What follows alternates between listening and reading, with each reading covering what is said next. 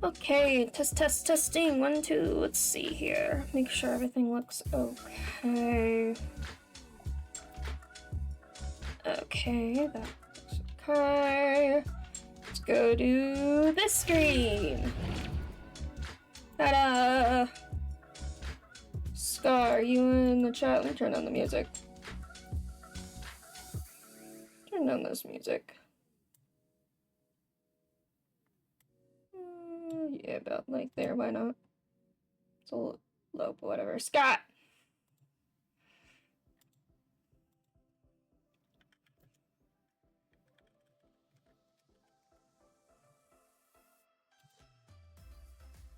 Scott, hurry up. I'm impatient. Scott! No! How dare you? Okay, cool. Okay. Make sure you feed the cat. That's very important. Turn the music off. Okay, got that going up.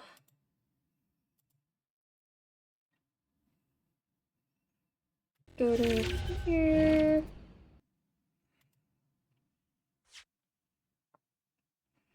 Treats are non-negotiable. At least that's what I think the translation is. Absolutely.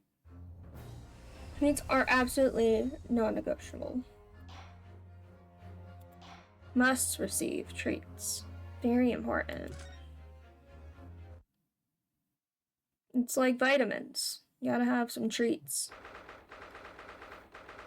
Alright, this is the second part of the trial for Mr. Hairbrain. We found the engineer man, Enoch Drebber, who is the one who actually built the machine that, ended up killing the victim, Odie Osman. And on a much, not that big of a note, not just small little thing. This might be Kazuma. Maybe. I have so many questions about that. Like, what? Okay, why did Strongheart give Amnesia Kazuma to Von Zeeks? I don't know. What? Why? I don't understand. And where was he? Because he had only he's only been an apprentice to Lord to Van Zeeks for only 3 months. But we've been in Japan for over 6 months, something like that. I don't remember. But so where was he before then? What happened? They dropped a lot of like huge things on us last time when Susato-san came back. They dropped a lot of bombshells on us of just like, oh, and also this happened, and this happened, and this happened. And it's like, oh, okay. And then we met this weird man. He's an engineer and a magician. He constructed a machine for Professor Hairbrain's demonstration. Yep.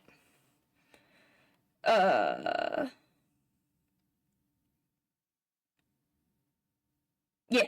Anyway. Let us continue on. Wait, let me look at the... No, I want to look at the... No, wait, hold on. I want to look at the... What do we got? Okay. So we received this back from... Drebber's office. He hid this away, which is the head of the missing wax figure. Oh, can I look at that again and examine it? Okay. What do you mean? You can take the thing off. Wait, key? Ooh, keyhole. Okay. This lock does look very strong, doesn't it? There's definitely no way you can ruin the mask yourself if it was put on you. What a terrible way to treat someone, even a convicted criminal. I know, it's starting to make me livid, actually. Mr. Naruhodo, please. I mean, just think about it. Imagine if you had an itch on your cheek of all of a sudden. You'd be utterly helpless. Well, yes, that's true. But I'm not sure that warrants quite so much anger. Oh, right. Sorry. Okay. So we need a key. That's good to know. The science trophy for excellence that was found in Mr. Jarvis' workshop. It's very prestigious one for young. Okay. Can I look at this? I think we already looked at it before. Okay, there's a little metal plate here too. Fostering growing talent for the future of scientific discovery. Seems rather ironic, doesn't it? But clearly Mr. Draper really was a very talented scientist. Right, and then he... Okay, so he had also this camera that was, actually... we found it in the Waxwork Museum that, behind the curtain was...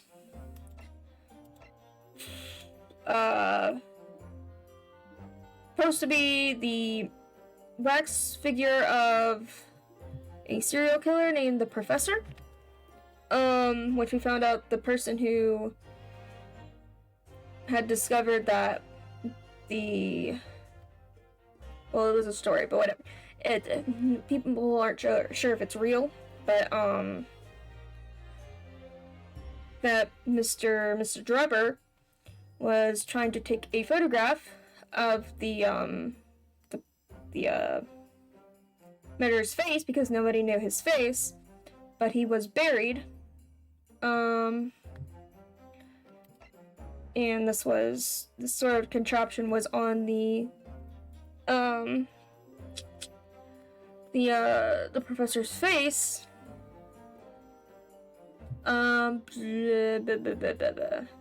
like, my brain's going everywhere. And that's also why Drebber's hair has turned white. But we're missing the last thing that's in here. Yeah, we're missing a thing. Never came up? Yes. No, there should be a glass plate inside. Okay. So we're missing the glass plate. That was supposed to be in this camera.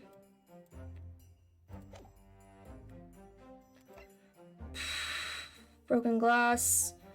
The folds of the Professor Waxbrick. Right, okay, so the body of the Waxbrick was returned, except with the head. The head was found in, Mr. Drebber's house. But Herlock was able to get the body back from whoever had taken the body. Which now we assumed the body was taken by Mr. Drebber. Probably to do a switcheroo sort of thing with the body of the victim, because this small very thick glass was found in the clothing of the waxwork, and it seems like it was probably from the Crystal Tower, which is where the body of the victim was. The wooden cage that was used for demonstration crashed down with the victim inside. The Crystal Tower caused damage to the base. I'll look at this again.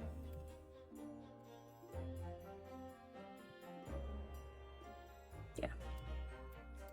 Okay, so nothing else of this, but yeah. That's Mr. Drebber. The victim. Look at the picture of the victim. I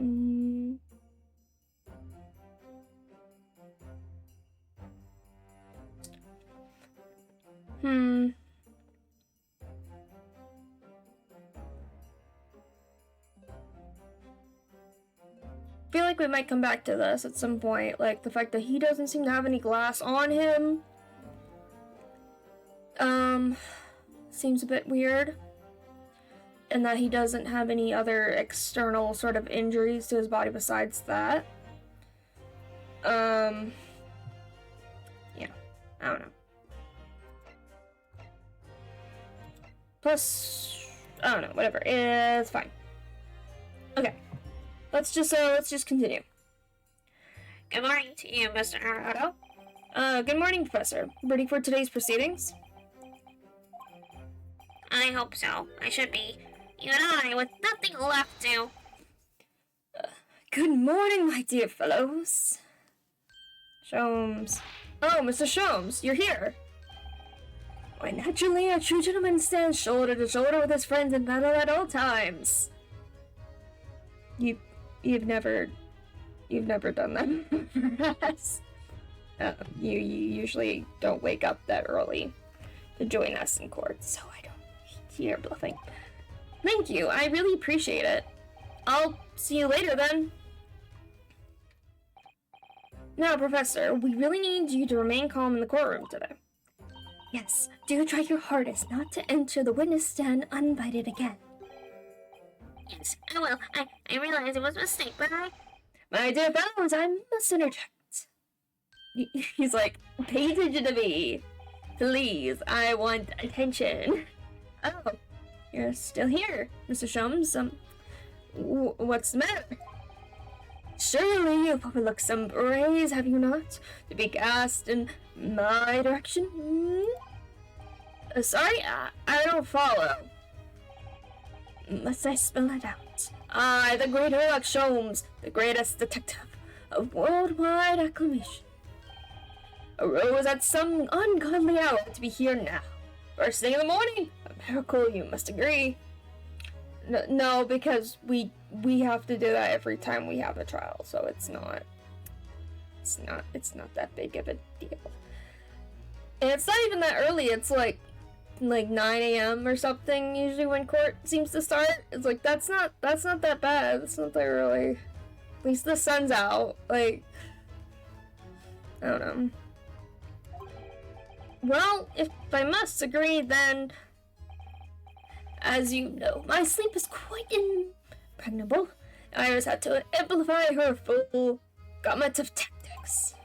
She pulled the covers off, shook me, poked both cheeks, punched me, and kicked me from the bed.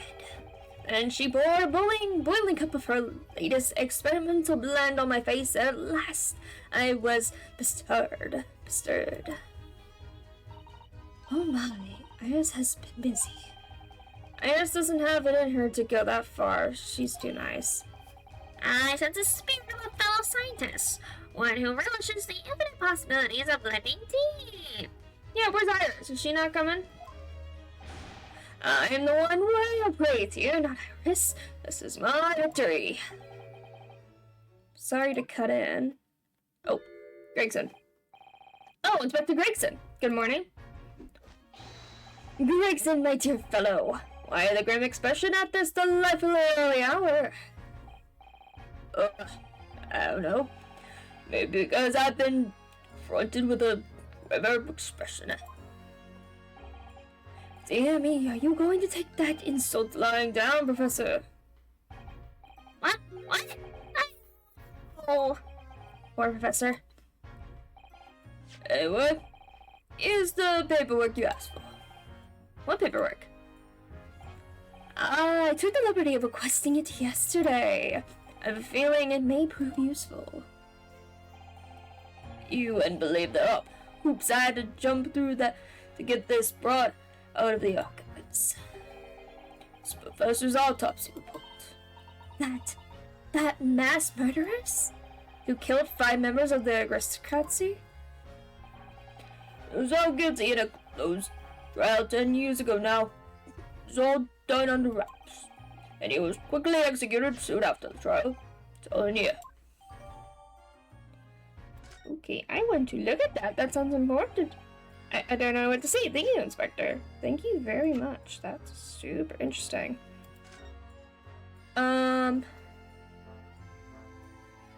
Wow. Gee, thanks. Wow. Venom Predator. Redacted for confidentiality. Synonym, the Professor. Death by hanging confirmed by at midnight, 18th June. Courtney Stevens. Okay. Gee, thanks. So helpful. The only thing we really got is this name here, Courtney Stevens. That's gonna be important. I'm assuming. I don't know if we know anybody named Courtney Stevens.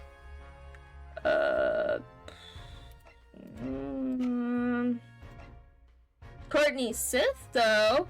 Ooh, ooh, ooh. What is she? And she, oh. And she was looking over the body of Mr. Eisman. Yeah, she's a coroner. Yeah, so oh boy, do I smell a conspiracy? Ooh la la.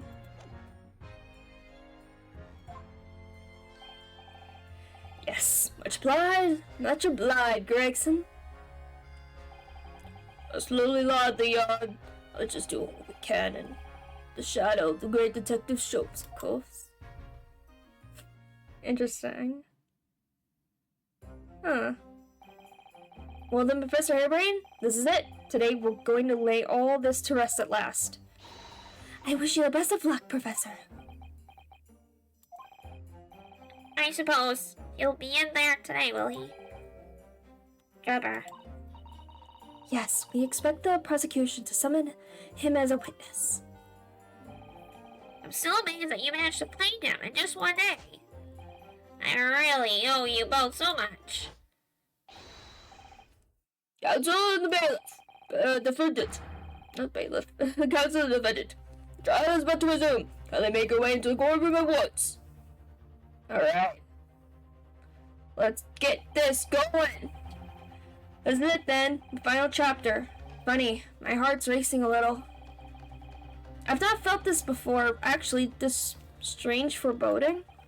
As if something's going to happen in this trial that I'm not ready for. I mean, I'm excited. That harebrained voice is just about perfect. Thanks.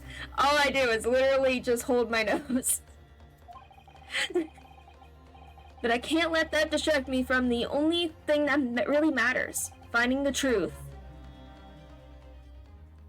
I'm so excited for this trial. If that's, you know who, then my body is ready. Right? There's so much in this trial. I am so hyped for this trial. He's done! In the name of Her Majesty, the Courier, I declare this court to be in session again. It was in the public hearing of Albert Harebrain. Your present who stands accused of murder. The counsels for the prosecution and defense ready to proceed. The masked man! The prosecution is ready, my lord. He's looking at Kazuma. He's looking at... The defense is ready, my lord. Oh, okay, let's go. Focus. Focus in! As promised, Lord Van Zeeks has his apprentice with him. His apprentice with memory loss. Always gotta have a memory loss case and a mystery. We can't live without it. It's just impossible. Always gotta throw that in there, you know. If I may, Lord Van Zeeks. Yes, my lord. There appears to be someone standing at your side. Ah, yes. My apprentice and assistant. Prosecution believes today as proceedings will see the complexity of this case rise considerably. Nisha as a plot device has got to be the most cliche, overused trope ever. It really is. It's, I don't know. It's used so much to make things very dramatic, I feel like. Brings up the drama of things. But I'm still in for it. You know what? As much as it's a cliche, as much as it's overused, I'm still in for this. Like, I'm down for this.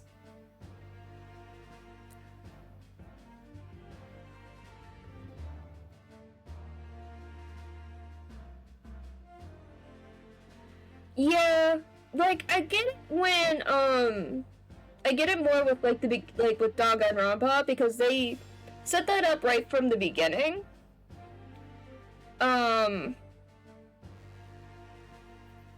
Instead of it being something that kind of happens later on, sort of thing.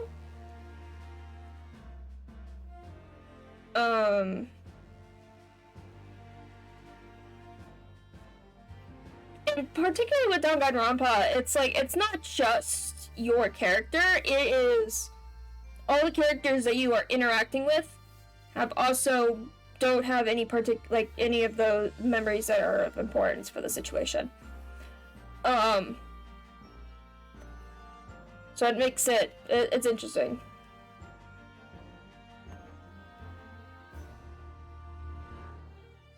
Yeah.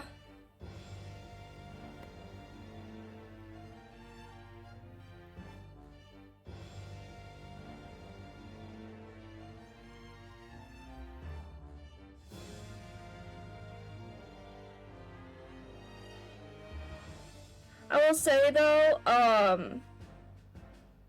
which I don't think it's on the PC yet, which is annoying.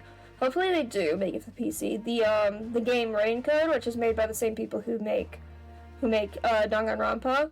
The main character also experiences amnesia, and he's the only one.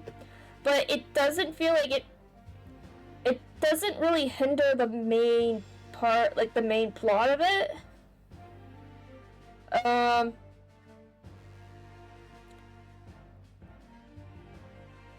I don't know.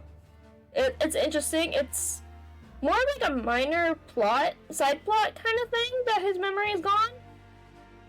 Compared to like what is going on in the environment. I don't know. It's interesting. I feel like in Raincoat it's actually very interesting, which I haven't even finished the game. I need to do that.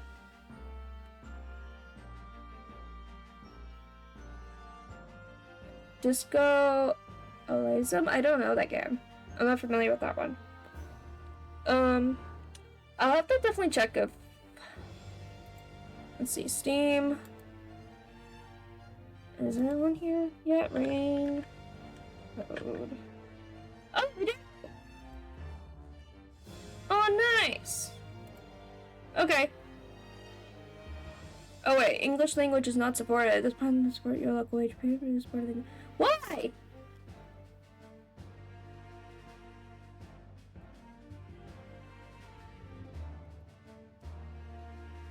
What do you mean?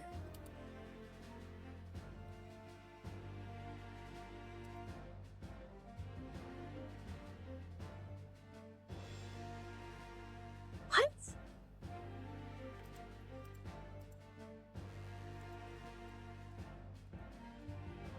What does that mean? Does it mean it just doesn't have...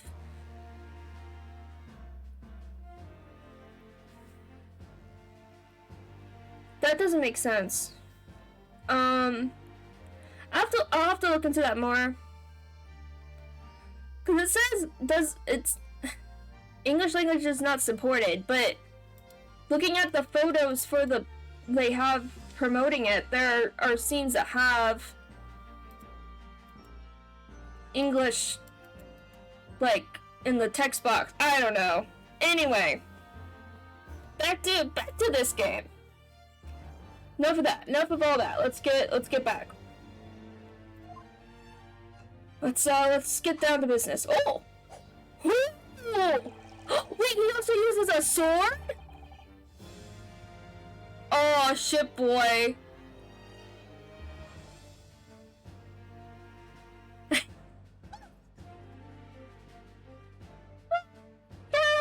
That was freaking slick.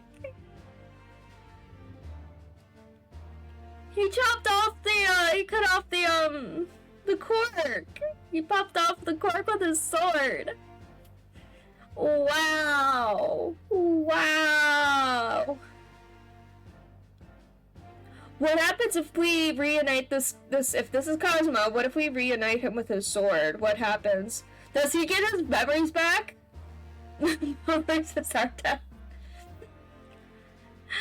He's really cool. He's very cool. Okay. I'm getting all like crazy. We have a little drink here, sody. Okay. I therefore instructed my assistant to attend to ensure the smooth running of the trial. And the smooth running of liquid refreshments, by the look of it.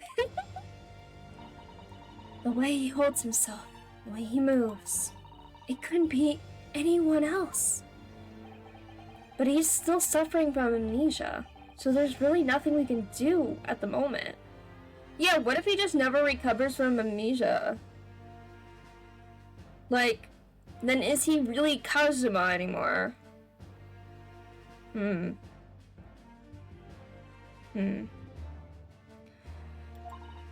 know, but oh, this is so very hard. But apparently the prosecution has done a fine job in responding to the demands of the court made today. I understand you have successfully secured the engineer who disappeared from the scene on the day in question. Hey, you're good. Do you get all the credit? We found him. Yeah. And Jones deactivated the bomb, even though he thought it was a gravity thing, the bomb device is not a bomb. Because he's dumb, but like... Anyway.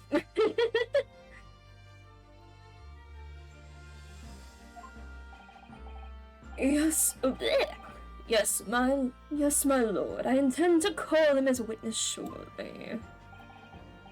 Good, very good. Ladies and gentlemen of the jury, who have been chosen at random to represent the will of the people in this courtroom today. Yeah, quote, random. There's 6 million people living in London currently at this time. But yeah, we seem to run into the same people quite often. Are you ready to and willing to proceed? Cool. I don't remember how I did this guy's voice. Of course, my lord, I'm sure you understand the importance of doing us. I'm trying to make him like old sounding. Of us in a duty. I do so despise deception and deceit. I bet it's so very wearing. Take a man's life with a conjuring trick is against the magician's code, not to mention the law. It should be the wrath of God. Yes, me. That's a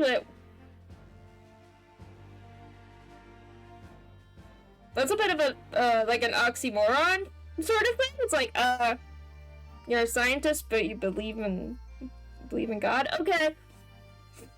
I don't know. Anyway, that's just straight up a child with a corner. If we have to listen to what's said on both sides, the fence, and settle on one, that's it, isn't it? Isn't this an order? Isn't this an order? If our parties are ready to proceed, you may begin, Lord Francis. Before I do, my lord, there's a report I must read to the court. Oh. Yesterday at the Great Exhibition grounds, evidence of primary importance in this case. The super high-voltage instantaneous kinesis machine, which was installed on the experimentation stage, was deliberately destroyed in an explosion affected by an unknown person or persons. Right. Yeah. We did, defuse the bomb that was in Trevor's house. However, there was, a second bomb on the, machine at the fair. The World Fair thing. It was... what? Explosion. It's an outrage.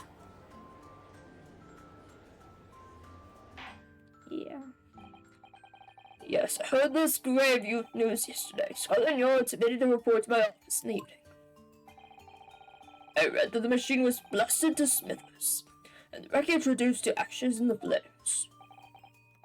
I have here photographic prints of the scene taken in the wake of the explosion. Ooh. Oh my god, here. That's gonna be important. That there is a drop down sort of spot here. Very important. It shows what little remains of the machine. Yes, terrible business. Terrible business. He did it to destroy the evidence, did he? That Enoch Trevor. Court will take this print as evidence, cousin. Okay. I want to look at that, please. Can I look at that? I would like to look at this picture, please. Can I examine? Yeah, I feel like that's gonna be important later. Okay. Late yesterday afternoon, the protection afforded to the machine by the Special Dispensation for Scientific Equipment Act was revoked. However, before a thorough investigation could begin, the invention was obliterated from existence. As such, this will become a very different trial. Why are you pointing at me? I didn't do nothing. As it stands now, with no evidence on which to draw meaningful conclusions, the authenticity of the Kinesis machine will remain forever in obscurity. Indeed. Most unfortunate state of affairs. However, one thing remains clear. The victim's death was the result of the actions of the accused. Of that, we can be certain. But it was the accused himself who was operating the machine and who ultimately caused its loss of control. Hey! As Lord Van Zeeks rightly says, this is a very different trial now. Ooh. The accused accepts responsibility for his part in the events that transpired. He acknowledges that Mr. Aspen died as a result of the accident caused by his machine's malfunction. However, unbeknownst to the professor, he was being deliberately deceived by a pair of very clever fraudsters. Counsel, if you please. The engineer, Mr. Enoch Trevor, and the victim himself, Mr. Adi Osman. So what exactly were those two men up to behind the defendant's back? The defense intends to expose the information, thus establishing the unequivocal innocence of the defendant. Hell yeah! Ryunosuke is killing it! Dude, that was strong. That was a good opening. Applause for Ryunosuke. That was good. Thank you, counsels. The position of the prosecution defense has been clearly stated. Lord Van Zeeks, summon your first witness, please. At once, my lord. The prosecution calls the engineer, Mr. Enoch Trevor, to the stand. Alright. I think I was trying to do like a robot voice for this dude, because how he's moving. State your name and occupation for the court. Name, Enoch Trevor. Occupation. Or to pin down, I would say. Why do I feel as though I've seen it somewhere before? Joe, I'm going to see me myself. Your file indicates that you are currently being investigated in connection with another case, the theft. No waxwork mortal, is it? Most extraordinary sounding business. But that has no bearing on this trial, I assure you. Leave it from your mind. It's actually very, very important. You are familiar with the public experiments carried out at the Great Exhibition some days ago. They accused super high voltage instantaneous kinesis demonstration. Yes, you could say that. I am aware of it. There was a terrible accident, wasn't there? There you go. It was you, Mr. Trevor, who constructed the vast machine used in the experiment. Also, our investigations indicate. Can you confirm your involvement? Yes, I constructed it in precise accordance with the blueprints. That's all. The court would be very interested to hear your thoughts about the machine, I'm sure. He's so animated. An amazing device, if you ask me. The pinnacle of modern science, making instantaneous kinesis a reality at last. What? Good gracious, do you mean to say that the experiment was fortified? Is that your belief, sir? Yes, that is very much my belief. Such a waste that it blew up. But we've already established the machine was nothing more than a prop for an elaborate conjuring trick. You have established nothing of the sort. All that was shown during yesterday's proceedings is that the same outcome could have been produced by the means of a staged trickery. The defense merely proposed a method and demonstrated its feasibility. Nothing more. But... We procrastinated long enough, I feel, but as you will now give your formal testimony about the machine that you constructed for the purpose of the demonstration of the Great Exhibition. Understood. Alright. What does he have to say? The kinesis machine. I met the young professor approximately 1 year ago through Mr. Osmond's introduction. He provided me with the blueprints and I constructed the machine to his precise specifications. It was no trick. If the whole show was a fraud, it would have required a body double. Tell me, did the victim have a twin? All the spectators saw the birdcage appear above their heads, and then crash headfirst into the crystal tower. A terrible accident, I grant you. Perhaps the science on which the machine was built was flawed somehow.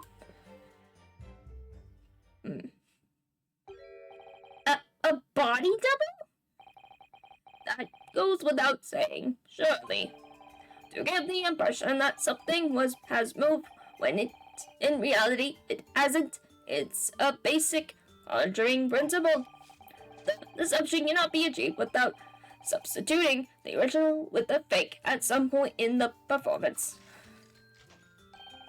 But would I be right in saying you haven't managed to establish anything along those lines? We need the key to get the mask thing off the waxwork head. Incidentally, the prosecution has already confirmed that Mr. Osmond had no twin siblings. My understanding that this witness is well-versed in conjuring artfulness, but such signs do not indicate that he was actually able to accomplish what he claims. Namely, the construction of what, by all accounts, must have been an extremely complex scientific machine. Whatever do you mean? Yesterday's proceeding brought the true nature of your past exploits to light, Mr. Trevor. Indeed it did, my lord. As a swindler who preys on innocent scientists to elicit government grant money through conjuring know-how. Yes, it's true that I possess considerable knowledge of stage magic. But, crucially, my scientific knowledge more than matches that of any academic in the field. An investigation of the witness's workshop attests to that claim, my lord. As evidence, police found this Royal Society trophy for a young talent in science there. Yes, that's true. We spotted it there ourselves. If a hypothesis is sound, it can always be forged into a physical manifestation with sufficient skill. Though I may have sold the secrets of some deceptive wiles to sibling countless scientists in the past. Would Would you therefore assert that the explosion of the machine was an unfortunate accident, or, of course, a deliberate act of murder carried by misuse of the science? Ooh. Counsel for the offense. Cross-examination, please. Yes, my lord. Alright.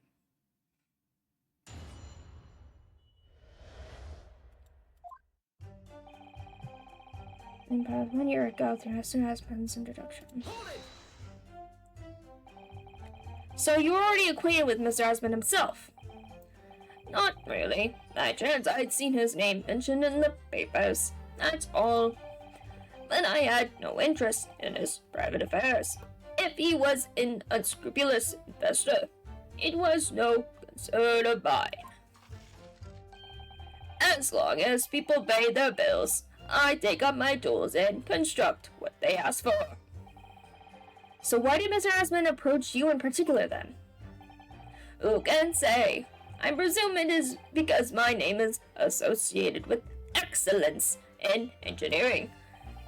Not to mention excellence in fraud.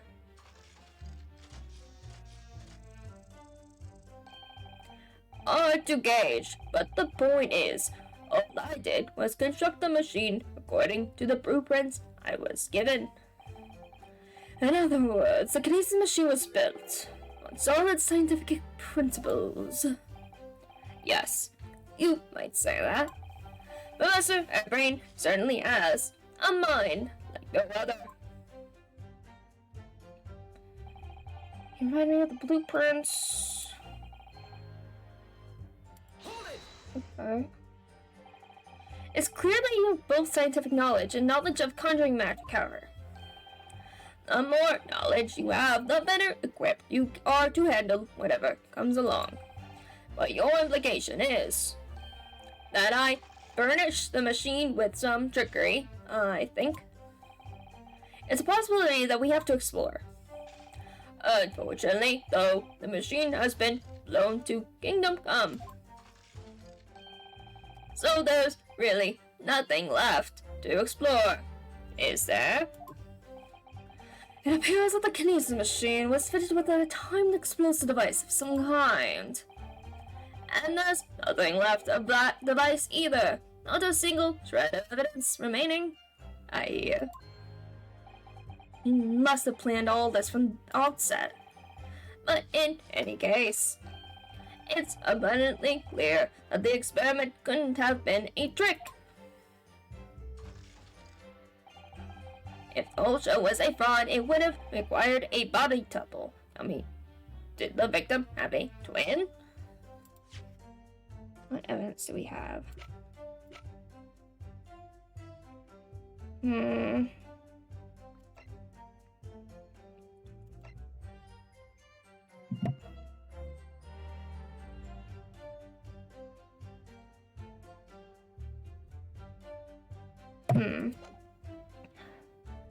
Just press. Of course, that's it. Mr. Asman was a twin. No. We already went through that. Perhaps my learned friend wasn't listening earlier. Mr. Asman has no twin siblings. No, I heard you before. But the third Pope hadn't quite left me. The demonstration could have been a trick if there was somebody who looked sufficiently like the victim. But Dr. Seth absolutely ruled out that possibility. It is beyond question that the victim himself, Mr. Asman, didn't move from the stage to the Crystal Tower. Being been found at the scene attests to the fact. So it can't have orchestrated. It can't have been orchestrated. You've been using someone who looked identical to Mr. Asman. Then, what are you thinking, Mr. Narado? Oh no, nothing.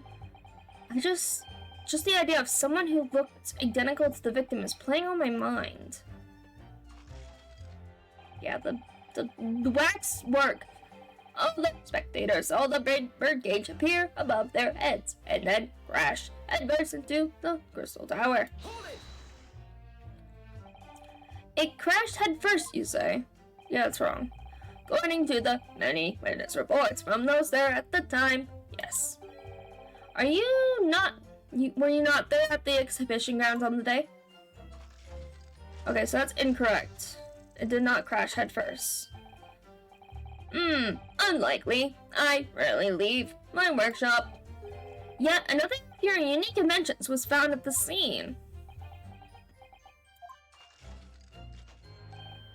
Well, it was the unveiling of a machine I'd labored over for many months.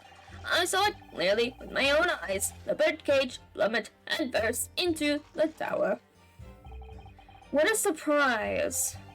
I believe the victim's neck was broken from the headlong fall, wasn't it? How would you have come by that information? Even an infernal recluse like me reads the newspapers, you know. According to the reports, 2 injuries were apparent on the victim's body.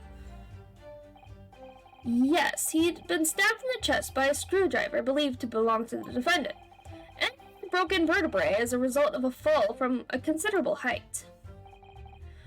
Correct. My alarm friend has been doing his research, it seems. Do we know which injury was the fatal one? Sadly not. Forensic science is not yet at our level where such things can be determined. What we do know is that the victim died, having sustained both injuries at some point during the experiment, since he was found in the birdcage with his neck broken. It's obvious that he fell from a considerable height. Teleporters, check. No, I don't think it's real. I suppose that's hard to deny. Forensic science determining cause of death. Yeah. Animal accident, I grant you. Perhaps the science on which the machine was built was flawed somehow. Okay. Do you understand the science, did you? Do you understand the science? Not in the slightest. Oh, right. As I've said a number of times, I'm an engineer. My job is to manufacture according to the blueprints I'm given. I would be inviting manifold problems if I foolishly allowed my brain to digest the ideas behind them. I could be accused of stealing those ideas, for example. But how is it possible to construct a machine without really understanding the principles it relies on?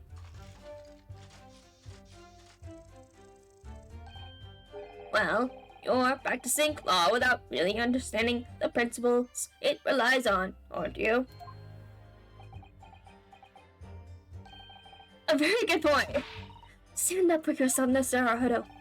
The point is, experiment resulted in instantaneous kinesis taking place. As such, the science must be sound. Yes, and really, experimental results are all that matters when it comes to proving a hypothesis. Okay.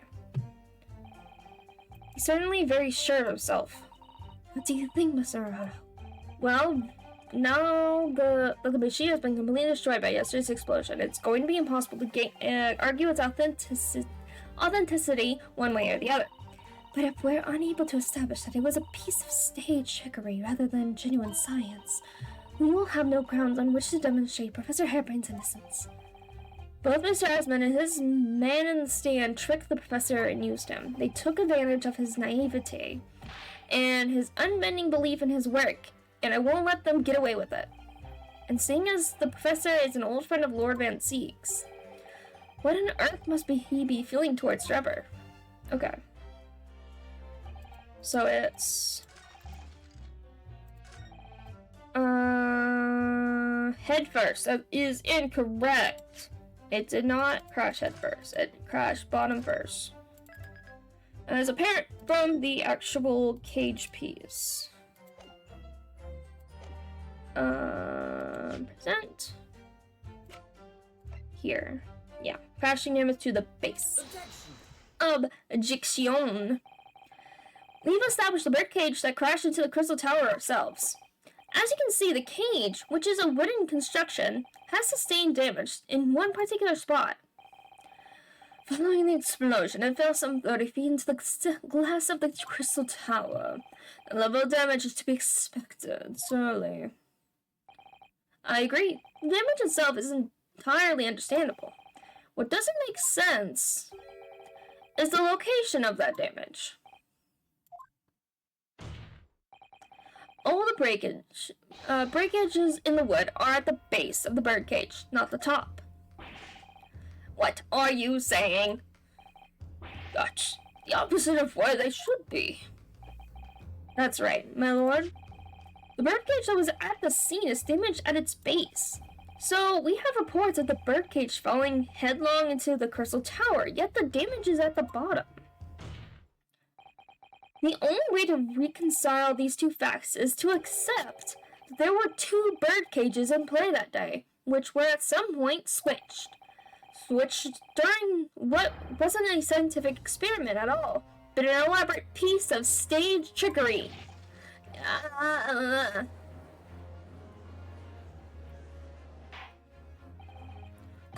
Precious, explain yourself, witness. Well, if we examine the facts, there's only one logical conclusion we can draw. The image on the base of the birdcage clearly indicates that it crashed tail first into the tower. But multiple witnesses claim it fell head first. The birdcage materialized in the sky next to a balloon flying over the stage, following a spontaneous explosion at an altitude of some 60 feet above ground level, which is approximately 18 meters. It then proceeded to fall some 30 feet into the crystal tower and swing deflagration.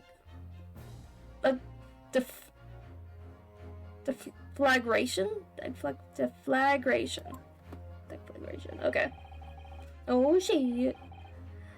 Witness reports amid such chaos are notoriously unreliable. But there were multiple people saying the same thing. But the victim's neck was broken. Oh, that's true, yes.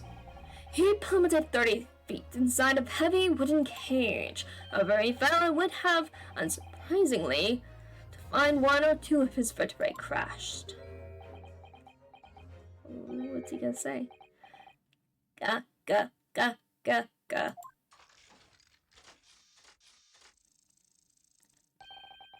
A riveting scientific analysis of events from the prosecution there.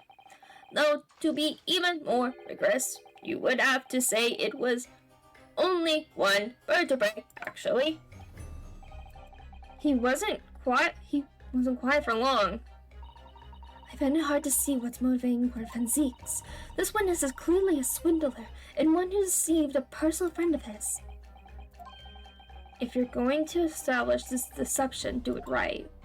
Sorry? I feel like that's the undertone here. Ah, yes, there's one more point.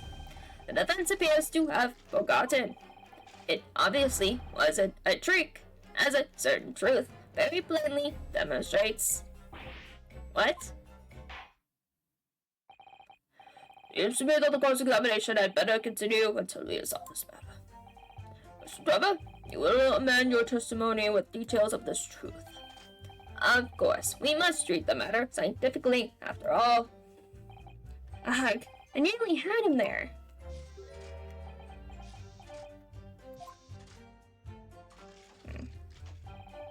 Kinesis clearly took place because there's nowhere else 30 feet high for the birdcage to have fallen from. That's not right. The balloon.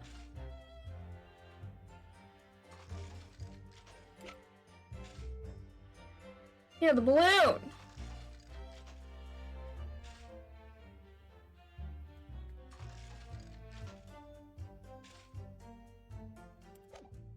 Let me do a save.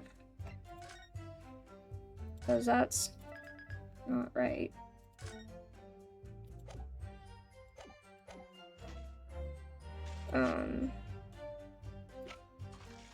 Balloon? No? Okay. Let's start with just pressing the statement.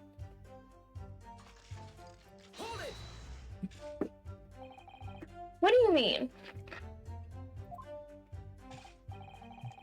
Well, before the demonstration began, the victim was live on stage in front of the audience. Yes, there are a lot of witnesses. Are lots of witnesses who saw Mr. Asman on the experimentation stage, that's true. And the victim's neck broke as a result of an impact following a fall. Logically, therefore, the victim must have fallen from somewhere. The balloon exploded was at an altitude of 60 feet. The point of impact on the tower was 30 feet up. That difference of 30 feet is therefore the total distance the birdcage fell. And there's no other location from which the cage could have fallen that distance if it didn't drop out of the sky. Ergo, the victim himself must have been beamed from the top stage into the sky above the crystal tower.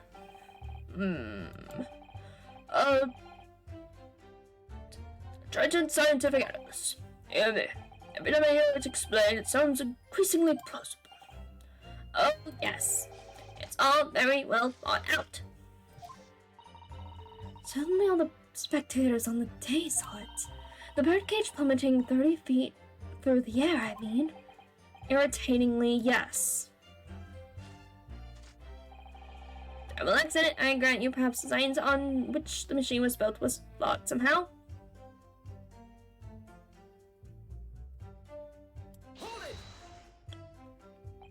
So you understand the sights, do you? Okay.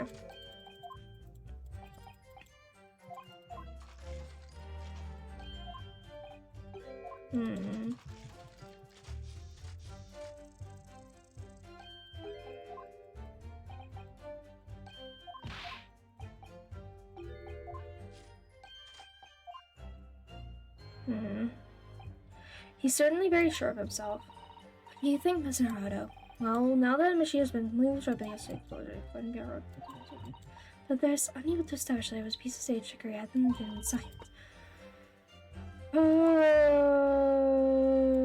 Okay.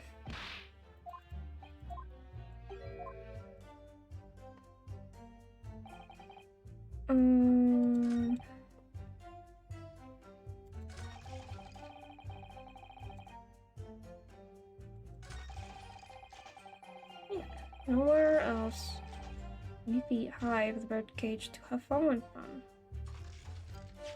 The balloon. Is it really not?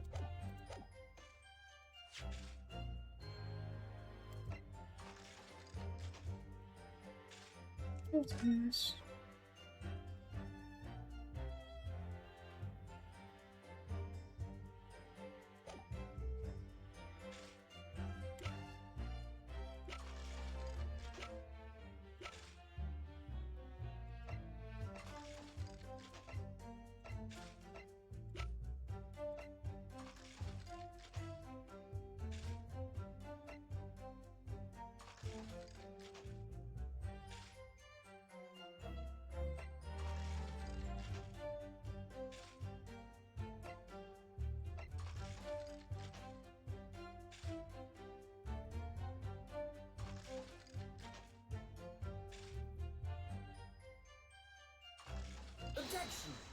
Okay. This is a diagram of the experimentation stage and its surroundings.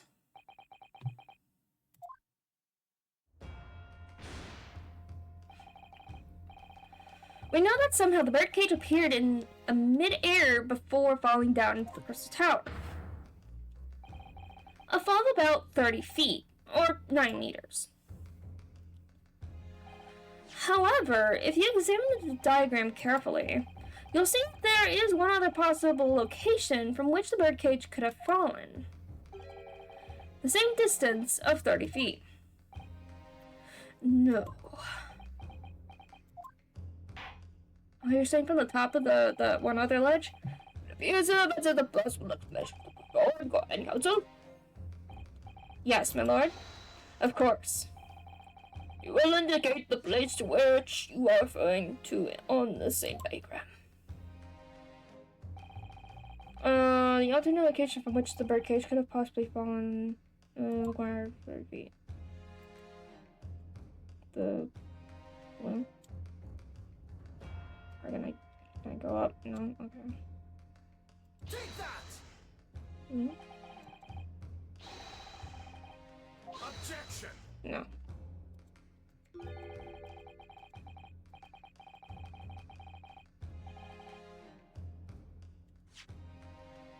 Here you do that. Okay, hold on. Okay, here we do this. Objection!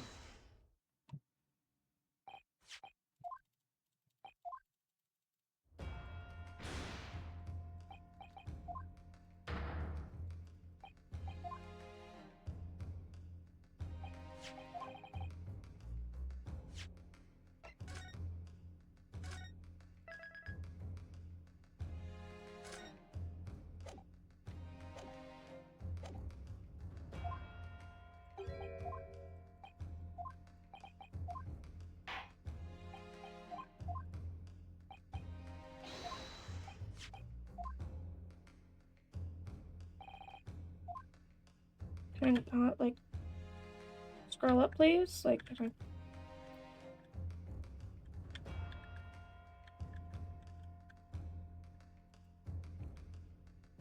Take that! No? Objection! Okay, I'm confused.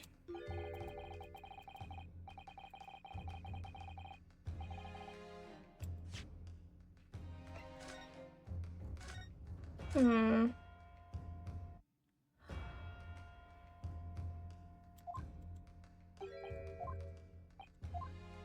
Oh, wait. Oh, wait. I know. It's from the actual stage. From in the stage. Because it fell down from in here. Take that! I'm a dumb. The place I'm referring to is here. But that's where the birdcage would have been to begin with. Which is exactly the point, my lord. Yes, the birdcage was in the machine on the stage, but what we must also consider is the height of the stage itself. Go on, Garso. It turns out the experimentation stage was built at a considerable height above ground level. If you look at the diagram, in fact, you'll see it's about the same height above the ground as the balloon was above the crash site.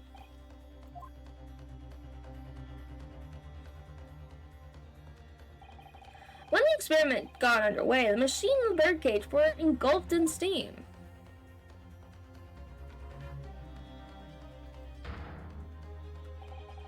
And at that moment, the floor of the stage gave way, and if we assumed there would be a void underneath,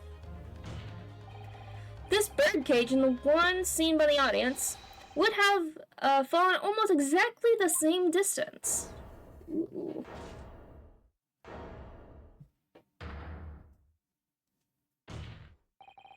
Once again, my lord, this all points to the fact that there was not one birdcage, but two. Objection! I learned friend has no evidence that the stage had such a contrivance in its design. Someone was responsible for the criminal destruction of the kinesis machine itself, it's true. However, the stage still stands. And take a moment to look at the photographic print of the scene following yesterday's explosion. Yeah, there's a big old hole there. Oh, the metal grill left from the floor of the machine is gone. Yes, most likely blown up by the force of the explosion that destroyed the rest of the machine. The defense calls for the space below the stage to be investigated immediately. Oh, snap. Mr. Drebber. It was you who built the kinesis machine, which means that it was you who built the two bird cages that were used to carry out the deception. Yeah. Whether Professor Harebrain's hypothesis is sound or not makes no difference, because it's the construction of this machine that matters, a machine designed to take Mr. Asman's life. And I lay the blame firmly at the professor's door. Something that could only have been carried out by you, Mr. Knockdrubber. Woo.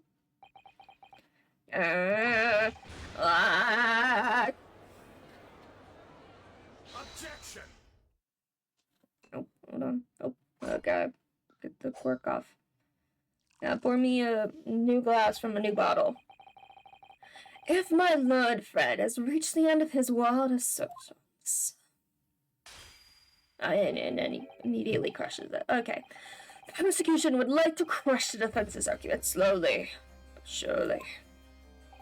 What? Your argument fails to hold water on 2 counts. 2? Firstly, before and after the experiment, the witness went nowhere near the case machine.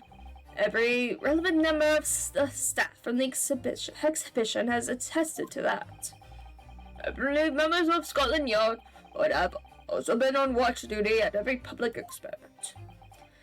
In other words, Mr. Drubber had no opportunity to switch the alleged pair of bird cages. But I've already explained why he wouldn't have needed to. The nonsense with the crossbow. That doesn't bolster your case at all. The man who disappeared from the stage and the man who crashed into the tower were one and the same. The forensic investigation team's report is unequivocal on that point. Ugh. And the second flaw in your assertion is a distinct lack of motive. Why would this man have wanted to take the victim's life? He had no reason to do so. A motive. Do I have to think of everything myself? I have here a contract provided by the witness. Contract is this one, 6. The contract to which Mr. Drubber entered with the victim, Mr. Asmund reads, Mr. Drubber is to receive 30% of all, remunerations from government grants and or other income. 30%. Totally very favorable contractual conditions. But there was only one important provision bolted into that clause. What provision? Mr. Drubber may only uphold this right on condition that both contracting parties are alive. In other words, if either of us were to die, the contract would become null and void. So you see, I had nothing to gain from Mr. Asman's death. The diametric opposite, in fact. Unless it was an accident. What if... Okay, so Mr. Asman and Mr. Drubber were working together. Mr. Asman...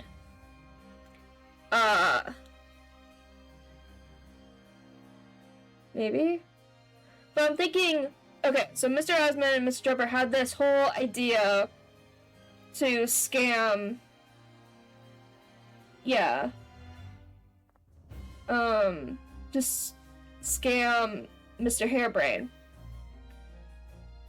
I don't really understand what they would scam him on I don't know what exactly that plan was. But what if when Mr. Asmund fell down, 2 things. 1, Mr. Asmund had actually been killed accidentally from the fall.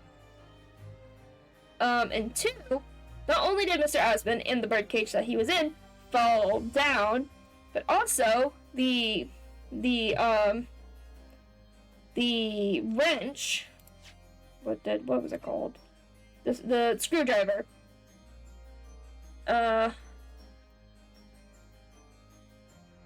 Was it Andrew? Andrew!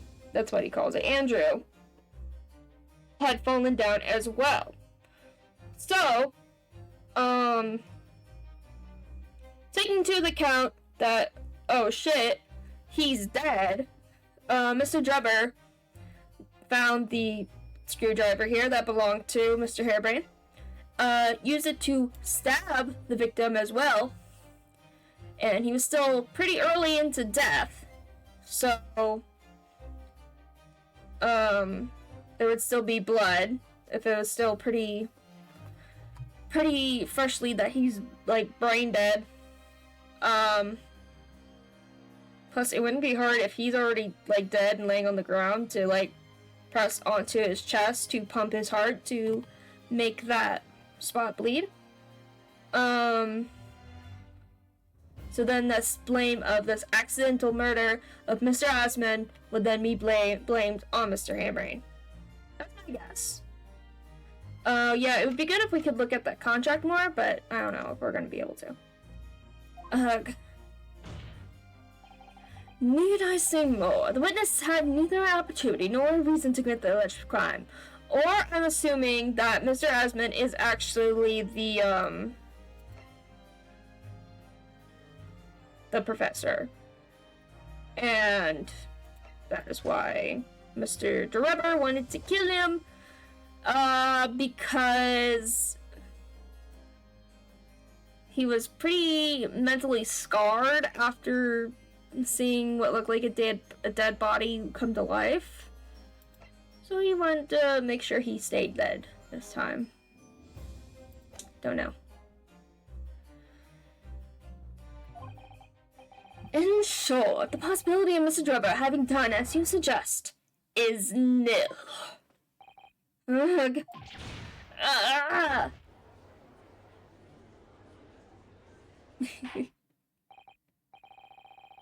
Yeah, exactly. Yeah.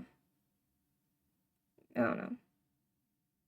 Yeah, we'll have to look. If we can look at the contract, I don't know. Seems the defense are somewhat ahead of the mark. Well done, Zeeks. You will submit the contract as— Yes! Okay, we can look at the contract. Okay, we got it, man. Okay. Okay. No, I want— Shut up, Roanosuke! Stop being depressed! I need to look at this contract! Okay, the investor, Mr. Odie Osmond, hereby enters into contract with the provider, Mr. Enoch Drebber, to fund labor and materials for the construction of a super high voltage instantaneous kinesis machine. Dr. Drebber is to receive 30% of all remunerations from government grants or other income. Mr. Drebber may only uphold this right on condition that both contracting parties are alive. And Mr. Drebber.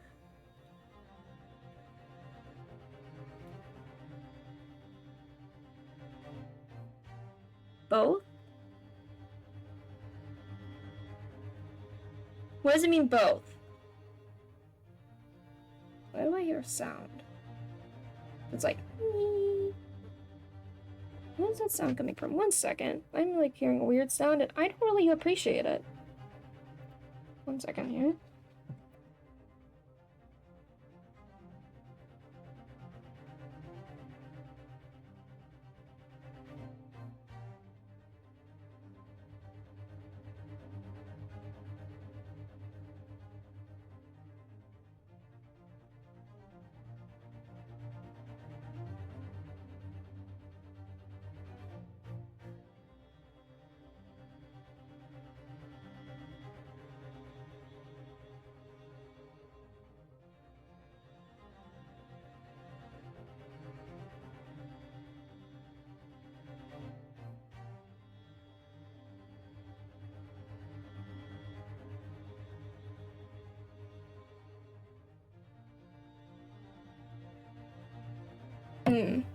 Seems like the sound it might be coming from my computer tower. I don't know.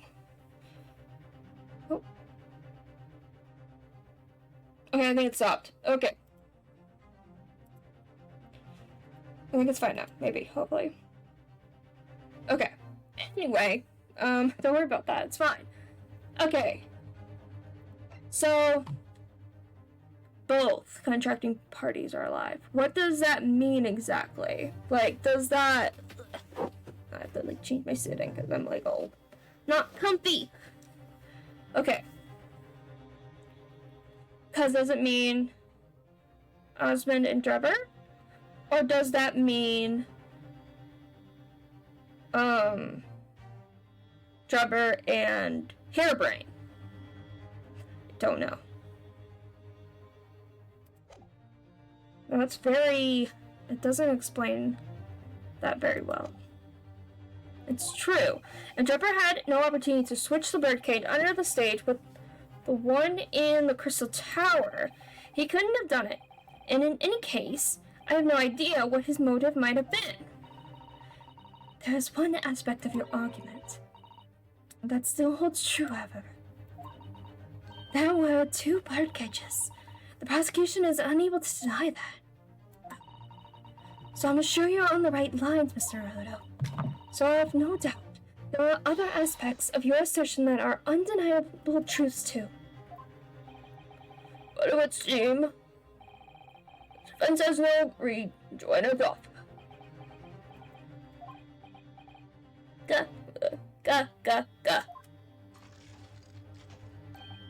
Well, I must say I'm a little surprised. I came to testify. The machine I built, and it said my reputation is defiled. But the prosecution's counter has set the record straight, I think. It's impossible that I'm the culprit. Yeah, it is not impossible. You kind of set yourself up for that. At the beginning of this trial, we believed that there was only 1 birdcage. Yep, now we know there must have been 2. In other words, there was more to the demonstration than we realized at first. I think it's abundantly clear that the same applies to the culprit. Gets to the point. The stage demonstration was constructed and set up in its entirely by you, Mr. Drebber. Therefore, it's only it's inconceivable that you had no hand in the events that transpired. Oh, he looked upset. He looked angry. So, if circumstances mean it's impossible that you could have carried out the crime yourself, it points to the fact that someone else was involved. So, counsel, are you suggesting? Yes, my lord. Mr. Drebber had an accomplice. Ooh. An accomplice now. Well, then I presume you're prepared for what's to come. Now that you're accusing not only this witness, but someone else of the most serious of crimes. If these accusations turn out to be false, then make no mistake. The prosecution will demand an equally serious punishment for your slander. Okay. Do you want to say, B? Because I think it's Mr. Asmund who is this accomplice, who then got betrayed by Mr. Drebber. But let's look at all the people we have.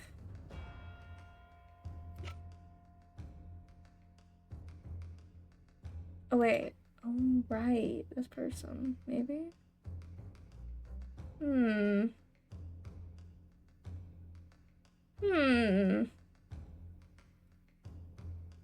And the investigation team, just so coincidentally, were right at the scene of the machine right before it exploded. But they couldn't investigate it because of that. But, interesting. I think there's more to this. Okay.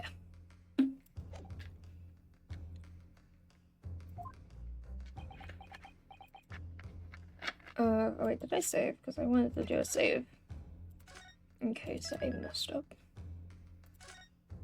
Okay. Well, counsel, you intend to pursue this course of accuse another party of involvement in this matter. What do I do here? At the moment, this is a little more than a hunch on my part. I don't know for sure if Drebber had an accomplice, or even if he really is the culprit here. One way or another, though, I have to make my position clear as a lawyer.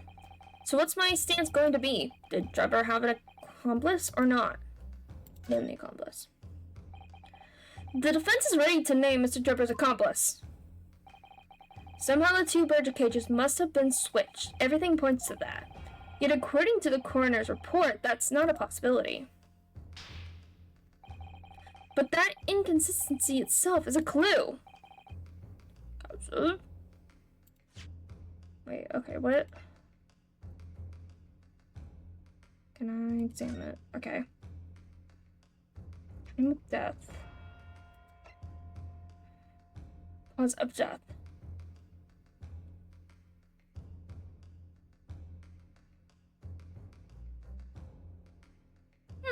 That's actually a good point.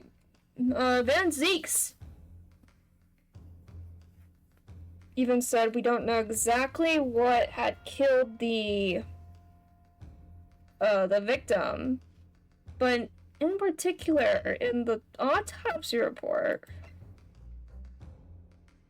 it's saying cause of death was the chest wound.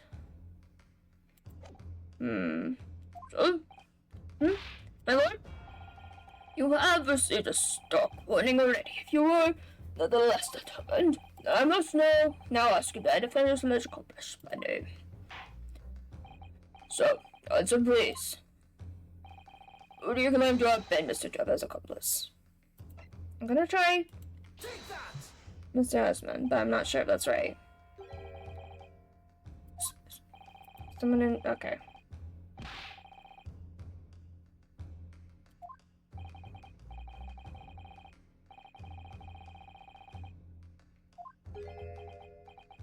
Okay, no. Okay. So then it is the coroner.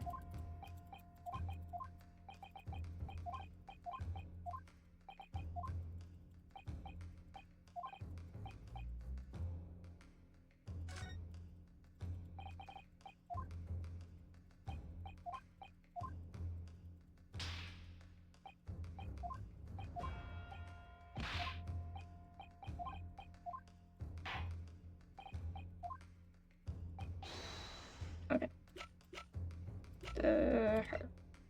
Take that! The name of the person in question is... What's wrong, my Japanese friend? Surely fear doesn't bind your tongue now. It's a little late for that. Of course, I'm afraid. After all, naming her in this capacity is definitely going to make waves. A lot of waves. I could very well turn every single person in this courtroom against me. I'm sure it'd be alright, Miss Naruto. Thank you, Miss Susato. The enemy always appears larger than life, but you'll appear exactly the same to the enemy. Alright then, here goes. You kept us waiting long enough. Your answer, counsel, now. The person who colluded with Mr. Trevor in order to carry out this wicked crime is Scotland Yard's coroner, Dr. Courtney Sith. What? What the blazes are you talking about, Dr. Sith? The head of the forensic investigation team and the coroner who conducted the autopsy on the victim? Ooh. We know there was 2 bird cages, so who could have carried out the switch to complete the illusion? The accident happened in front of a huge crowd of spectators, and the area was immediately sealed off. Then everyone, police and officers included, were banished to make way for the forensic investigation team. When else could the switch have occurred? It can only have been in that team's presence. Ooh. It's essential that the court determines exactly what happened the following incident. The defense demands that Dr. Sith be summoned to the witness stand at once to testify.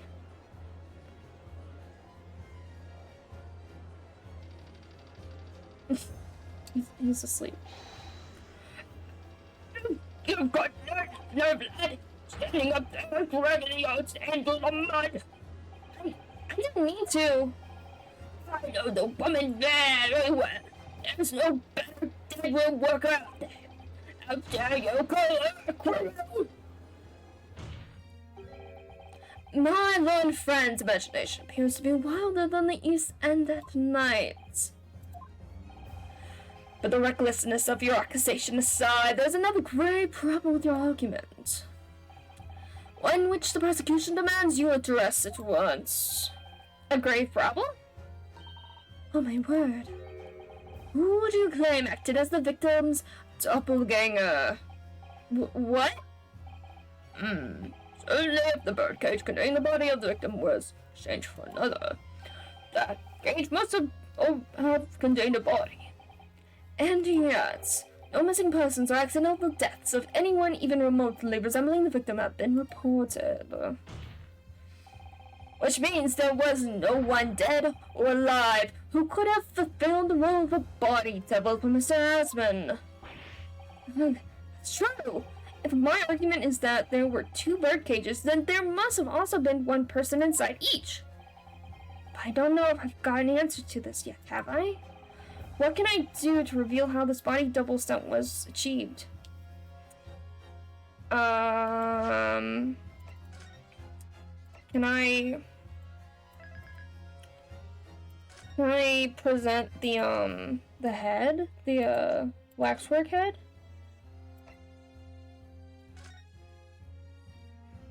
Try. Very well, the defense will address my learned friend's concerns by presenting evidence that reveals the true nature of Mr. Asman's body double. Gracious, Prince! I do hope this isn't filibustering until the court is expecting a name. If you think you have relevant evidence, present it now. The body double and the birdcage were hiding inside the balloon that was floating above the stage, which means that any witnesses would only have seen them from 60 feet away. So who was that appeared out of that explosion some 18 meters above the spectators? Aha! The body double inside the second birdcage was... No, not that. This. Take that! We know the victim, Mr. Asman, was in the birdcage that was situated inside the kinesis machine on stage, and therefore he could not have been inside the second birdcage. Instead, that contained something else. What's been described as a body double, which is what fell from the sky and crashed into the crystal tower. That stanza, according to your somewhat elaborate version of events. And that body double is inside the second birdcage was, in fact... It's alright, Mr. Naruhodo. You're ready for this.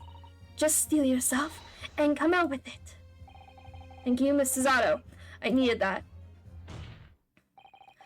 As I was saying, the body double inside the second birdcage was, as unbelievable as it may seem, that thing there. What is it doing? What is the whole thing doing in the courtroom? How did I get there?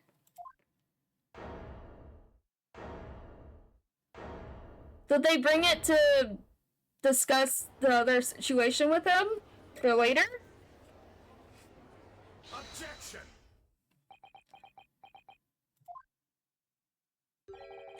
Open your eyes and look into mine, my Neopeneus friend. No. Hello. Now tell me, what are you playing at? Stand firm now, Ryunosuke. This is the time to show your Japanese spirit. As the court will observe, this is a waxwork model. A model, in fact, of an infamous London murderer from 10 years ago, the Professor. Objection! You started by indicting the leader of the forensic investigation team as an accomplice in this crime, and now you've moved on to indicting waxworks. Yes, that's about the size of it. But why? And why this waxwork? It looks nothing like the victim. In fact, I could hardly resemble him less. What possible justification can you give? If you want to know why, ask Mr. Drebber. What? Just days before Professor Harebrained performed his public demonstration, Mr. Drebber abducted the model from Madame Tussauds. did you say? Did? And 2 days after the incident at the Great Exhibition, he returned it to the museum. Then, the timing is true, Mr. Driver.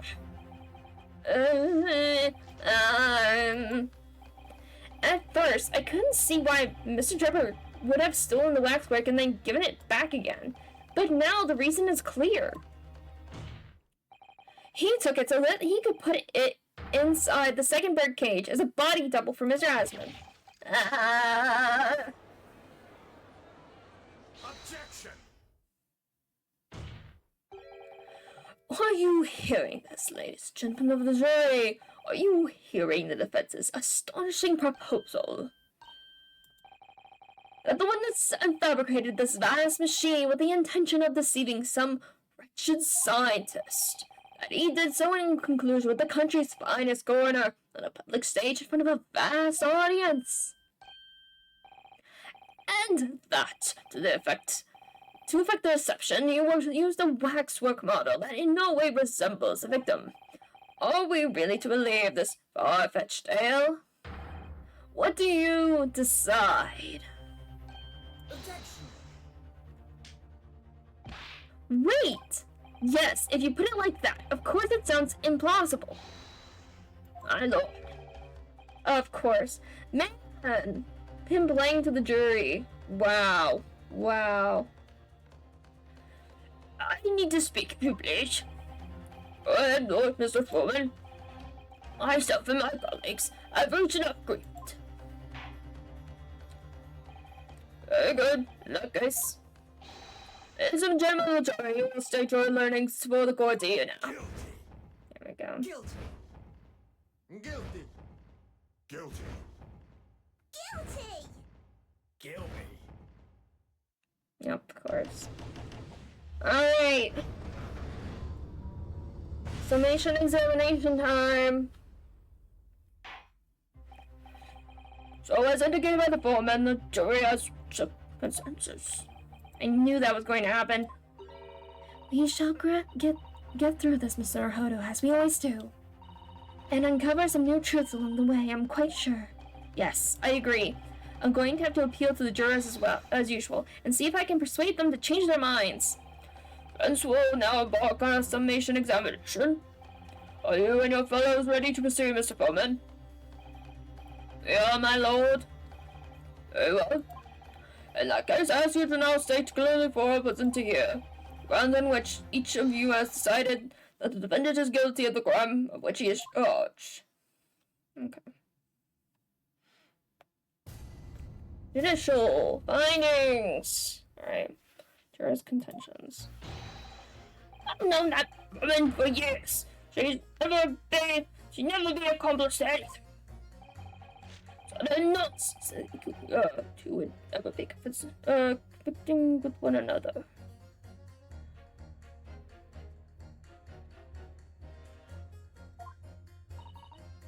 Oh dear, this is most troubling, but surely the waxwork of the man stole has nothing to do with the coroner, is it? I have had my own problems with members of the police. I do not trust them much. Saying no brothers proof that this waxwork was ever inside the birdcage is conjecture. Oh, we have proof of that. Evidence is it? I love it. Okay. So, not surprisingly, seems the introduction was well, so modern the proceedings of polarized opinion. Given that space is obscured with it and its build in no way resembling that of the victim. I can only applaud my learned friend's Dimitri at suggesting it as Mr. Osmond's body double. Yes, the applause is deafening, and yes, I know it seems extraordinary. But that's the point. That's why I have a strong feeling it's actually a greater clue than anyone else yet realizes. What do you think, Mr. Naruto? I can't explain why at the moment, but I feel as though there's a specific reason why it was used, why it had to be this model. Really? A reason why nothing else would do, you mean? Yes, and I'm convinced It's something far more insignificant than whether or not the model looked like the victim. Well, if that's the case, we must prevent the trial from ending prematurely at all costs. Yes, agreed. I have to find a way out of this.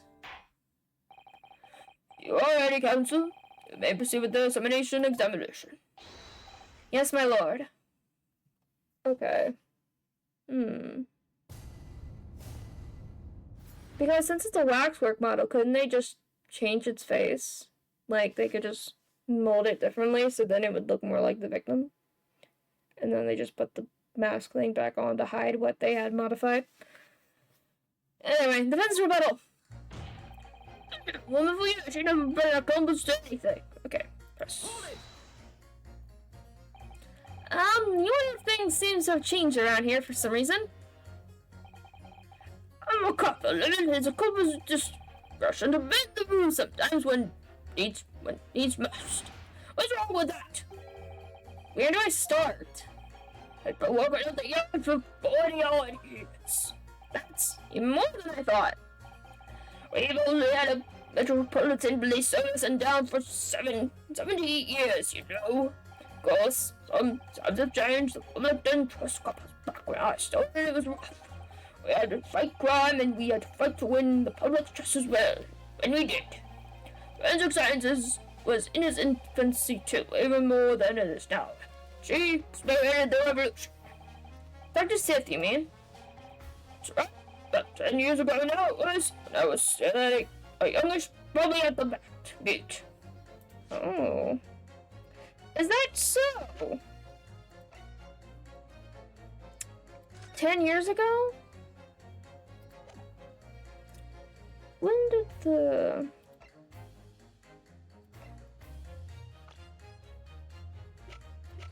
Okay, it doesn't want to tell us about the... Okay. That's when she started making it for herself as a top-class coroner. And I'm looking at the forensic investigation team. I'm looking at this. Hear me complain? What we all dreamed of back then, I hear you. Could you tell me without holding that gun in the air? Oh, trouble, justice, lad. Full of them, we're full of them. That's coming across loud and clear. Okay. So I don't know. This is like, don't do whatever be contending with one another. Okay. But we're only just starting to understand this case. He's not listening. What are you reading there, sir? That behind those mirrors on Stoller Pond Street was caught in 2 days flat. That's good police for you. That's really not relevant to this case, is it? You're wrong there. Because it was Dr. Seth in charge of examining the bodies. And it was us rising from her work that led to the rest of the scoundrel policeman. Oh. That's right now. That woman is at the forefront of this country's fight against crime. I did not see someone involved in this murky business. A load of old tosh. I thought it was up to me to press the jurors, not the other way around. Okay, so he's also talking about the murders from 10 years ago. Lost cat! Oh god!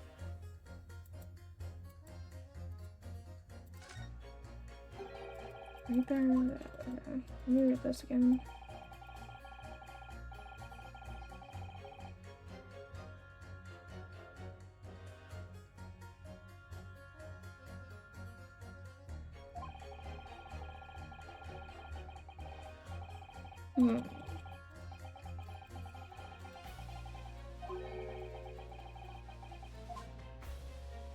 Okay, that didn't help me. Okay. Oh dear, this is troubling, but surely the waxwork the man still has nothing to do with the coroner, is it? Why would you assume that? Well, quite simply because the unsettling swindler has no relationship the woman does here. True, as it stands, we don't know of any connection. Oh gosh, but it would be delightfully romantic if they was somehow to have a mutual interest in the waxwork. Romantic? A woman of society such as myself views everything in terms of relationships, you know. Well, you learn something new every day, even if you don't want to. One might wonder what a possible relationship between the defendant and his coroner woman. Or perhaps between the defendant and the handsome prosecutor just there. This woman may be more astute than I've been giving her credit for. That's funny. If that's the woman's stance, then perhaps demonstrating some connection between the waxwork and Dr. Sith would be enough. Yes, I agree. As soon as we have a whiff of a connection, she'll be the first to know. Okay. Mama's please, I do not trust them much. What sort of problems? Let's just say we have run into each other on numerous occasions while I've been performing on the street. Right, I see.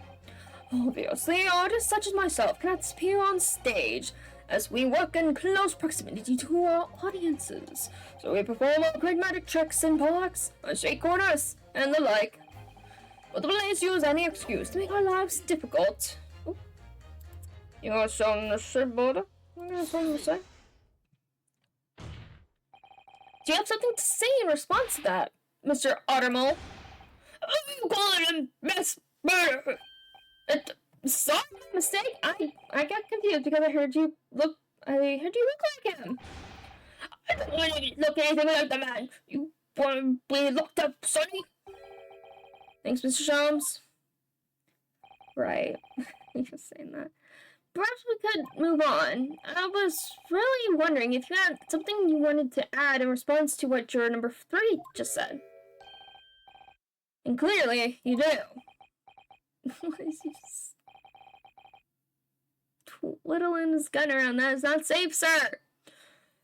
Back in the good old days. It wasn't like this. What was it like, sir? We worked our fingers to the bone there in the public chest we did. And by God, we earned it. People respected us back then. Respected you? No one could have gone into question in them days. I suppose the hallmark of investigation done right. Especially when Dr. Courtney Stevens put her name on it. Courtney Stevens? Ooh. You just made that connection for us, sir. Thank you so much. Figured that was gonna happen. Because the killing autopsy was done by Courtney Stevens. Although, and the person that did this autopsy was done by Courtney Sith. Sounds like somebody maybe have gotten married. It's the best of the best, and now brother the forces I. Yep, excuse us. Hold on a minute. What are you talking about? Who's Courtney Stevens? Okay, carried away. Stevens is Dr. Sith's maiden name, yep. Her maiden name. So that was before she was married. Of course, yes. Stevens. Sure, I've seen that name somewhere recently. My apologies. Those little great days of releasing not now. Sorry to interrupt, sir.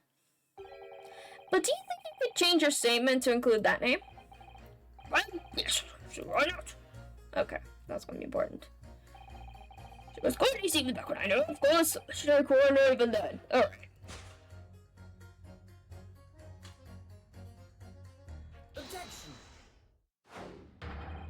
Those two statements clearly contradict each other. Oh, not contradict.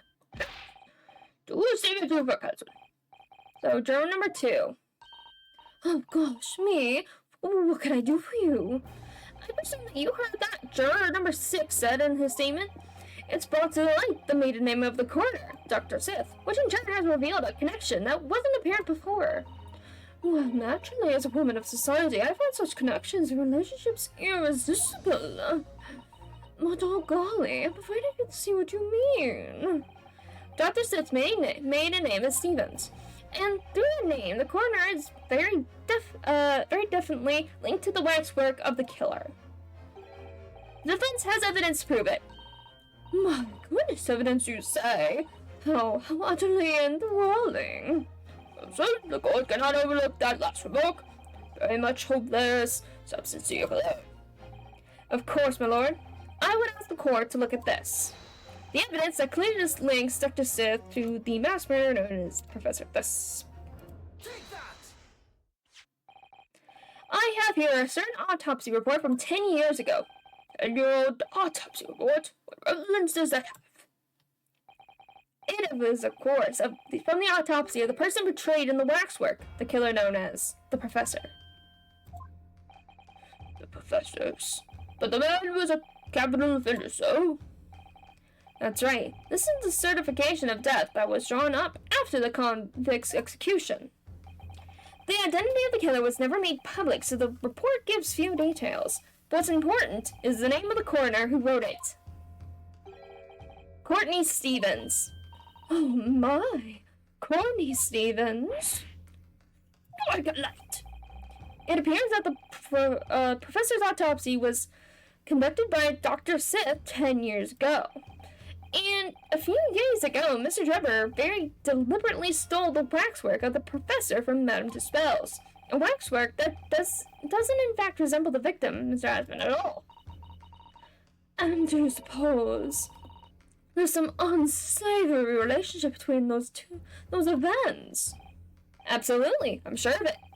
There's no doubt in my mind that the professor case and is at the heart of a link that we have yet to uncover between Dr. Courtney Sith and Mr. Enoch Trevor. Links, mysterious connections, secret relationships. This is almost most extraordinary. We're surely obliged now to explore this further. Yep. We got here to a curiosity to bite. Alright, doesn't this trial come to an end now? Oh, there's a cloud of suspicion hanging over the odds, but it's good. Alright, it wasn't my best in my day, but we're still here to uphold justice in the end. Alright. 2 down. We need 2 more. Alright. It's the professor that's what makes that frightful swindler in the corner. Your friends and the blaze and I don't trust them much. Okay, let's focus on you. What's the problems? Let's just say we have run into each other on numerous occasions while I've been performing on the street. Right, I see. Obviously, artists such as myself cannot appear on stage as we work in close proximity to audiences. So we perform our gates, magic in parks, on streets, corners, and the like. But the police use any excuse to make our lives difficult. Sometimes they even cock up a story to extort money from the poor. Well, that's definitely not right. Yes, and it is why I say that if you trust the police, you will have trouble. But here you are, claiming this waxwork model was stolen to star in an illusionary spectacular. The idea is so wild, I think I will take my chances and believe the authorities on this occasion. This is how the public at large views Scotland Yard, is it? Our own police force in Tokyo is not even 20 years old yet, is it? Perhaps we should view what's happening here in London as a measure of what may happen at home. Yes, like a Scotland Yardstick. I wonder how a policeman would feel listening to the way this juror speaks about the force. I'm sure he'd have a word or two to say. Okay, we already went through that. I've seen no very proof that this waxwork was ever inside the construction. We have evidence, though.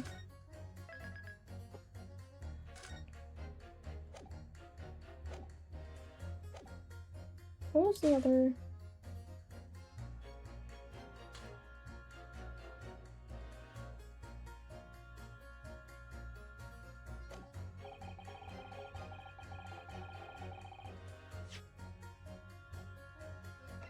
Okay, we can't, give evidence, but let's do prize.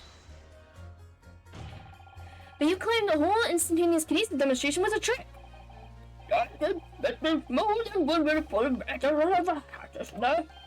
Sorry? Given at this cage of pain from a mission expression, there have been no need to use a real person. But if a waxwork had been used, the culprit could at least have had the decency to make it look like the victim. I'm not sure exactly how much criminals are governed by decency. The point is, if we're going to make a claim about the waxwork being inside the birdcage, you need to give us some evidence. Without that, it's just not sense. I suppose we should expect nothing less from a logical argument from a fellow of the Royal Society. But that perhaps means his mind could be changed if we manage to present suitable evidence. Evidence of the Professor was inside the birdcage. Can I produce that or not? I do. The piece of glass. Actually, I have something I'd like you to see, sir. Sworn with I firmly believe it's this man in white coats. So given your black stuff, but I don't mind admitting to a sense of trepidation here. So you don't trust anyone in black? Looking in the mirror must be very trying. I do have some evidence that proves the waxwork was inside that build cage, namely the piece of glass. Take that! What's that? Piece of glass? It's really step for glass. Yes, it's a piece of broken glass that was found inside the jacket of the waxwork. As you say, it's not ordinary glass, though. It's very thick and clearly made for extra strength. Much like the special glass, it was developed for the construction of the Crystal Tower. Crystal Tower? Holy smoke! Exactly. The centerpiece of the Great Exhibition, where the very incident we're talking about took place. On the day in question, the birdcage fell from above and smashed through a window in that special glass. From whence this small piece of wood originated from? Precisely. So, what do you say? Now that clear evidence in support of the assertion has been placed before you. As I said, I only trust men in my coats as a rule. However, with the reasoning aside, it's fair to say color shouldn't come into it. And after what you've shown me here, yes, I feel I've really changed my position on the matter. Okay, so rule number 4, you will amend your statement now, please. Okay, so I think we need to pit his thing against, the girl. Another piece of glass leaves me alone, that looks on the birdcage. Okay, then we need to talk to you now. Evidences, you know a purple job, is it? I won't add it. Okay, maybe we need to pit you and this guy together. Those two statements clearly contradict each other. Whose image of Council? If you could put down your coin for a moment, juror number 5. Oh, you blame me?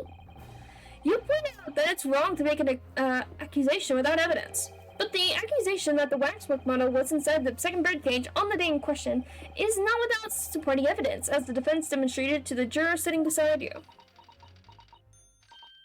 Oh, is that right? Yes. Would it be fair to say you didn't follow the argument? I don't understand much besides no gob, to be honest. Of course you don't. You're a little child. What are you doing here? Why are you on the journey? You're a child. There's 6 million people in this city. Why is there a child? I couldn't detect you. Please do, sir. Is a session of yours about the waxwork has been backed up by some sensitive incidents? It would be wrong with me as a man of science not to pursue the matter further. Yeah.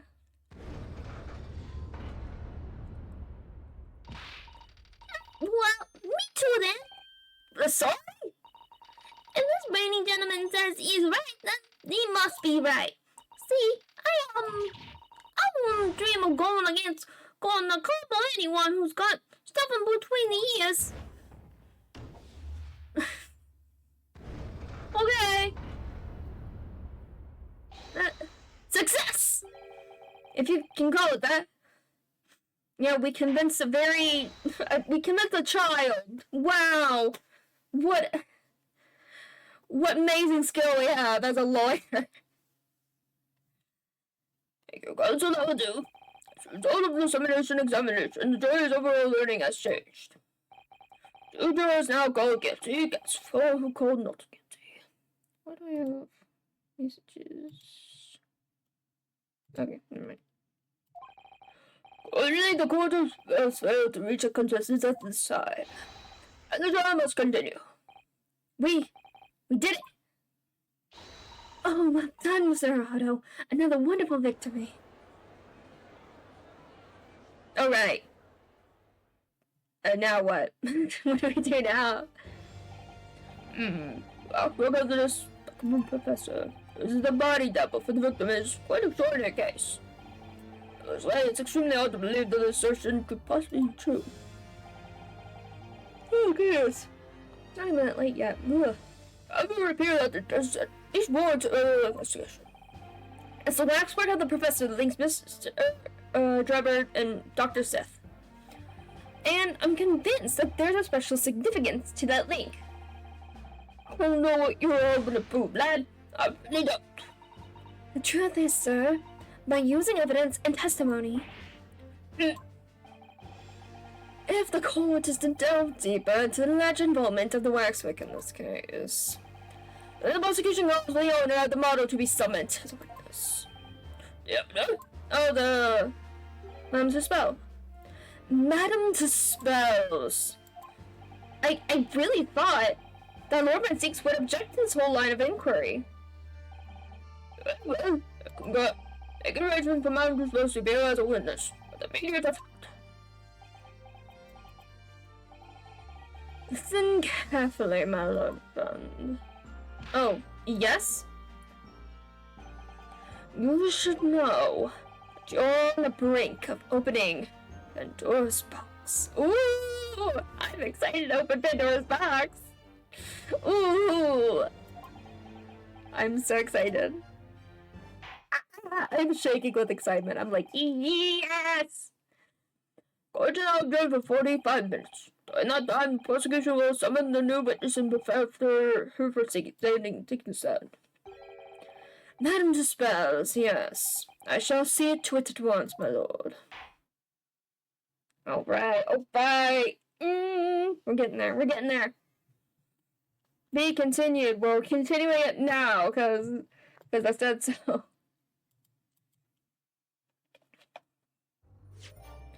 Save, yes please.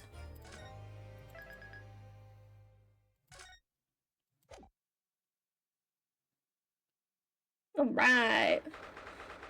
24th October, 11:53 a.m. The Old Bailey defendants in the chamber. The Knight Errant himself. Oh, have you been watching from the gallery, Mr. Shumps? I've been on the edge of my seat the entire time. Courtroom trials are fascinating affairs. A spectator, at least. I'm glad you've been enjoying yourself. Oh, your brain. I have to ask. What on earth is going on? It makes no sense. What's this professor business all about? He doesn't look like any professor I've ever met before. Who is he? Of course. You were in Germany already 10 years ago. Yes, the professor. I discovered he was the one who had been abducted. A sense of foreboding stirred within me. I knew the monster would come knocking at your door. I felt sympathies. As it turns out, Lord Manseeks is even more intimately tied to this case than any of us realize, isn't he? Yes, how true. His great friend from university in the dock. And now Waxwork, the killer who took his esteemed brother's life, makes an appearance too. Imagine even the shrewd Mr. Reaper failed to foresee that kick in the teeth. An extraordinary move on your part, my dear fellow.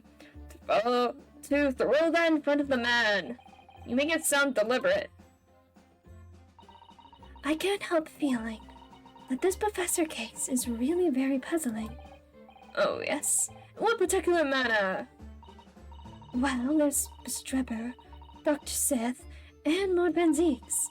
It seems that everybody in the trial has a link to the case somehow. Yes. In fact, I alone am not a member of the set. Oh, that leaves me as an empty set, although with no intersection to any other. Excuse me. Oh, hello. Oh, hey! Yeah, don't worry. We weren't saying anything about you in court. That definitely didn't happen. Dr. Seth! Ah, Dr. Courtney Seth Stevens. Good to see you. Hello, Shums. That was very shrewd of you. What in particular, Bray? You requested that 10-year-old autopsy report from Gregson, didn't you? Why would you assume such a thing? Because Gregson told me.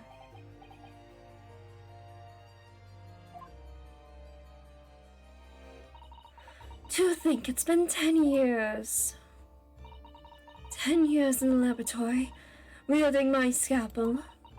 I smell nothing but corpses and disinfectant. A policeman on the jury's had a lot to say about you as it happens, Dr. Seth, and I've accused you of being complicit in what happened. I'm hoping that you'll take the stand and tell the truth about what really happened. That certainly won't be possible. Lord Van Zeeks won't be summoning me as a witness. Lord Strongheart has forbidden it. He done what now? But isn't that kind of important? Like, Wait, can we summon her as a witness then? Are we allowed to do that? I don't know what the rules are. Lord Strongheart? The Pandora's box you have been warned about is the Professor case.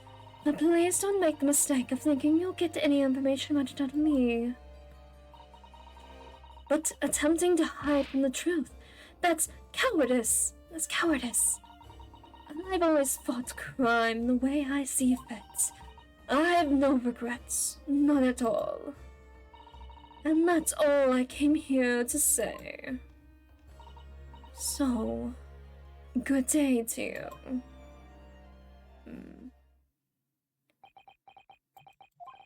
She mentioned it too. This Pandora's box. Whatever does it all mean? There's really no cause for concern, I assure you. When the trial resumes, the meaning will become all too apparent, whether you'd like it to or not. Huh? Yeah, 'cause Shums knows about it, but he's not telling us. Now then, I believe it's almost time. I must make my way back into the public gallery. To the edge of my seat awaits. I think maybe you're enjoying yourself a little too much. Yeah. Yes, one word of warning before I go. If, in the course of the trial this afternoon, you perceive even a shadow of doubt about the truth, don't let it out of your sight. Pursue it like a dog with a bone. To the bitter end, you understand? Do not falter. Whatever may come to pass. Thank you, Sholmes. That was very encouraging. Alright, I understand. Thank you. Good. I shall make myself scout. Research is above caramel earlier, so I shall be gnawing on that as you know we had the truth. Gee, thanks. What did that warning from Mr. Sholmes really mean, I wonder? Especially the bit about whatever may come to pass. Oh boy, I'm excited. It's time for the final chapter then. I'm determined to find the truth, no matter what. Man.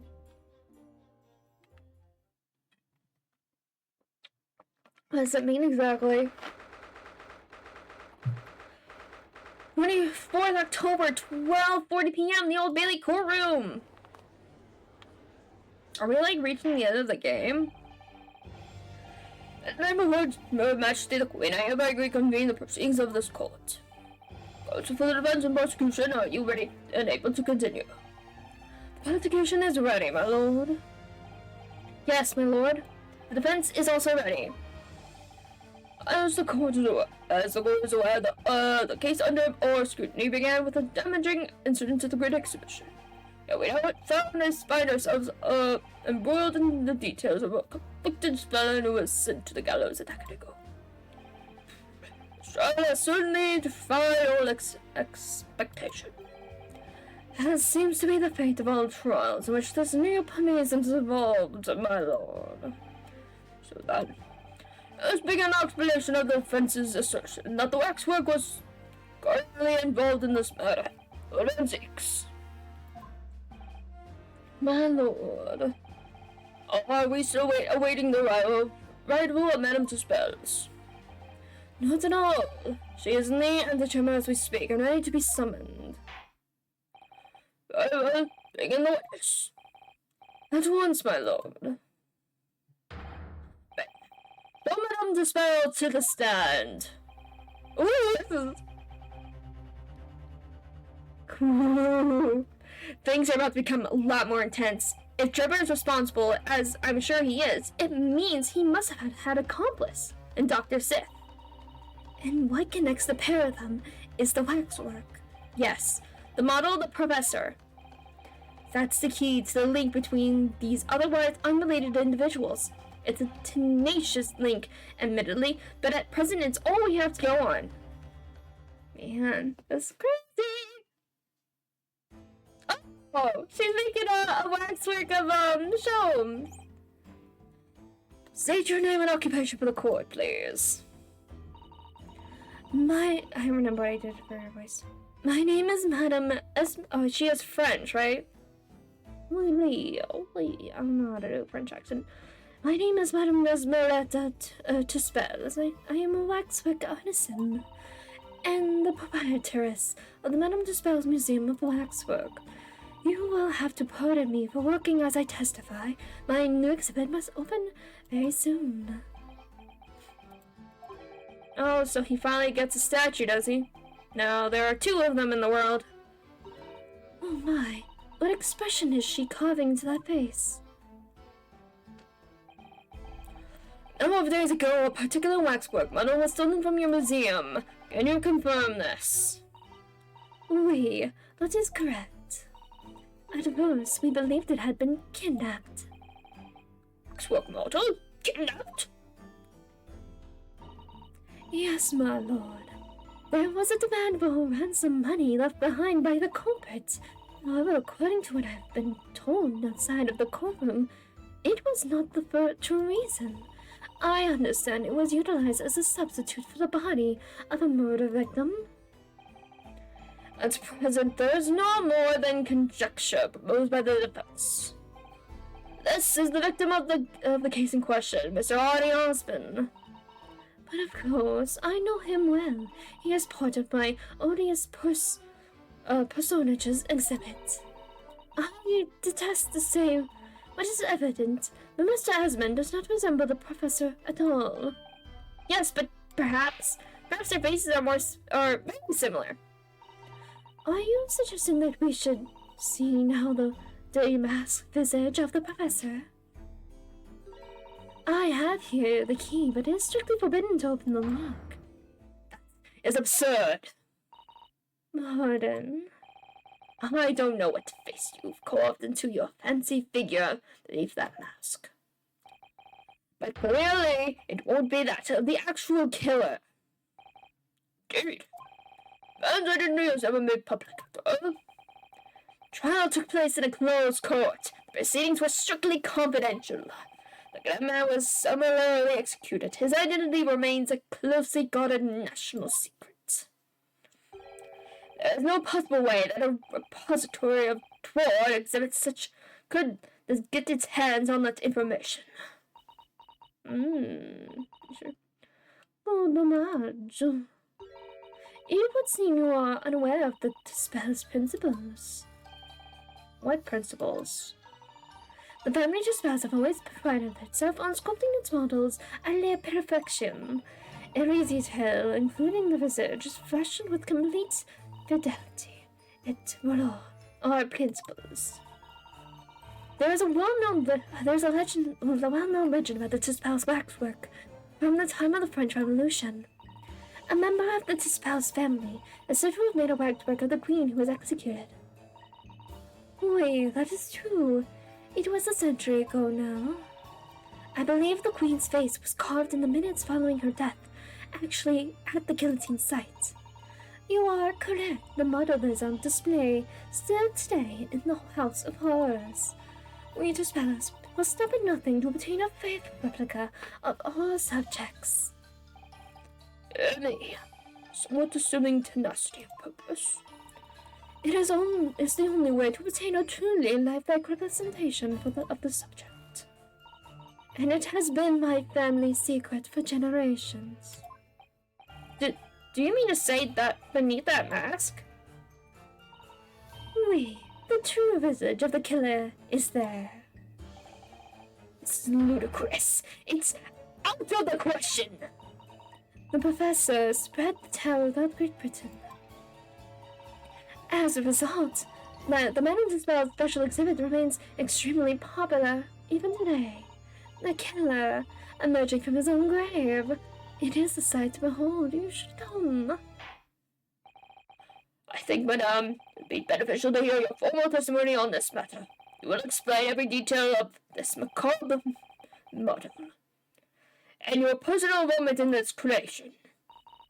With pleasure. Ooh, let's go guess. How does she know? How does she know? Professor Waxberg. The special exhibit in the House of Horrors is based on a rumor that shocked society in London. Oh. She has the glass piece. The missing glass piece from the camera. That's how she knows.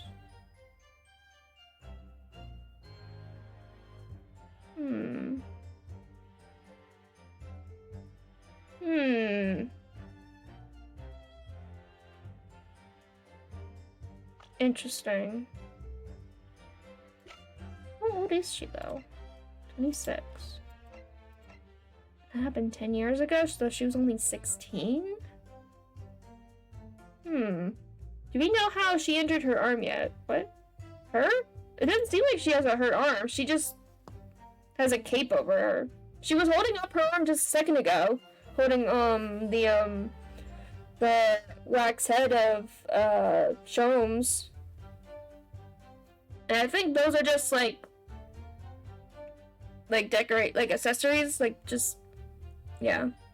To give off more of her witchy vibe she got going on. A special exhibit in the House of Horrors based on a rumor that shocked society in London.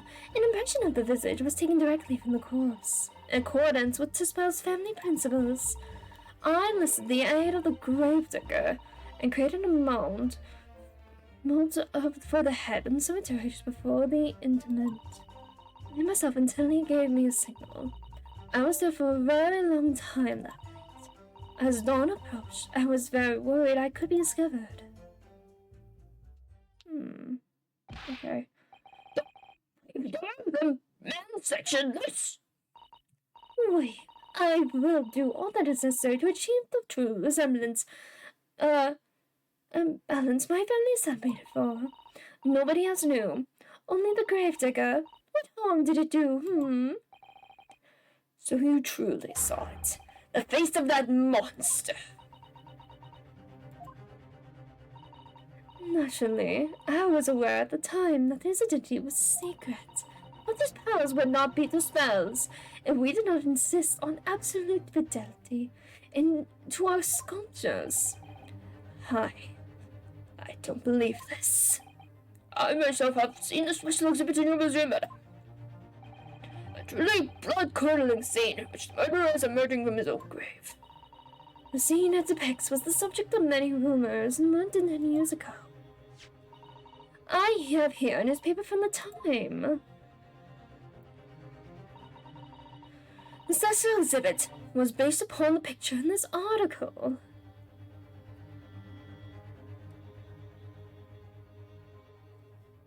Oh! Oh! Oh! That's Asmon's signature! That's his signature from the contract!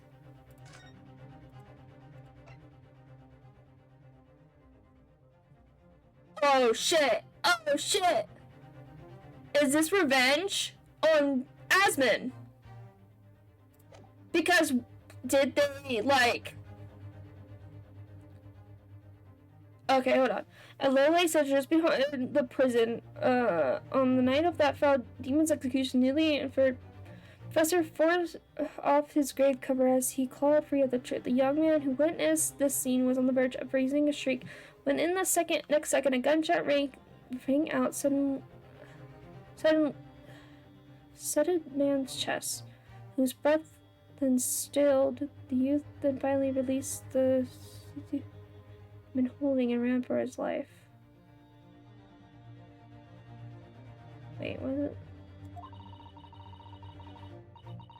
It was the most detailed account. What happened? As reported by the eyewitnesses who saw it. What is also here? Was Mal Musk to blame for the Great Blaze? I'm like so curious about all this other stuff. I'm like, what is this? What is this? Okay, well we're probably gonna get this into evidence.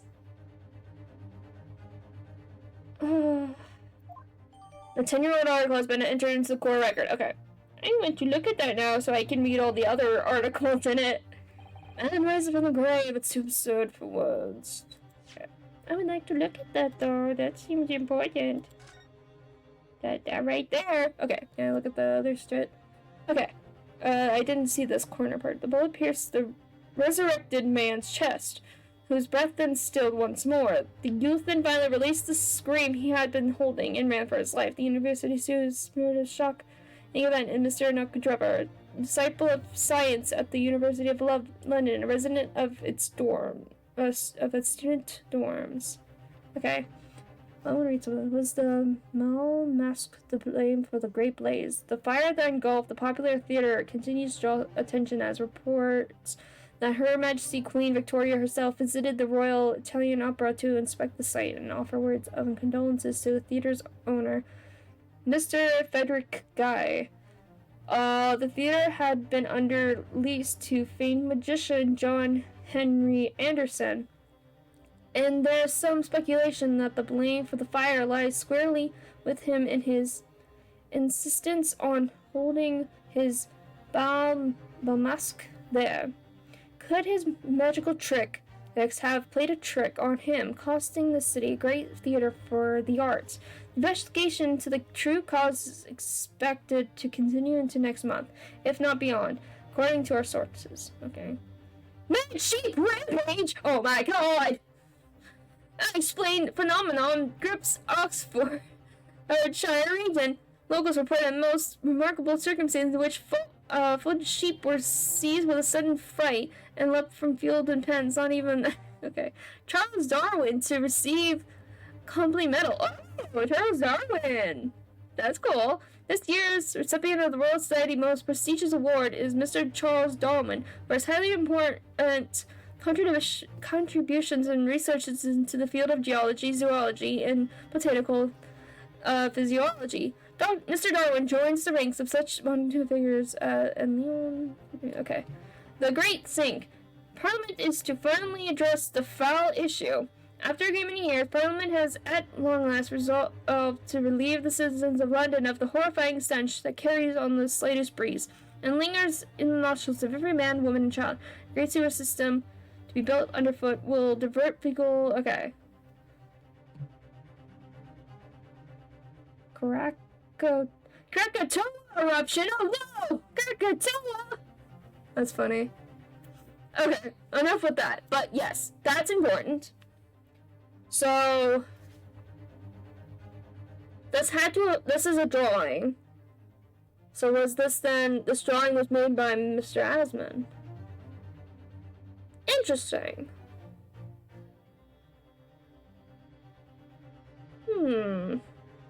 So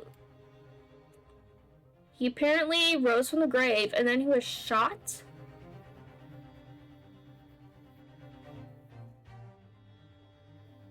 So somebody shot him.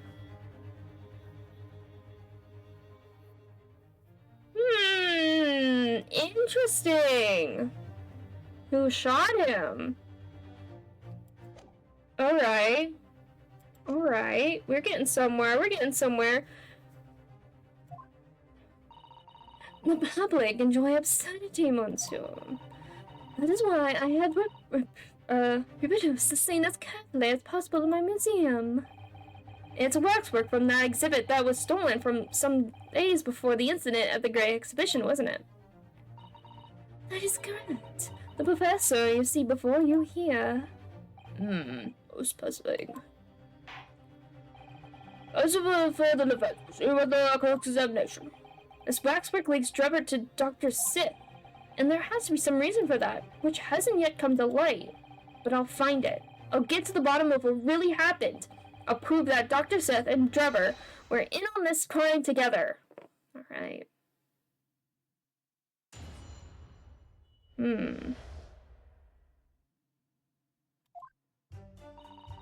Special exhibit in the House of Horrors is based on a room that shocked society in London.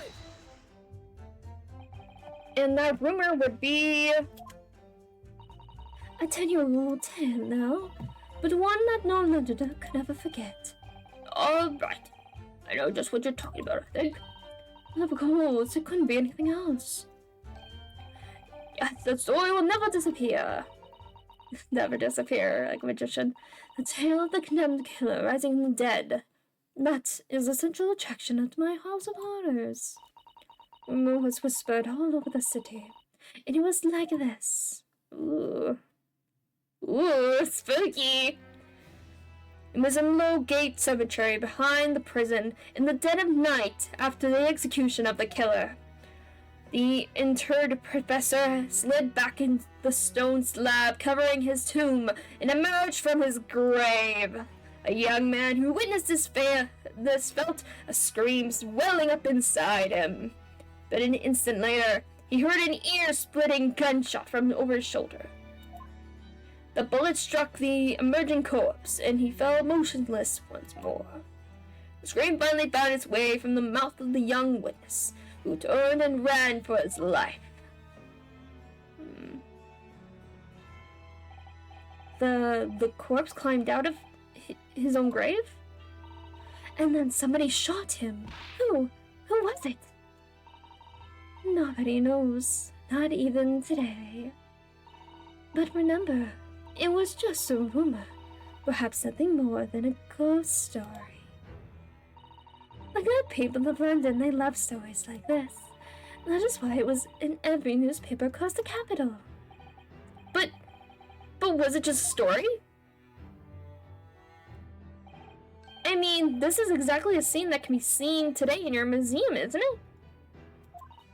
Oui, the special exhibit was modeled on that very illustration. For a while afterwards, the contents of that article were reproduced in every newspaper imaginable. Madame, might I have say something? Please, go ahead, mademoiselle. When something is described as a rumor, it doesn't necessarily mean it's entirely made up.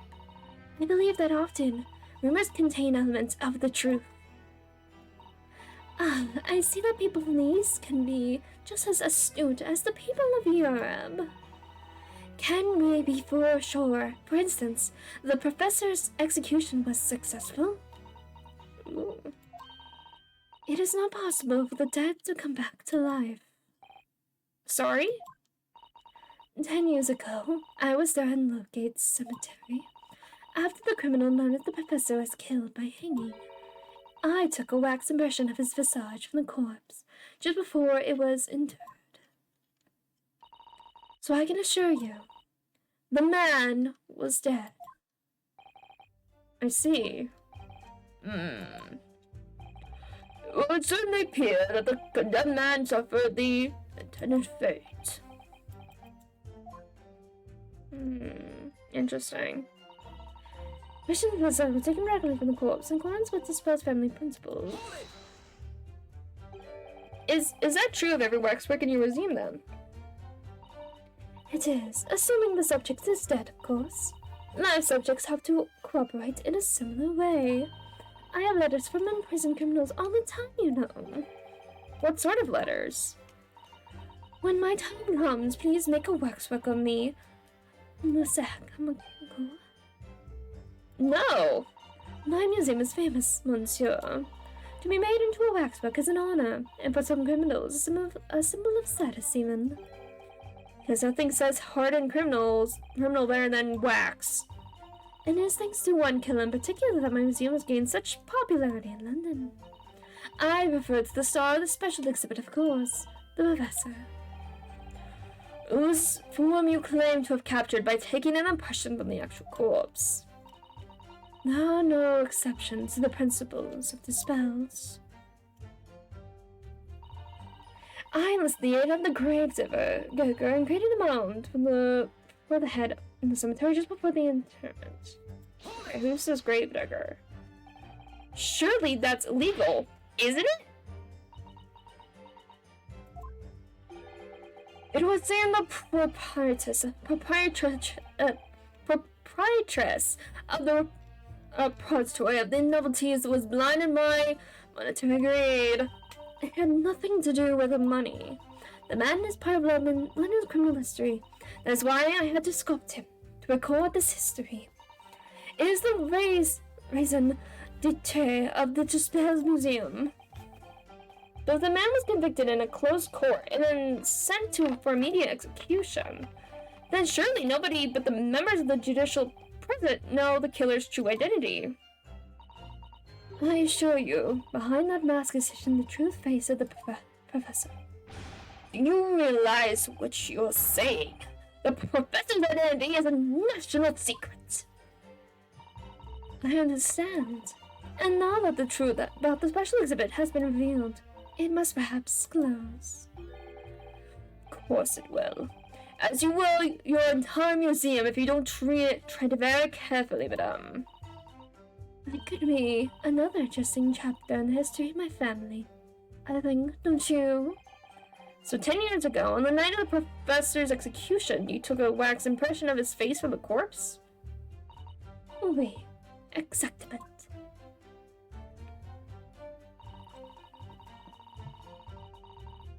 I hit my 7th and it gave me a signal. I was there for a very long time that night. Okay. You were there longer than you expected to be. Nope, I don't mean to push that thing. I had some difficulties in capturing the subject's form correctly. As I removed the mask, the mouth of the cadaver fell open. I had some problems with the chin. Dare I ask? The man had been dead for a short while already, you see. His muscles were relaxing, and consequently his chin would not align itself correctly. Oh dear, what a horrible thought. Under normal circumstances, I would have an assistant with me. However, that night I was alone, and as a consequence, I missed my preferred window of time. What do you mean? When I take the impression of the visage of a cadaver, I always wait until 3 hours after death. Why 3 hours? Is that amount of time significant? It's because of rigor mortis. Rigor mortis? It's the name given to a phenomenon that occurs in recently deceased bodies. As a rule, 3 hours post-death, the muscles in the body begin to stiffen. By approximately 10 hours past death, the entire body is completely rigid and inflexible. And then from that point on, the muscles slowly start to divert to their relaxed state. The effect is often used to estimate the time of death when a body is discovered. Well, that was an education. It's a slightly scary one. As the mademoiselle, oh my god. As mademoiselle, there we go. As the mademoiselle says, rigor mortis commences 3 hours after death. It starts in the jaw. I see. That's why you wait. Before all that time, the mouth falls open, and it's very difficult to do my work. It's getting hard for me to do my work with all this talk of corpses. I wonder about the information the courts just heard from Madame Spells. I feel like that's significant. The information about rigor mortis that you just shared with us. Would you mind including it in your formal testimony? I believe it could be significant, you see. Of course, I do not mind at all. I can't help feeling that after this latest topic, the atmosphere in the courtroom has become extremely grave. Oh my god. This is no time for jokes, Miss Cesato. I'm kindly amend your testimony as discussed. Bien sûr. Monsieur. Took me a very long time because it was before the onset of rigor mortis.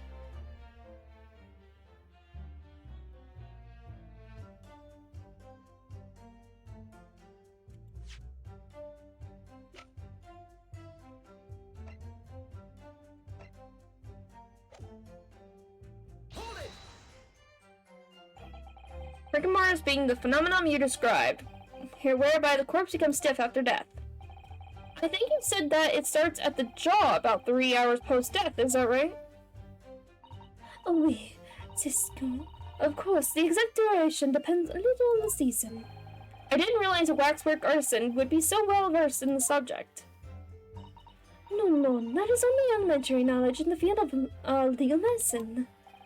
Well, I had no idea about it, but maybe I will admit to my ignorance about forensic science. I can ask my father to give you a very simple primer if you like. I think corpses should be your domain. I'm not good with them. Oh dear, I'll do my very best. That's me. Don't put that on Cesato's shoulders. I was afraid I could be discovered. Hold it! You say that dawn was approaching. What was the time of day then, approximately? Well, I could not say. But when I left the cemetery with my utensils in wax, the morning light was becoming visible. Execution took place on the 17th of June, which had the earliest sunrise of the year. Indeed it did. This light would have been around 4:40 in the morning. That really is early. The fact is, I had very little time, so I finished my work in half an hour. It was necessary to complete the impression and bury the body before daybreak, of course. If someone had discovered me there, it would have been a catastrophe, so I had to hurry. Is it me, or does Mr. Sholmes seem to be taking shape more quickly now, too? So they better go to extraordinary lengths for your work, madam. I wonder, is what she just said particularly significant? I don't know. Okay. For timing? Okay, hold on. Well, when it came to this, let's examine this again. Um.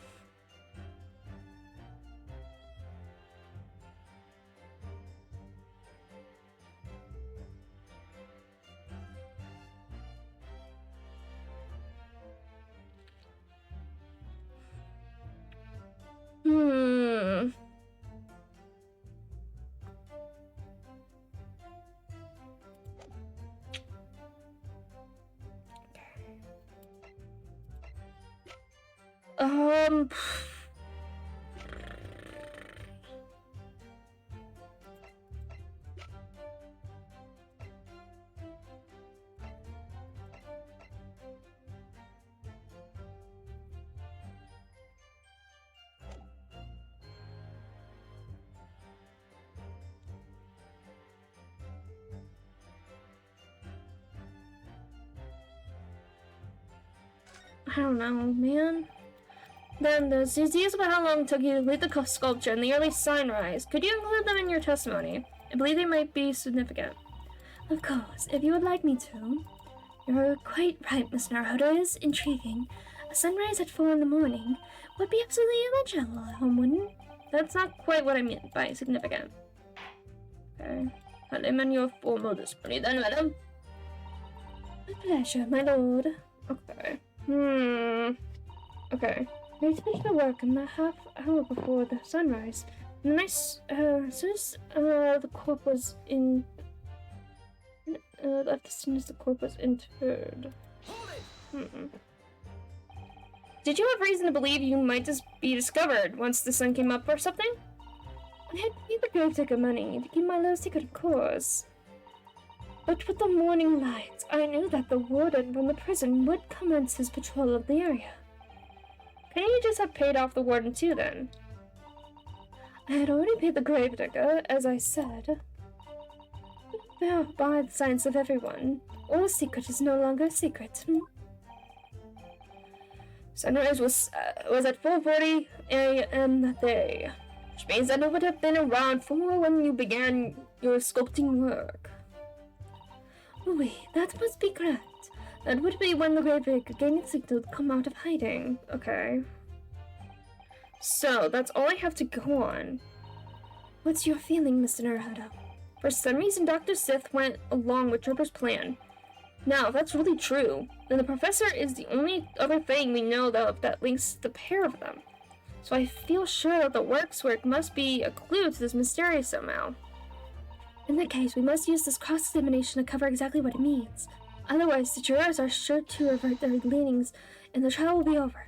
I agree, but interestingly, uncovering what the professor has to do with all of this means more to Lord Van Zeeks than anyone. That's the impression I'm getting anyway. Yes, so do I. After all, he has a profound connection to the professor as well. Okay. Special exhibit in the House of Horrors is based on a rumor that shocked society in London. An impression of the visage was taken directly from the corpse in accordance with the spell's family principles. I enlist the aid of the gravedigger and created a mound for the head in the cemetery just before the interment.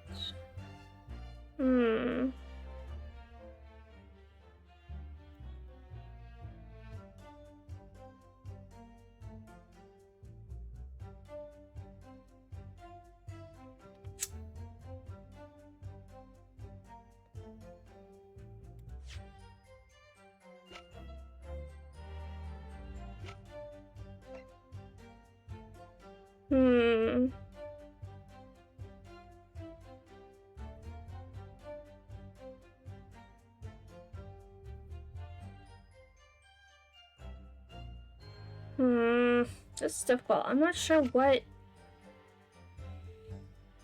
to throw at her.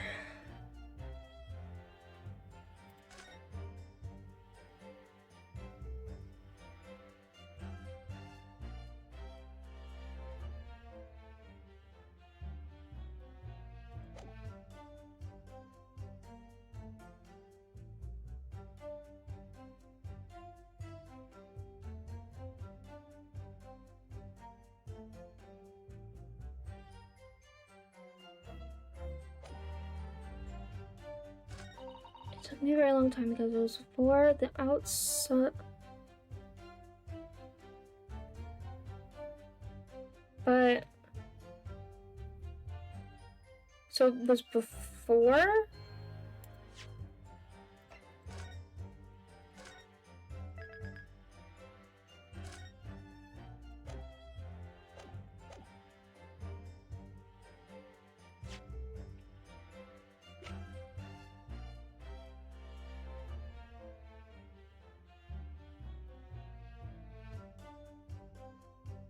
Objection! No.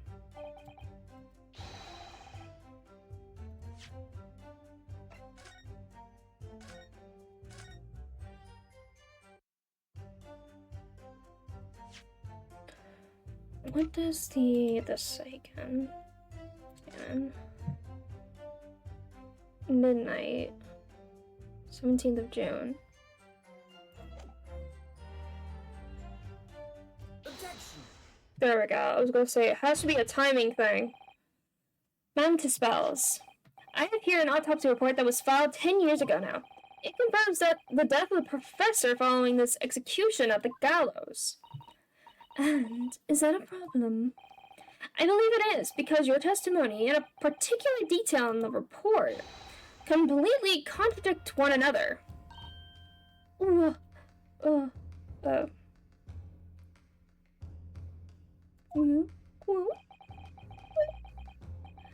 Are you going to explain yourself, my dear police friend? Oh, there he is. I thought the master was gone. I was like, where the fuck did he go? No, he's right there. I just couldn't see him. He's blocking his face. According to her testimony, Madame Dispels was creating her wax impression just before dawn, and at that time, rigor mortis had not yet set in. Am I correct so far, Madame? You are, yes. As I said, the stiffening of the jaw is the first sign of rigor mortis, 2 to 3 hours after death. But the man's chin was limp, so he could not have been dead for a long time.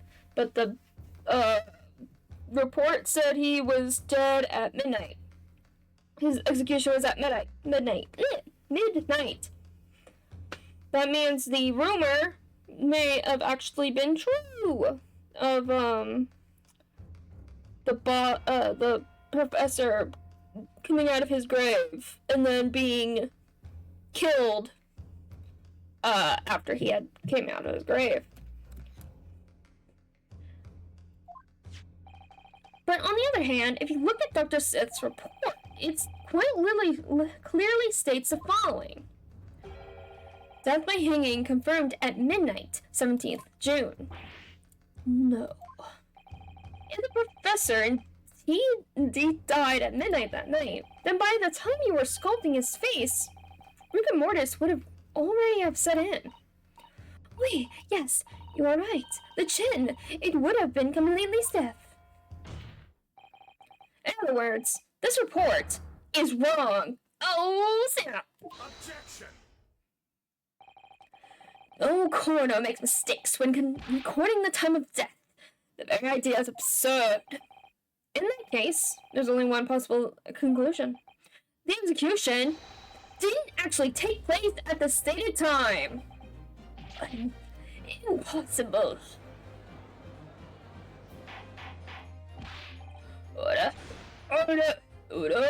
This is beyond folly. Not only do you indict the author of the report, Dr. Sith, but you also implicate members of staff at Barclay Prison with execution of bliss. Why, heck, extraordinary. Makes it more a day. My learned friend appears to have overlooked one very crucial fact. What fact? The professor died that night, without question. He did, of course he did. I moved the man's limp jaw with my own hands. There was no... Yes, the professor died that night. But what if he didn't die at the gallows? Didn't die at... Are you insane? What exactly are you suggesting could happen in that case? It's almost impossible to believe, but it will explain the link between Dr. Sith, the professor, and the one other person of interest. I have evidence that will explain exactly what I'm suggesting happened that night. So, present the evidence at once. So literally based what really happened on the newspaper. The newspaper. What happened that night is written very plainly in this newspaper article. Executed criminal returns in the dead of night at local cemetery. You're suggesting it was a corpse coming back from the dead now. Well, if this article is to be believed, yes. The professor, assumed dead following his execution, emerged from his grave, and was killed again. Don't be a fool. That's simply a rumor published by the gutter press. Can you be certain of that? Are you serious? The point is, as the article says, there was a witness to what happened. Yes, indeed. Mas Mui, the young man who stole into the cemetery by chance that night. Of course there was a witness. The story didn't write itself, but obviously the man made it up. Well, we could ask the man himself. In any case, it was 10 years ago now, there would be surely no hope of finding him.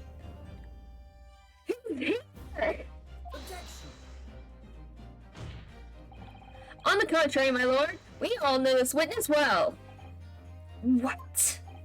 Are you suggesting, Counselor, that you've identified the person in question? It literally says his name in the newspaper article. But you know who claims to have seen this utterly incredible event take place. Yes, my lord. In fact, you could say that he's right here before my very eyes. You will substantiate your claim. If that is claimed now, Counselor, who was the last witness of this staggering scene from the cemetery 10 years ago? That would be Mr. Drebber. Things are getting intense. The man in question is Mr. Enoch Trevor. Trevor. The previous witness? The special exhibit in the House of Horrors at Madame Tussauds Museum of Waxwork recreates the decade-old scene in great detail. The condemned criminal emerging from the grave, and beside the tomb, a young man with a lantern stumbling upon the terrifying sight. And that young man is a 10-year younger Mr. Enoch Trevor.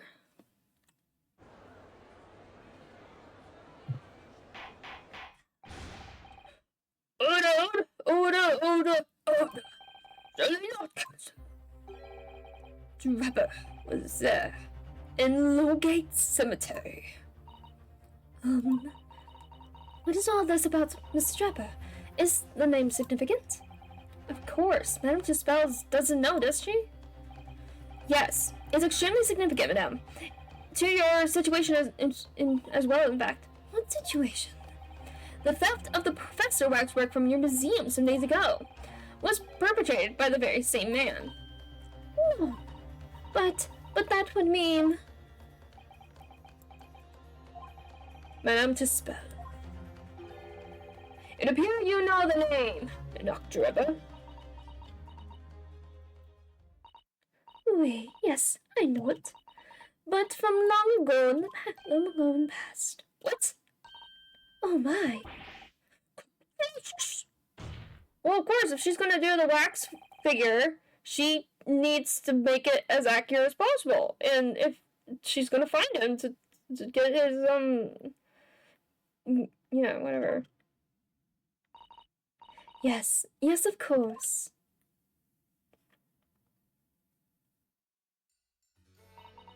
The story of the young man and the terrible sight he witnessed in the cemetery 10 years ago was published in every single newspaper in London and throughout Great Britain. However, in all of his articles, the witness was simply described as a certain young man. No details were published about his identity. His name was never revealed. I think it did say his name in the newspaper article that you showed, didn't it? I don't know.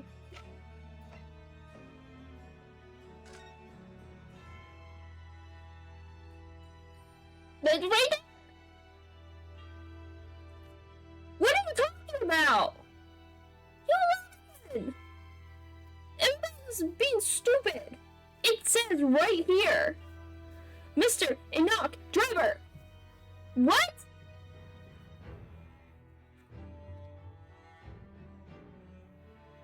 Disappointment. That is a plot hole bit. A little bit. Whatever. That is a part from the in one newspaper. Oh, okay. So the particular newspaper you have. Okay. The Daily Circus. It is the paper from which comes the article I've already shown the court. You're saying that his full name was only published in this article? Publicized in this article. Goodness me, yes, here it is. The university student who experienced a shocking event is Mr. Enoch Trevor. Disciple of science at the University of London and a resident of its students' dorms. Unbelievable. Yeah, it says it right there, you stupid idiots. When I read the article, I went to meet with the man. His discovery of the condemned criminal coming back to life in the cemetery in the dead of night would make perfect exhibit for my House of Horrors, whether it was the truth or not. I see. You want to meet Mr. Trevor in order to sculpt the waxwork of the man, did you? Exactly. He was studying science at the University of London in those days. He was just a poor student. I paid him £5 to model for the waxwork, and since that time it has been in my museum to recreate the scene of terror from the cemetery.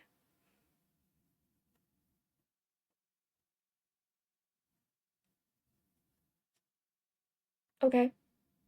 Can we crack open this the head? Please? Can you give us the key? So, 10 years ago, a young man appealed to the public about an extraordinary event he'd witnessed. A criminal who had been put to death, re-emerging from his grave in the middle of the night. But the public treated his claim as nothing more than an amusing anecdote that was soon forgotten. 10 years later, the same man sees a waxwork model of the executed criminal, ostensibly to use as a body double for the victim in the case we're discussing here today. Even though the waxwork's build is a poor match for the victim, and his face is obscured by a mask. So the question is, why would the man do such a thing? Which brings us to 3 days ago, when the birdcage crashed into the Crystal Tower. If the birdcage had in fact contained not the body of Mr. Aspen, but that same waxwork, the coroner from Scotland Yard who investigated Dr. Sith would have noticed immediately. And yet, she submitted this autopsy report for the victim, which the court has seen earlier. Why? Because the waxwork was that of the professor. Is that what you're saying? Did Dr. Sith put her name into a document confirming the death of a condemned criminal who was still alive? A criminal whose apparent resurrection was witnessed by Dr. Drebber. But that misconduct was a deadly secret the coroner would do anything to protect. Which is precisely why Mr. Drebber used that particular waxwork as the body double. Oh shit. Okay. My lord, this court must summon Dr. Sith to the stand. The defense is determined to find out exactly how the coroner and Mr. Drebber are connected. According to the message I received this morning through the prosecutor's office, Dr. Sith is unable to participate in these proceedings. So the case. She told us so herself, didn't she? Lord Van Zieks won't be summoning me as a witness. Lord Strongheart has forbidden it. Lord Strongheart? The Pandora's box you were warned about is the Professor case. But please don't make the mistake of thinking you'll get any information about it out of me. Hey, right? Something happened on the night of that killer's execution 10 years ago, and surely nobody would want to get to the bottom of that more than Lord Van Zieks. You think what I'm thinking? I'm thinking this is a huge government conspiracy. I am very... Yeah. Oh, man. Who was the professor? We need to know! Who was he? That's the key to this whole thing. Please, Madam Dispel, give us the key. Please. Please, let us see, please.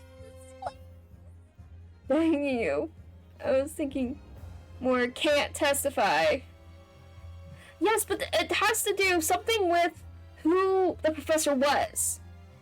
And who also was the person who shot him. But I think... Yeah, as in they're already here.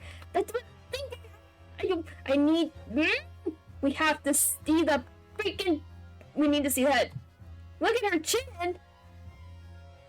What? Chin.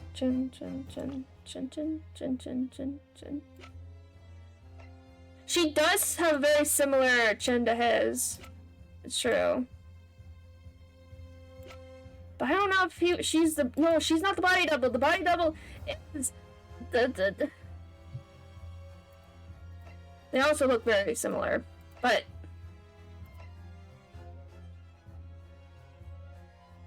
No, it has to be...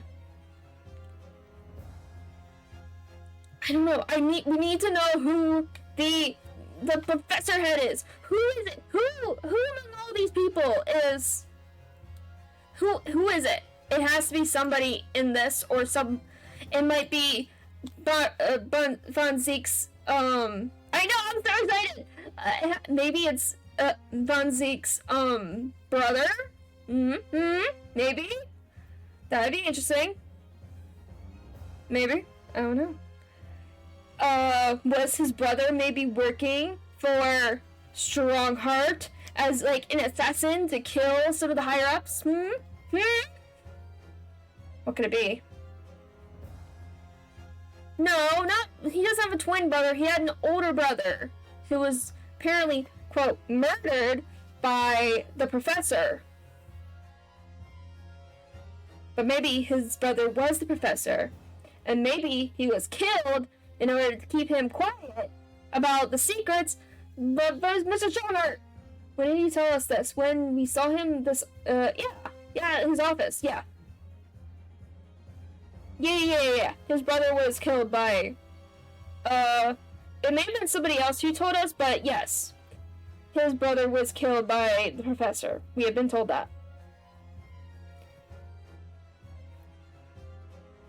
But, maybe, just maybe, Professor was somebody else. This is all crazy. Prosecution calls for the instructions in that missive to be scrapped. What? But the missive was issued from the Lord Chief Justice's office. Yes. Lord Zinks, he's like, screw that. Bring her here. The assigned prosecutor has the final say on policy in any particular trial. In other words, me. Yes. Let Enoch Trevor and Dr. Sith both take a stand together. Yes. Let us find out the truth. We are gonna open this Pandora box wide open. Very well, I'll put towards your request. Send a subpoena with immediate effect, just to Dr. Sith of the Forensic Investigation Team. The woman is compelled to attend on Her Majesty's orders. Alright then, Enoch Trevor and Dr. Sith. If they weren't colluding with one another, this crime could never have been committed. I'm just a stone's throw away. I can feel it. The truth behind all of this is about to come out. I'm so excited. Yes. Okay, so we got all three of these people up on the stage. Let's go. Thank you for your attendance at such short notice, Dr. Sith. I'm disappointed in you, Lord Van Zinks. You've completely betrayed the agreed policy of both Scotland Yard and the prosecutor's office. Trial is not in my nature, as long as the truth isn't compromised. If it is, if there is even a hint of wrongdoing, and no matter whom it concerns or disgruntles, I will pursue the matter to the bitter end, as would any prosecutor worth his salt. Mr. Trevor, you took the victim's life by means of a machine that you constructed in your workshop. And Dr. Sith, as the investigating coroner, you were the first on the scene to examine the victim's body. It is the belief of the defense that you collaborated with each other and were both complicit in this crime. And where's your evidence? At present, we have no definitive evidence, but we do have a very significant clue. What are you talking about?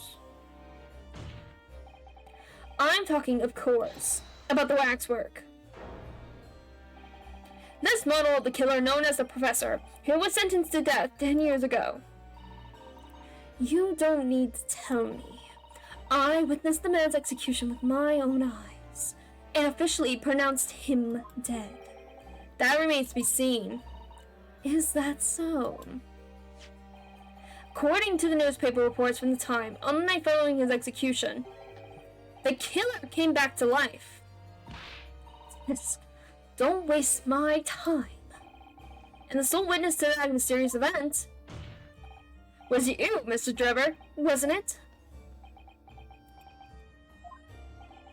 If what you saw in the graveyard that night 10 years ago wasn't some chilling fiction but reality, it would make your privy to a very great secret of Dr. Sith's. A secret so profound it could compel the coroner to agree to collaborate in your evil scheme, in fact.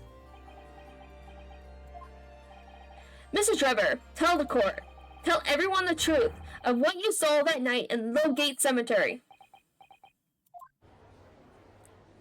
So he was the student who saw it? You can see the resemblance, actually, can't you? With the man in his spells, I mean. Surely he's not going to claim that's really what he saw, especially not after all these years. He was a research student at the University of London, was he? Mr. Clever was on good, if you ask me. Gah, gah, gah, gah, gah. What an interesting twist. When at the time, not one person would take me seriously. Yet, now here we are, 10 years later, suddenly my story matters, and in a court of law, too.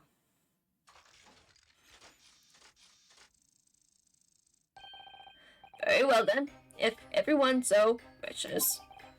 Let's be frank. I'll tell you the truth of what happened that night, but what it's worth. Ooh. Ooh. Ah. So excited. I'm so excited. So, Mr. Drebber, your testimony please about the events of that night, 10 years ago.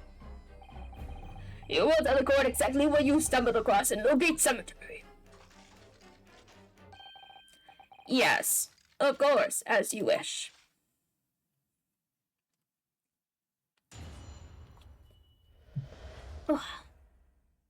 Cemetery 10 years earlier. The reason I was in Lowgate Cemetery at all 10 years ago was for a spot of moonlighting, shall we say. No, that's a lie. You were trying to take a picture. You were trying to take a picture of... You had a camera. You were a liar. You were a liar first. Yes, the illustration in the newspaper article was based on what I witnessed that night. But thinking back now, I realized that I never actually saw the professor. Soon afterwards, I was visited by a young woman who sculpted a model of me from wax, and I gave up on my dream of becoming a scientist, and it was all because of that newspaper article. Likely story. Wait a minute, you're claiming you didn't actually see the professor now? Of course, you'd have to have a screw loose if you developed a believe the corpse could come back from the dead. Have a screw loose, and he's a bit of a little machiney boy.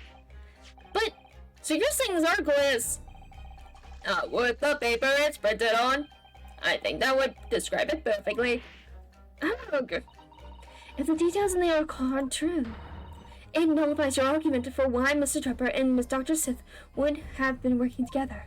No, because he's upholding his side of the story. Because if part of the deal was that, oh, there wasn't a mistake in the autopsy. Because he's basically blackmailing Dr. Sith in order for her to work with him.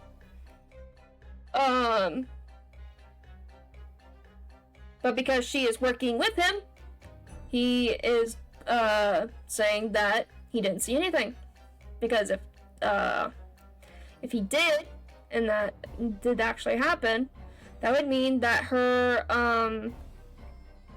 autopsy report would have been incorrect. So he's discrediting himself to cripple my argument. Tell me, witness. You claim to have been in the cemetery on some auxiliary business. Can you elaborate? That's right. Grave robbing, to be precise. As you know, Lowgate Cemetery is at the rear of Berkeley Prison. So, among students at the university, it had a reputation for being haunted by the ghosts of condemned convicts. Grave robbing, you say? Yes. Exhuming fresh corpses to sell is reasonably lucrative. Yeah, there's like a big murder case thing that happened during like this sort of time, where there's these two guys who were grave robbing in order to sell the corpses to this one particular doctor guy. But then at some point they just started killing people and then selling them off. Yeah.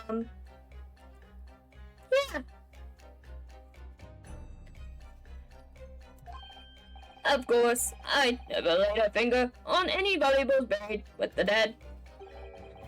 So you were one of those so-called resurrectionists, a particularly unpleasant scourge on society. Actually, my fellows and I went by another name, the Repurposers. That's quite beyond the pale. You wouldn't invite divine retribution, sir. Yes, well, I think I suffered retribution enough. The Daily Circus eventually unearthed my name and put it in print. It caused me a great many headaches. In the end, I had to leave the university. That was the only paper with the bad grace to identify me unambiguously, I might add. I see. What of interest? Who drew the illustration for this article? Yes, that was the reporter who exposed me. He sketched that right in front of me as I described the scene. Ooh! Ah, I see. The reporter, you said.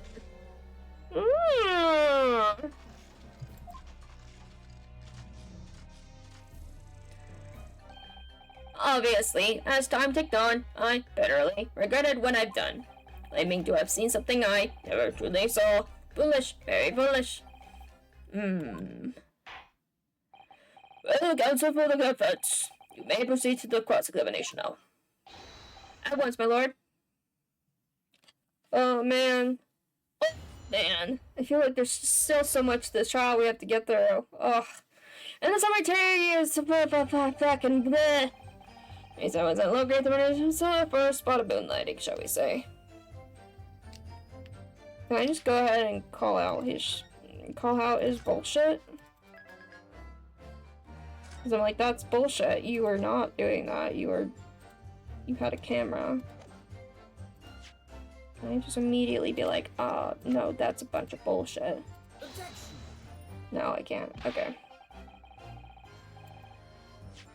Nope. Okay, I can't do that. Okay.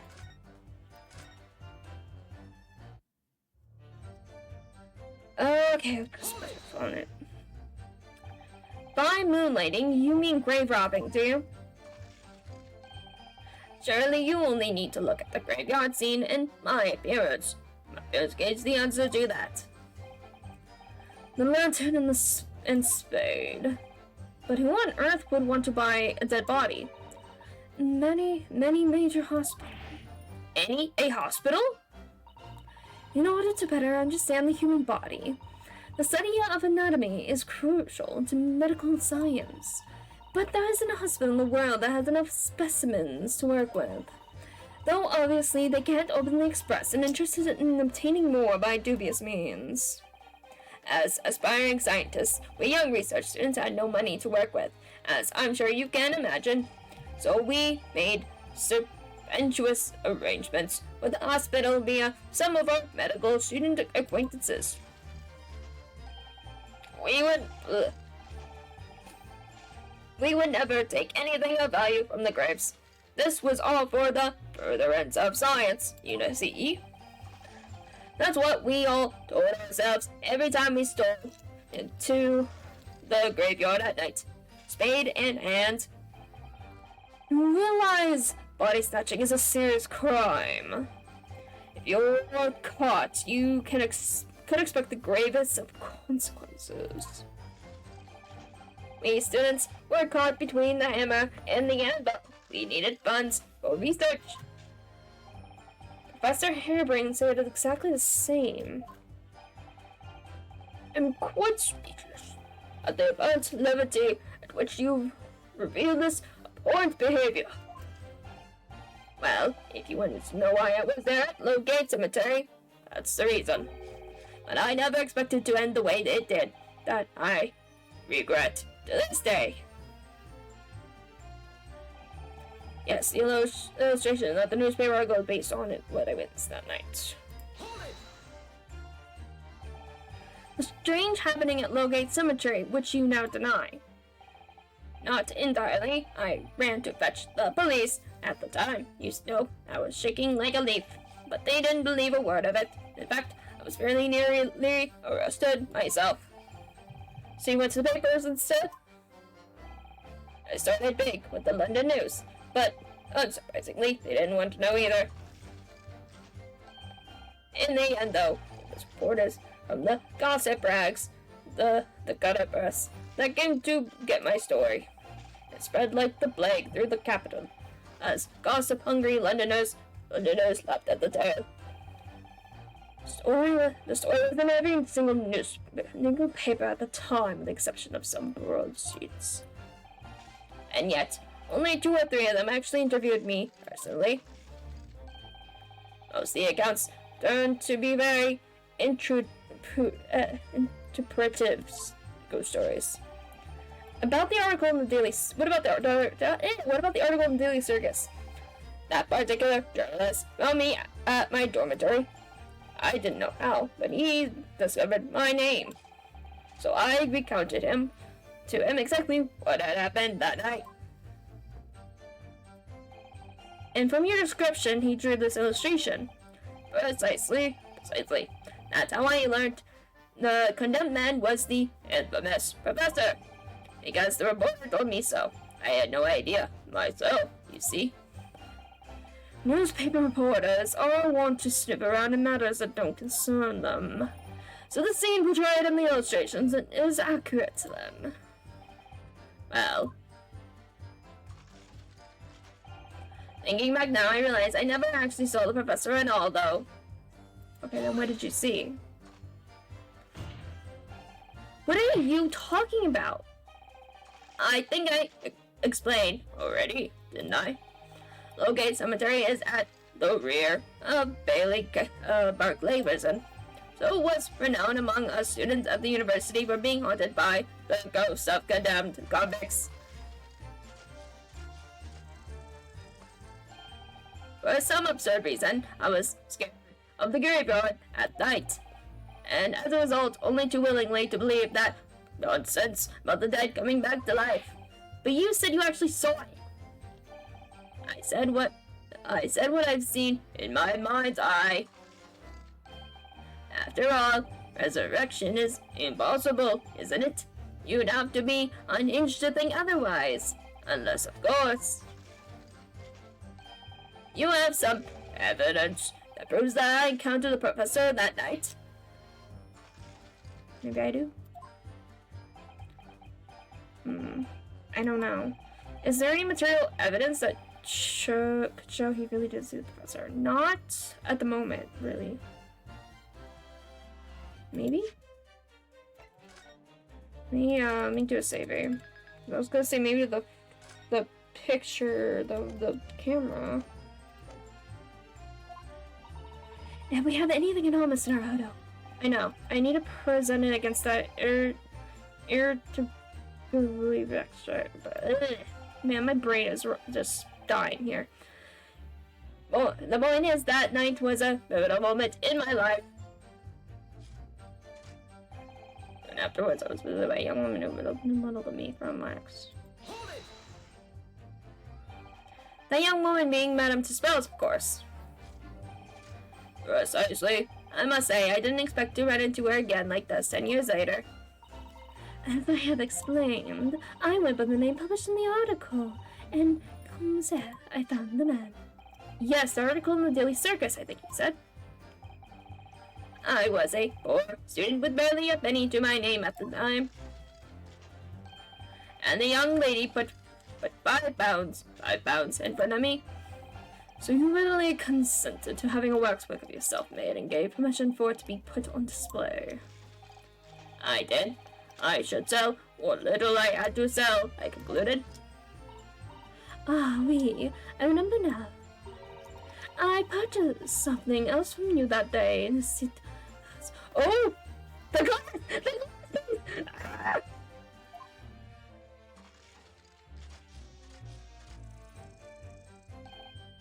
Did you? I can't say I remember. What was it, madame? His camera. Oh! Yeah, she has glass piece. Ah. Oh yes, I made a point of taking it with me whenever I made an excursion into any cemetery. You took a camera with you, sir. To what end? To record the details of the body I disinterred. But I had no intention of ever visiting a graveyard again after that night, so I sold it. I see. But I still have it, monsieur. It is part of the special exhibit in my house parlors. I am very meticulous about such details. It is disposed by. So it would seem, then, that this is the very camera Mr. Trevor took with him to locate cemetery at the night in question. Yes, interesting. Details of the camera have been updated in the court record. Alright, that's good. Okay. And I gave up on my dream of becoming a scientist. It was all because of that newspaper article. This article, you mean? Published in the Daily Circus?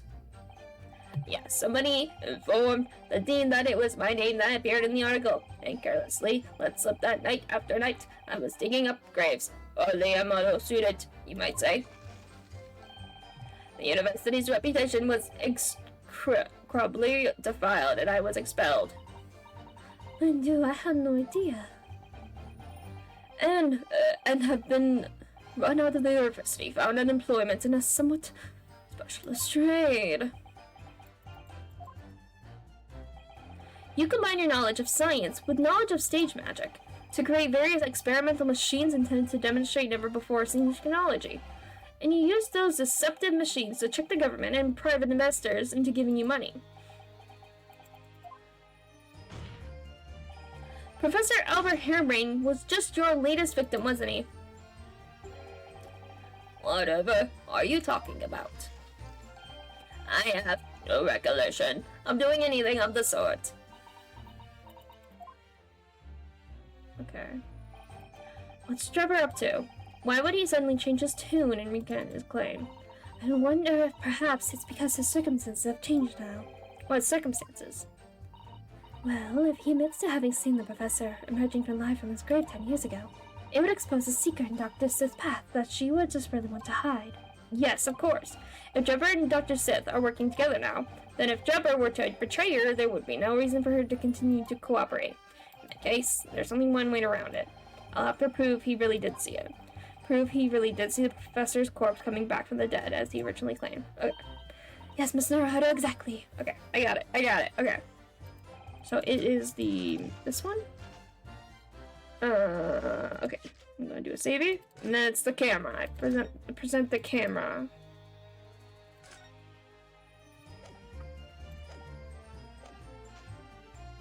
Present. Camera. Objection. No?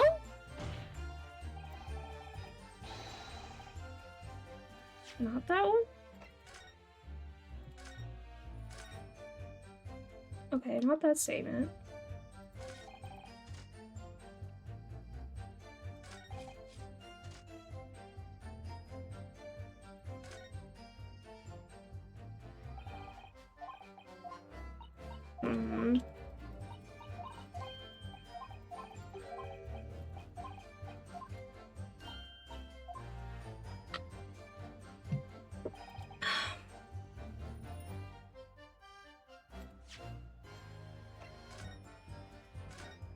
So is it the statement of the camera?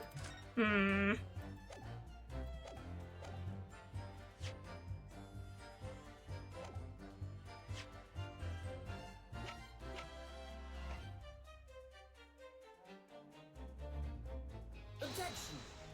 Oh.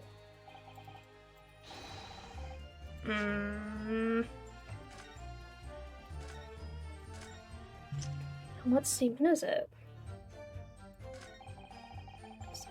Your own space. Thinking back now, I realized I never asked what this held up. So not to rise up his bed and sculpted man of mud. They gave up a dream of becoming a scientist, and it was all because of that newspaper article. It's really true, though. Objection! Oh.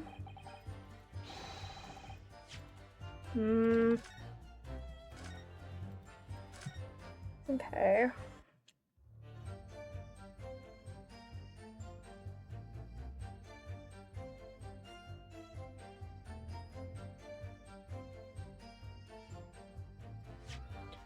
What happens do I have?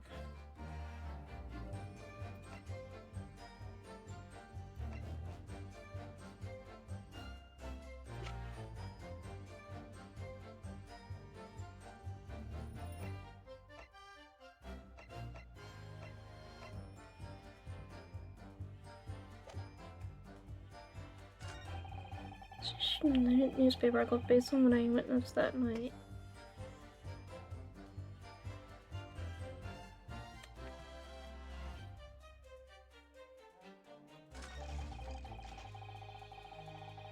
Hold it!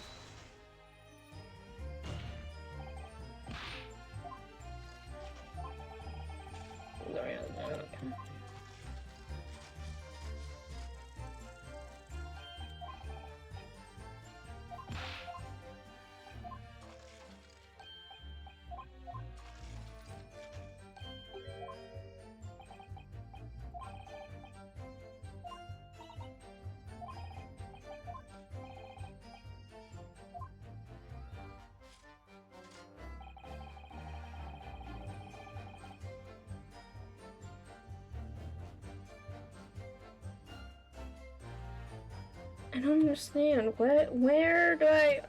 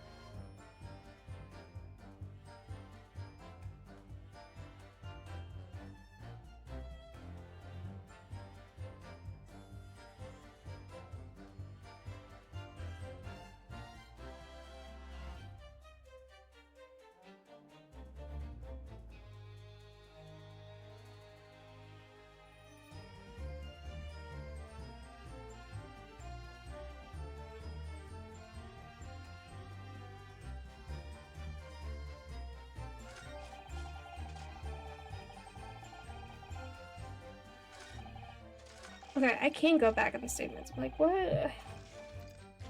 Other games I can.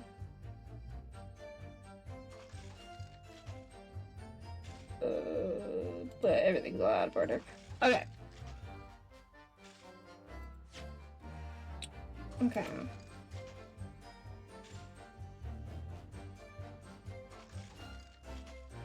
Objection! Sorry, Mr. Ripper, but I don't believe that. Don't believe what? Your latest claim. You did see the professor that night, 10 years ago. Oh dear. We seem to be at odds, but I was there, and you were not. I know what I didn't see. The illustration with this article was drawn based upon what you told the journalist that you witnessed. figure emerging from a tomb wearing an iron mask. Yes, when the killer was tried 10 years ago, it was decided in the closed court's ruling that the man would wear the mask to hide his identity. It wasn't to be removed even during his execution and subsequent burial. Even the prison wardens were to see the man's face. But obviously the provision of this mask was not public knowledge. So, Mr. Drebber, as you've just heard, a lowly student of the University of London certainly wouldn't have known about the condemned man's mask. So unless you'd actually seen the professor that night, it's inconceivable that the artist would have included the mask in that illustration. Okay, here we go. Well, Mr. Drebber.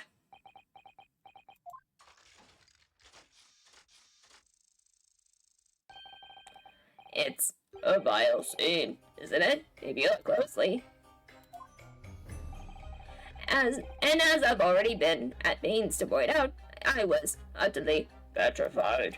Which is why I had it in my head that I'd seen such a blood-curdling sight. But afterwards I came to my senses and realized that I'd been mistaken. You're still saying you didn't see it? If you're stubbornly sticking to that story, witness, then amend your testimony, explain exactly how you think your eyes deceived you. Of course. Only too happy to oblige.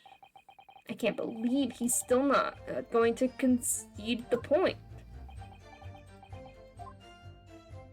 Oh, man. What I in fact witnessed was a fellow grave robber at work. Okay.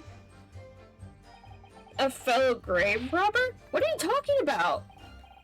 Well, I was the only one busy in the cemetery that night, you know. Other body snatchers were at work. Of course, when I saw one emerging from the hole he dug, my heart nearly stopped. So that's the terrifying sight I actually saw, you see? You're claiming it was just another student, equally and so various witnesses as yourself. Many of the medical students would wear metal masks to protect them from bacteria during dissections. Clearly the fellow was using such a mask to protect his anonymity, wouldn't you say? But there's more to the story, isn't there? The article goes on to say, in the next second, a gunshot rang out suddenly from behind. The bullet pierced the resurrected man's chest, who breathed then stilled once more. You might assume that this then discovered the miscreants at work, perhaps fire burned one of them. If a grave digger had shot someone in the cemetery, I think it might have been rather big news, my lord. Yes, well, I can only assume it was an establishment built on later by the reporter. Embellishment. Oh. Yes, madam. Madam Bells, don't take it out on Mr. Shums. Oh la la, pardon. I was lost in my thoughts. Would it be fair to say that Mr. Drebber's last remark was significant to you in some way? I thought it was a little strange, that is all. How Monsieur Drebber could claim this now. If you don't mind me saying, madame, what are you talking about? Well, when I met you 10 years ago, at your university dormitory, you recounted to me about your adventures in the cemetery, no? Including the gunshot. Stop! You might want to watch your tongue, you know. Oh. Have a care, Drebber. That's no way to speak to a lady. Please, Madame Dispels, carry on. Of course. According to what Monsieur Drebber told me at the time, he did hear a gunshot from behind him, and the bullet hit the condemned man. I said nothing of the sort. No, you were very explicit about the details. About the mask that the figure was wearing. And the blood that splattered over you when he was shot. Oh! Enough. Shut up, woman. You're making this all up. Ooh. That will do. Mr. Driver. Yes. You viewed the account just given by Madame Bells. I have no recollection of ever saying those things. Come on, do you really expect us to believe you? Control yourself, counsel. I will not permit baseless accusations in my courtroom. Right. Under the circumstances, I think it best that you supplement your testimony with a statement to clarify your position on this one. Very well. Come on. There was no gunshot from behind me at all, nor any sputtering gun, or sputtering blood. Hold it! Yet Madame Spells has testified that you told her about both of those details. Not true, I said. I said nothing of the sort. 10 years have passed. Without material evidence to the contrary, you have no grounds on which to question the witness's word. Ag, tell me, Madame Spells. Wait. What exactly did Mr. Trevor say about the blood that apparently splattered on him? Laws, this is what he told me. All of a sudden, he heard a very loud gunshot from behind his back. The bullet hit the figure, who was emerging from the tomb in the middle of the chest in his heart. One dreadful sight to another. And since Monsieur Trevor was at that time facing toward the condemned man, the blood sprayed from the wound and spattered on his body. That is what he told me. So, not an experience you would ever forget, is it? Precisely, no, and I didn't forget it, because, as I've already said, it never happened in the first place. He's clearly lying. If only had some evidence to prove it. We can't let him win, Mr. Naruto. So we mustn't overlook a single detail, no matter how small. Okay.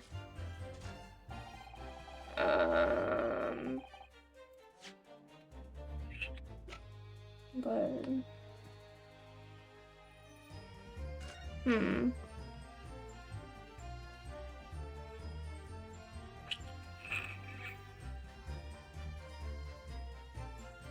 Okay.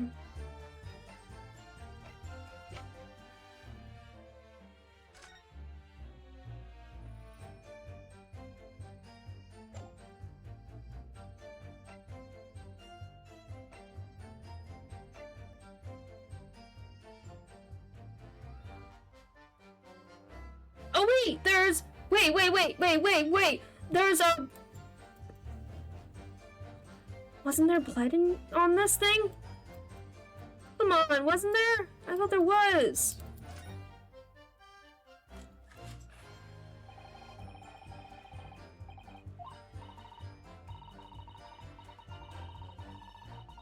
Oh wait, it's when it extends open. It's when it extended open. The front of it. Just go to the front. Go to the front. Go to this part. This part. Yes. Yes, it's right there. Yes.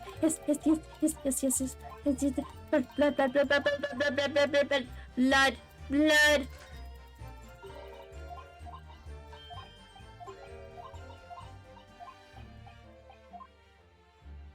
Alright, I got it. I got this. Okay.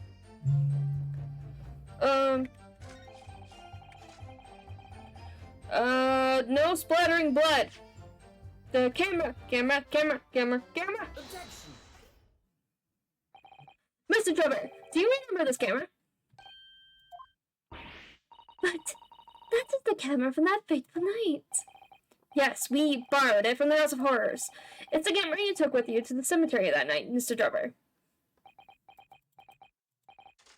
And is that supposed to be significant? This kind of camera is rarely seen in our homeland, so my colleague and I were keen to examine it closely. We noticed that the lens extends forwards on the end of some bellows. Like this. What's that? There, just on the bellows. It looks like a dark red stain. That's right. It's a rather conspicuous mark here on the bellows, in fact. Good Lord, are you suggesting? Yes, my lord. It would appear to be a spatter of blood. Something that could be confirmed with a simple chemical test. Isn't that right, Miss Dr. Sith? It would be difficult to determine if it was human blood, and not the blood of some animal. But yes, to test whether or not it's blood at all is simple enough. I propose that Madame Dispel's testimony was correct, and that on the night in question 10 years ago, you were spattered with blood from the gunshot wound. Well, and that furthermore, you really did witness the condemned professor emerging from his tomb.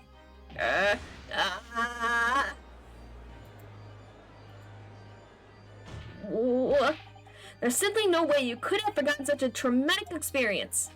In other words, the only explanation is that you're trying to hide the fact that you saw the professor that night. But why? Why would he want to do that? Well, not for his own gain, it would seem. Who's then? Who could benefit?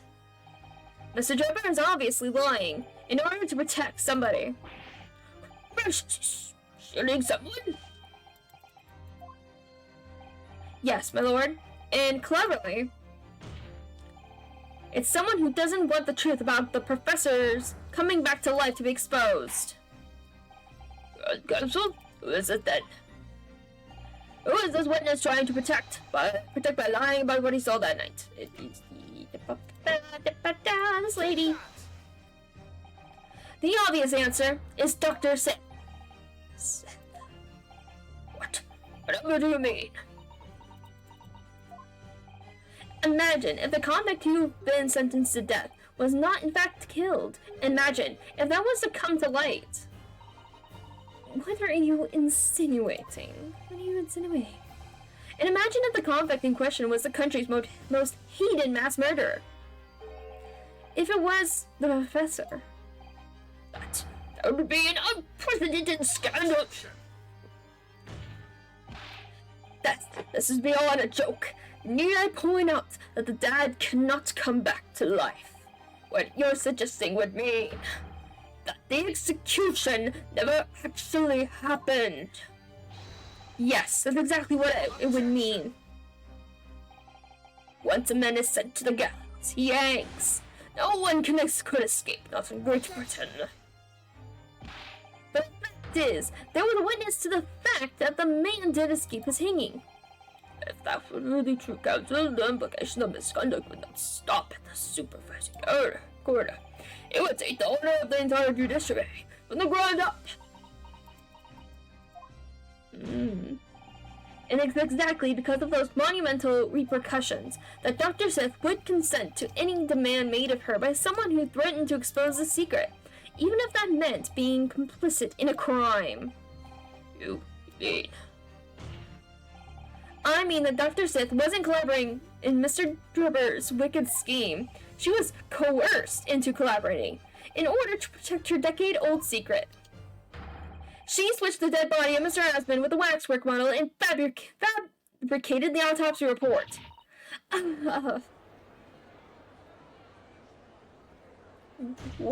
Boot on the stage. Lord Van Zinks. Pray forgive my freshly filled hollow chalice, and all wrapped of other discourtesies now. Goodness me. It's just the sort of tall tale Londoners would enjoy, I grant you. An executed killer rising from the dead, Scotland Yard cover-up, conspiracy at the highest levels. So let me ask you one thing. What's that? If the condemned man related emerged from his tomb that night only to be shot in the chest, who pulled the trigger and disposed of him forever. Well, I have no idea at the moment. We have little information to work that out at present, I think. I couldn't agree more. Another bias. The Old Bailey is no place for wild fantasies. And have you considered this, my Lord Neopany's friend? Considered what? Do you realize just what a dangerous endeavor it would be to coerce this woman into such criminal activity?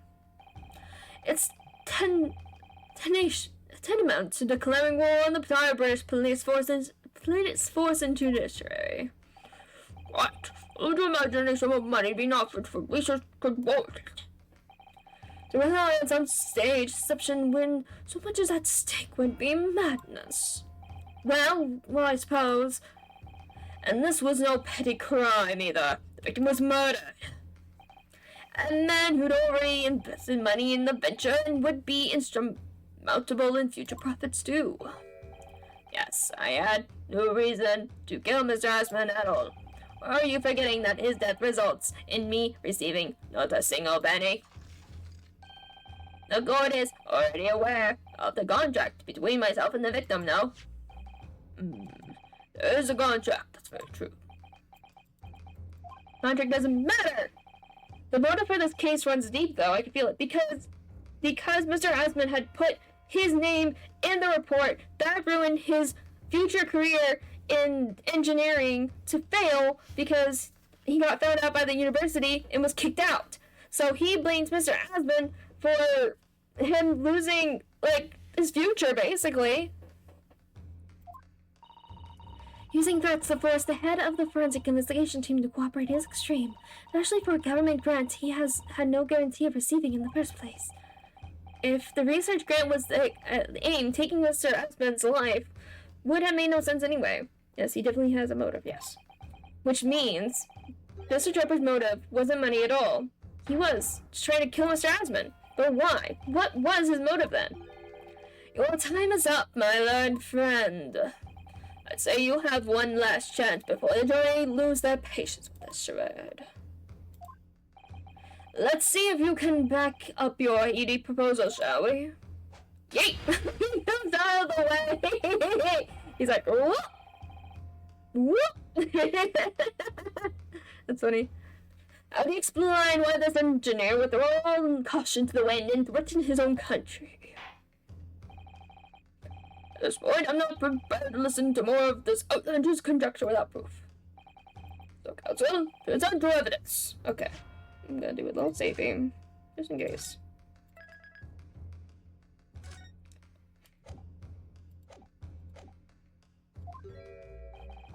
Alright. Who exactly was Mr. Asman to Trevor? There's a connection there that no one else seen yet. And I'm going to have to present 2 pieces of evidence to show what it is. Yep. Yes, my lord. The evidence to establish a motive and explains why the witness wanted the victim dead is right here. The newspaper. It's this newspaper article, my lord. That was written 10 years ago. And every detail has been examined already. What can it possibly tell us? That journal should never have been written. If typical gutter press nonsense, that means nothing. Yes, on its own, it isn't particularly significant, however. When considered alongside another piece of evidence, it will completely explain your motive for wanting Mr. Asman dead.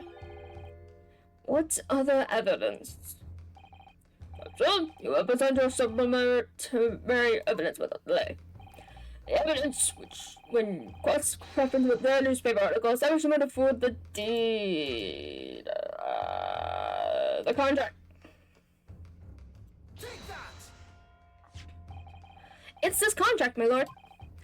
Mr. Trevor, this is the contract you signed with Mr. Asman. Yes, that's right. The very document, in fact. That proves I had no reason to kill the man. No, I'm afraid not. What? There's something very significant that this newspaper article and the contract have in common. Really? And it's that common link that shows very clearly why you were determined to kill Mr. Audie Osmond. Seems the defense has uncovered something the rest of us have missed. So, my learned friend, point out what these two pieces of evidence have in common. What exactly is the link between this newspaper article and the contract? This thing right here. Take that! This thing. It's this little squiggle. What these two pieces of evidence have in common is a signature. Signature? The signature on the illustration that accompanies the 10-year-old article and the signature on the contract belongs to the same person. What? As the court has heard, this illustration was drawn 10 years ago by the newspaper reporter who found Mr. Tripper and interviewed him about his ordeal. If you look closely, the reporter's signature can be seen in the bottom right corner of the drawing. And if you look at the contract here, which was signed between the witness and the victim last year, you can clearly see Mr. Osmond's signature at the bottom. Let me see. Oh, good Lord, yes, the identical. In short, the journalist who drew the illustration and wrote the article published about Mr. Trevor 10 years ago was the victim of this case, Mr. Audie Osmond. Ugh.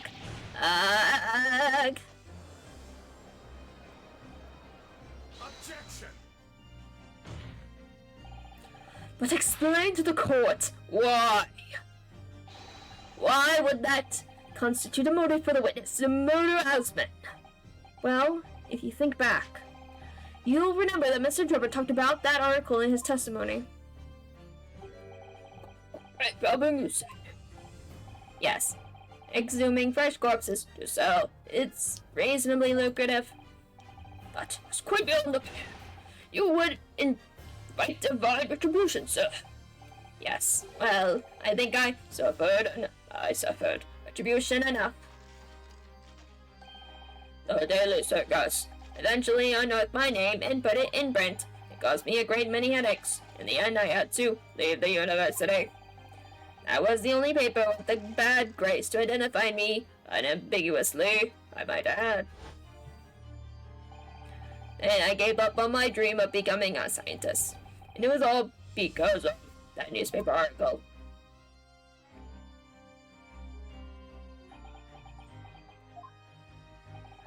At the time, you were a student at the University of London who dreamt of becoming a scientist. However, this single newspaper article changed your entire life. So Mr. Osmond used to be a newspaper journalist, eh? He did, my lord.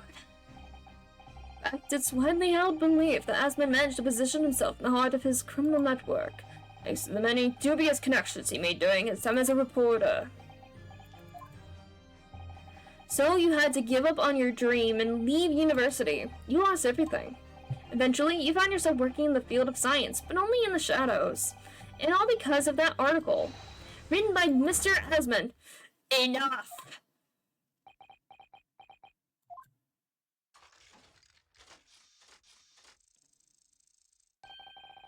Stop this endless dribble about my life. What? Explain yourself, Mr. Yeah, that's true. I had to leave the university as a result of that article. But it was just the straw that broke the camel's back. What do you mean? Almost every student of science in the faculty was too poor to actually conduct any research, but they struggled on with their hypothesis. Anyway, we all did, only to have them taken by vultures. Sooner or later, you knew your ideas would be stolen and patented by some wretch or other. After all, gracious. Making a name for yourself as a scientist in a climate like that was a miracle only a select few geniuses could ever hope to achieve. Personally, I wasn't one of those geniuses, so I was hardly a wretch. Being forced out of the university because of Lowgate was the best thing that could have happened to me. Mr. Trevor, do you genuinely believe that? Of course I do. Who's better placed to know whether or not I possess a talent for science than me? I'm sorry to say, that your words don't ring true at all. How dare you? And I have evidence to prove it. How are you in a position to say anything about me? I don't know you from Adam. Who the fuck is Adam? I don't know you from Adam. Is that the name of the university? I don't remember. And if you think you have evidence, go ahead, show it. What could you possibly have to disprove the idea that I was happy to leave the university because I lacked talent? The trophy? Take that! Do you remember this, Mr. Jobber? We found it in your workshop. Is that Royal Society trophy for excellence in science? What exactly is this trophy, Council? It's the greatest honor that can be bestowed upon a young scientist, my lord. There is no higher accolade. It recognizes emerging talent and promises a bright future. Your prospects for the future were excellent, weren't they, Mr. Jobber? Because even then, you were a genius in your field. But you lost everything. You had no more future. Your talents would go to waste. All as a result of this one newspaper article.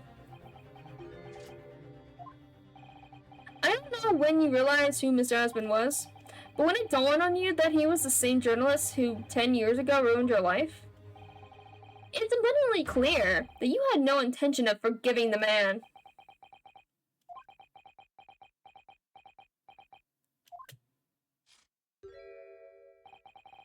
The truth is, finally, he's going to fold. He's not gonna fold. Yes, that is like, no. Oh! Oh! Oh! Is it Dr. Sith? Yep.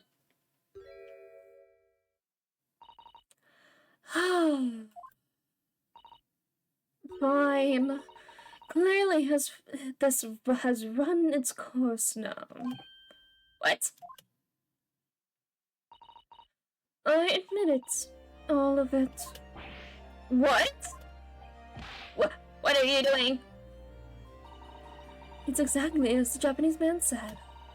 I was coerced into going along with this man's plot to murder the victim, on the condition that he kept my dirty secret from 10 years ago. No. Oh my god. She's okay. She's covering up for whoever shot the man. Whoever shot the professor. Has to be. Has to be. Which I think the person who shot the professor maybe was Strongheart. Maybe. I don't know. There's a lot going on with this, and I'm super curious what's going on. Dr. Sith, do you realize what you're saying, woman? It's all true. That day, when I arrived at the Crystal Tower and saw the birdcage, my heart nearly stopped beating. Bad memory from a decade ago that I'd done my best to bury deep inside myself. It was the professor again, staring me in the face. And then, before I had a chance to react, I noticed something else. A note. Like, there was a note, tucked inside the model's jacket. Dr. Sith, you will go along with my plan. From someone who knows the truth about what really happened that night 10 years ago.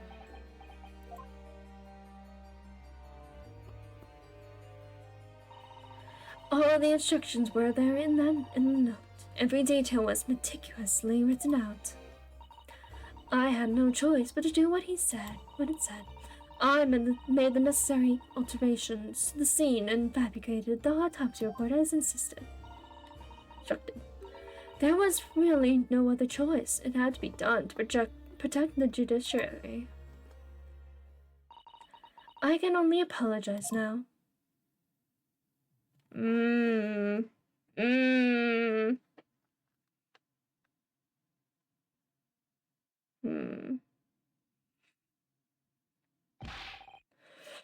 on earth would you buckle now? Well, there's no point trying to hide it anymore, is there?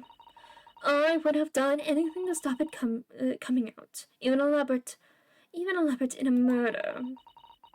But the great lie about the execution 10 years ago has been exposed.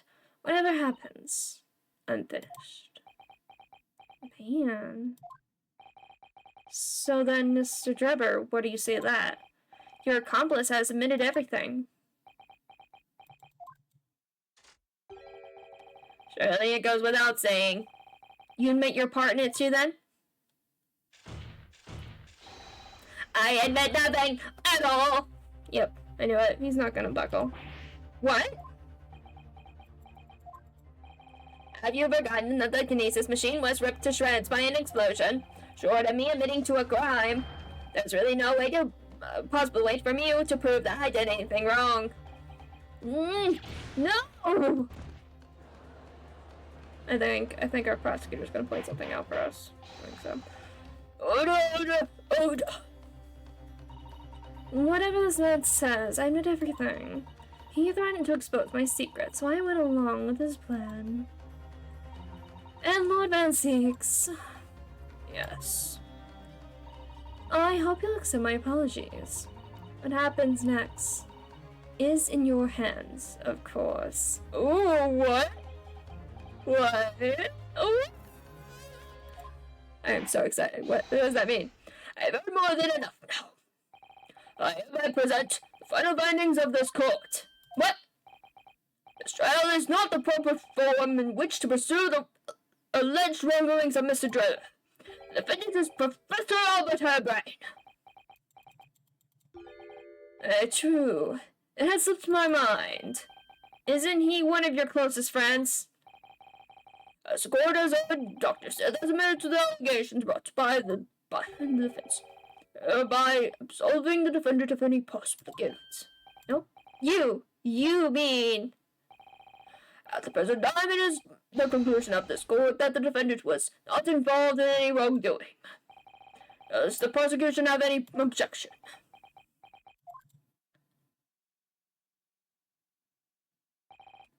None, my lord.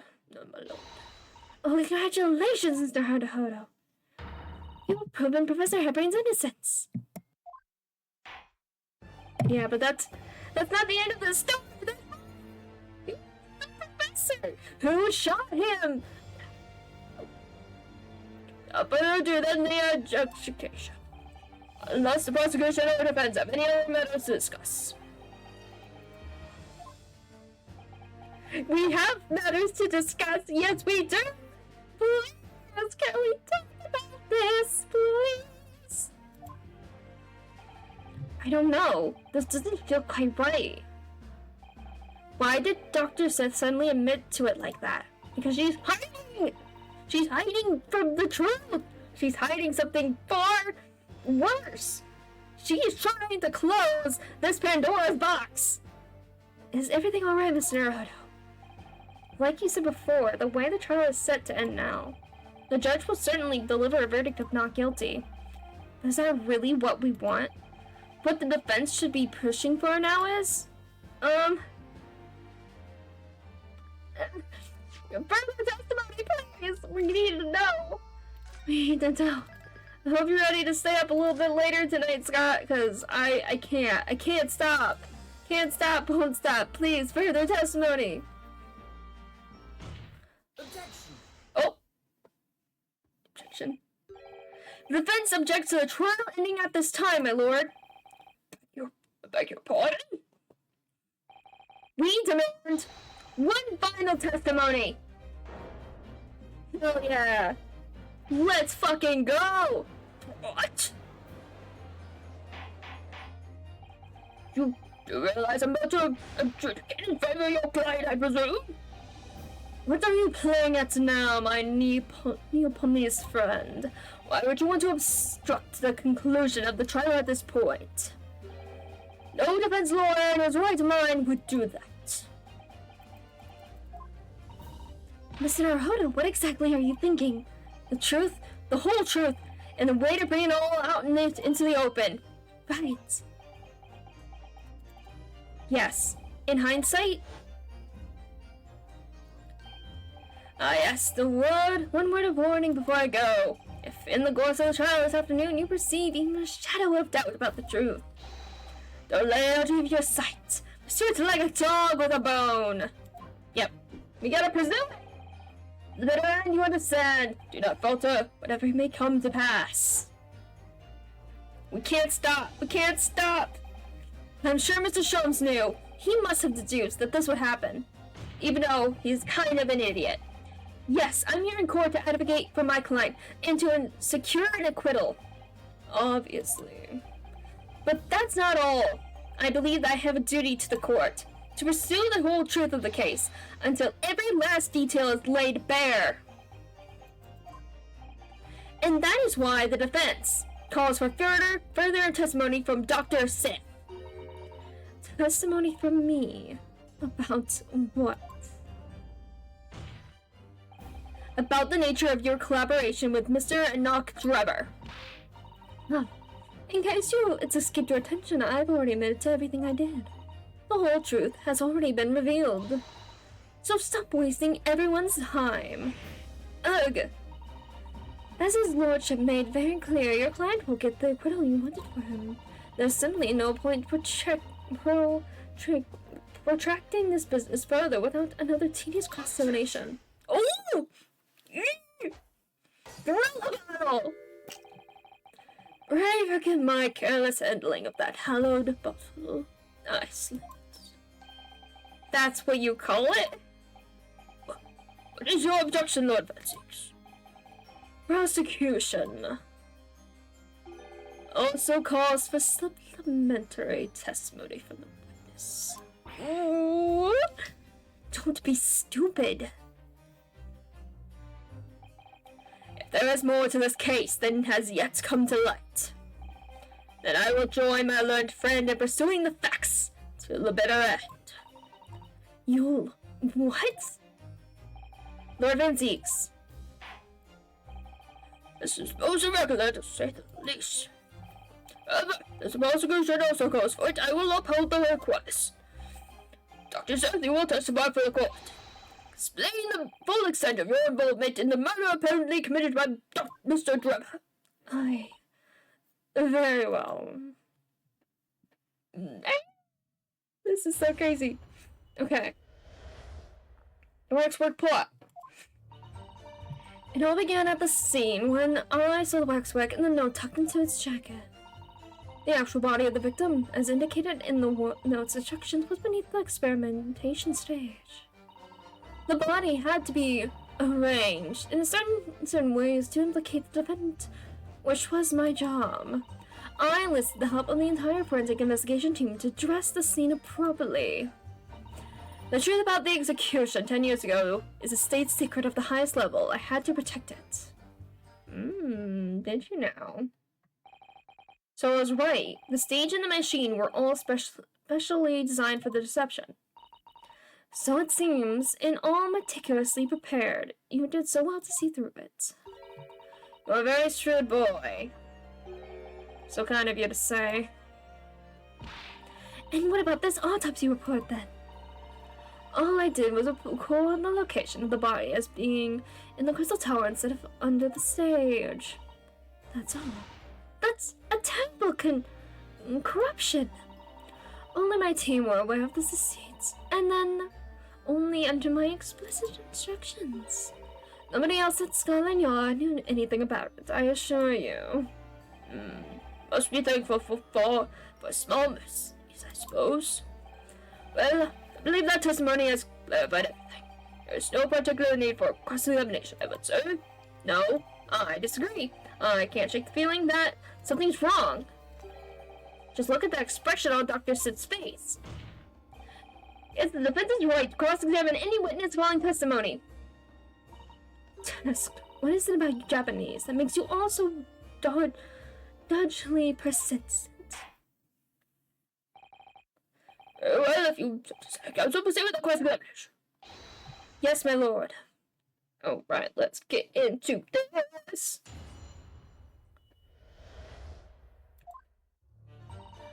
And again at the scene when I saw the waxwork and the throat tucked into its side, it's ejected.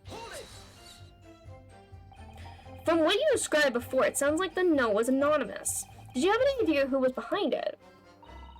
There are very few people who know about what really happened 10 years ago to start with. But anyway, I never heard of this engineer. So no, I had no idea. Yet, despite not knowing who was behind the plan, you went along with it. I had no choice. Protecting the professor, his secret was my only concern. Almost as built now, the stable door will never shut again. Scotland Yard's reputation will be immeasurably damaged as a result of all this. Yes, thank you, Lord Van Zakes. I'm well aware of that.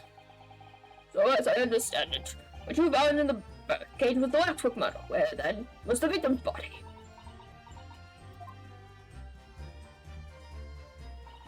The actual body of the victim was indicated in the notes and instructions, but beneath the experimentation stage.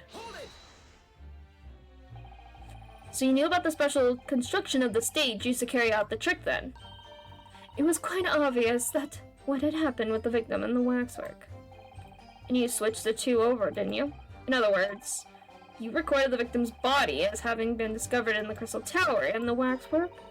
I wrapped it and sent it by carriage to the specified address at the specified time. And why were you given such directions? Presumably so it could be recovered by Dureba and returned to Mammoth Spells. I see. And then you put the birdcage back on the experimentation stage. Yes. Although someone obviously made a mistake about which cage should go where. I thought I'd made it perfectly clear to the team, but still. I suppose you were focused on the victim's body, that being a more important detail.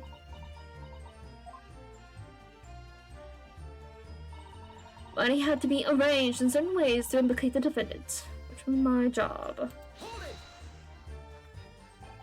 When you say arrange, I presume you mean with this? Yes, the instructions in the engineer's notes said something along the lines of, fabricate some evidence to make it clear that Harebrain alone could have killed Asmund. So you mean that was your doing? I fetched Harebrain's ridiculous screwdriver from the stage and took it with me, alone, to the abyss under the stage where the birdcage had fallen. Alone, Doctor? Alone?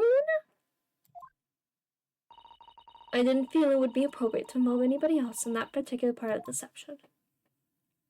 There was a void under the stage where I found the birdcage lying in the dirt. I approached it, leaned down, and slowly opened it up. Then I took the screwdriver in both hands and plunged it into the man's chest.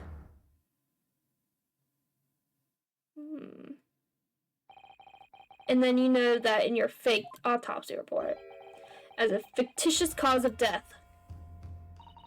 Exactly. So, the actual cause of death was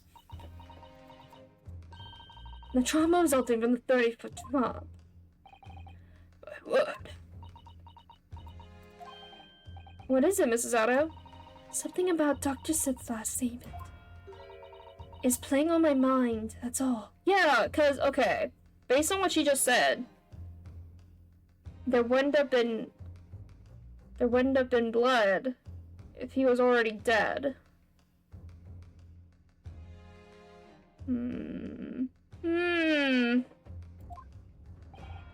Yes, mine too.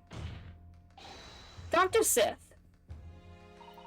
There's really no need to shout. I can hear you perfectly well.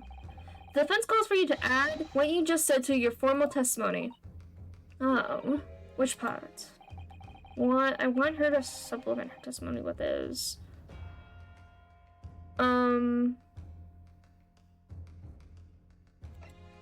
what she did to the victim?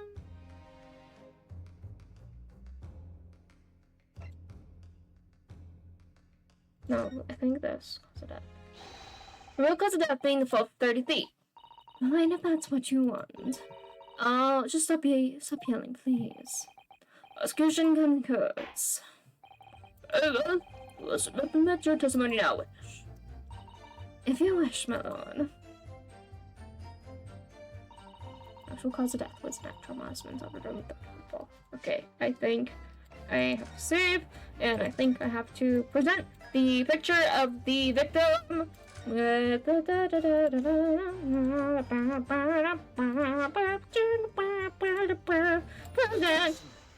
No! Look! A statement would seem to be at odds with the evidence. Okay, fuck, I did it wrong.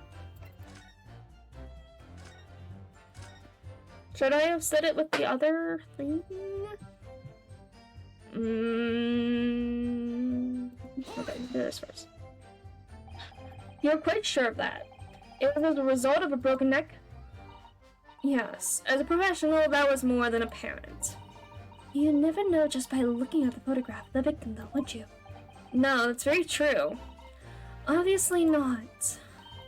Which is precisely why coroners are needed to determine the actual facts. Yes, assuming they can be trusted. There is no point calling her assessment into question without evidence. Let's get back to the testimony. Very well. Okay. This is the help of the entire forensic investigation team to address the scene appropriately.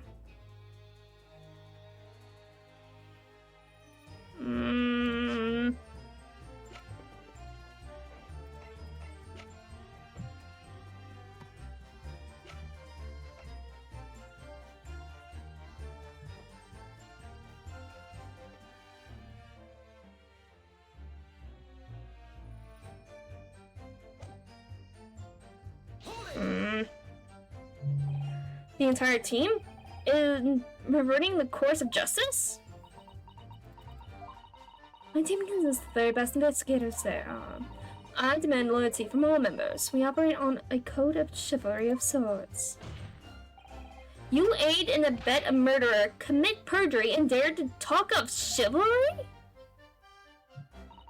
It was a matter of priorities. What? Nothing more was more important than protecting the secrets of the professor. My team did what was necessary. Without losing sight of the primary goal, I consider their conduct exemplary. Don't concede the point, Mr. Naruto. You mustn't let her win. You need a lawyer. You are a lawyer. I'll take that sentence as tactic acceptance. Now, can we move on? Truth about the execution 10 years ago, state of secret of the highest level that had to protect it. But at what cost? Faith in Scotland Yard is going to suffer a terrible blow as a result of this. And your precious secret is out now anyway. Yes, as you say. And I take full responsibility. Me up. Surely there was some other way you could have protected the secret? No, there really wasn't. I've done my utmost, believe me. In many ways, I respect your determination. You were nearly frozen under the cold stare as she said that. I do believe she was being genuine, though, Mr. Naruto. So that's her story. She's admitted to everything and revealed her full involvement in the crime. I do wonder if there really could be much more to it. Well, I don't know, but I just have a feeling. Do you, Mr. Naruto? The truth is, I find it strange too. All of those two are reacting to this in completely opposite ways, I mean. Yes, exactly. For some reason, I feel sure they're still trying to hide something. Okay. Okay. Why believe within those instructions was beneath the experimentation stage. Money had to be arranged in certain ways to implicate the defendant. This was my job. Okay, I go back through this.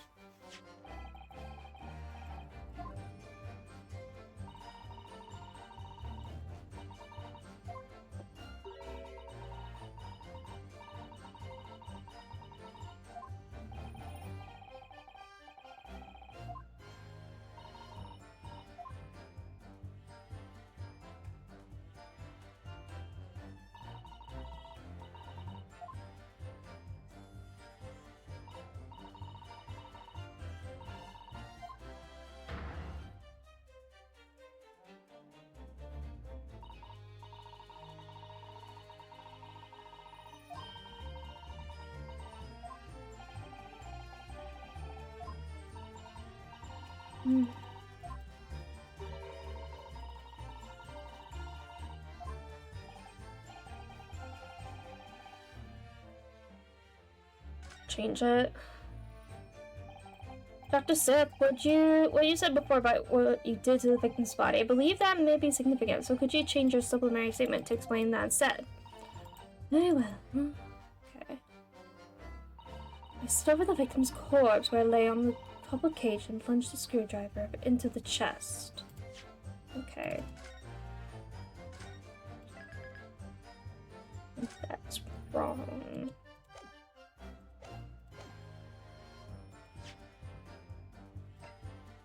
Objection!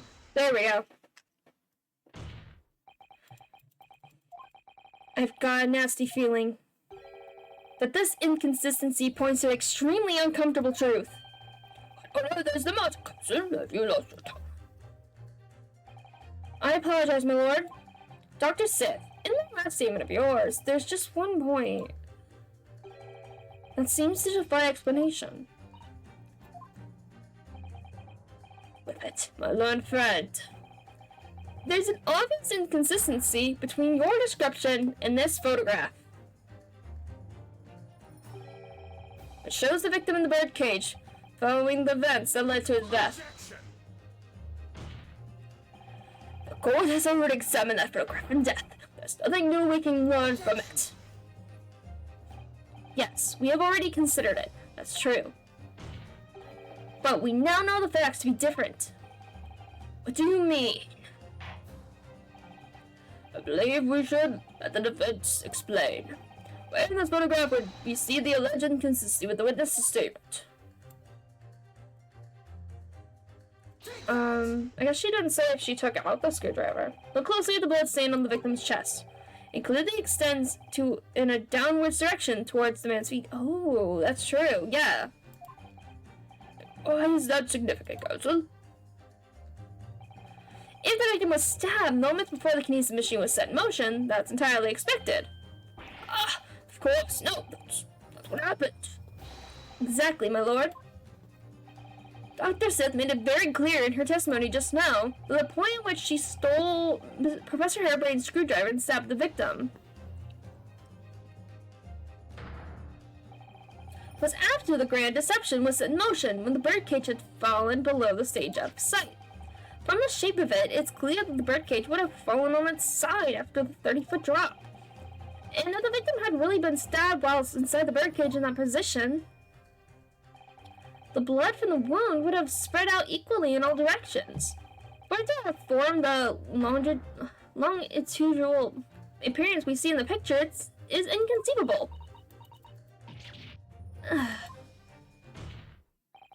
Given that the victim's blood seeped vertically downward from the wound, it must be the case that when you stabbed Mr. Hessman, he was standing up.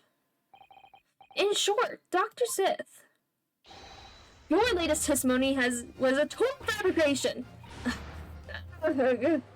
Shape away. Okay. Come on, get this going. I knew it. I was right. Now I've identified that contradiction. There's only one way to explain the facts. We've all been under a great misapprehension here. What? What sort of misapprehension?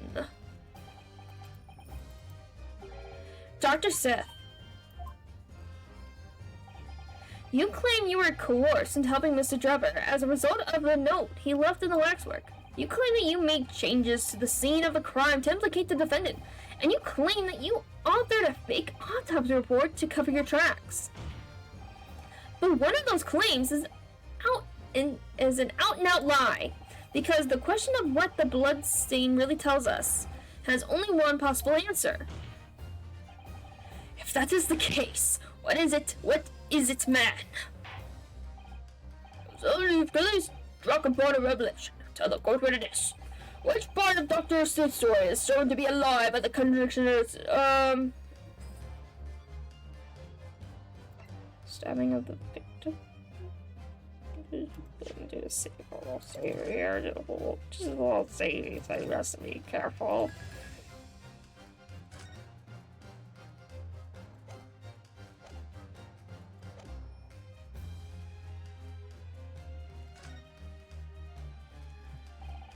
The answer is very simple. If you consider the sequence of events, if when the victim was stabbed, the blood from the wound seeped downward as it did, we can be sure that the victim must have been either sitting or standing upright at the time. But as you rightfully pointed out, the birdcage would have fallen on its side when it fell beneath the stage. Yes, it would, which tells us that the victim must have been in that position of his own accord. Shit, boy, he wasn't dead! Possible the man was dead, remember? No! That is the misapprehension. He was still alive. When the birdcage from the stage into the void below, it must have hit the ground with considerable force.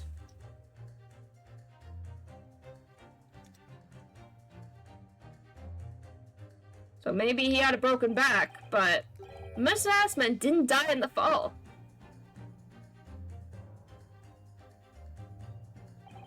He probably lost consciousness for a while, but when he came around, he got to his feet to climb out of the cage. Just as Dr. Sith appeared.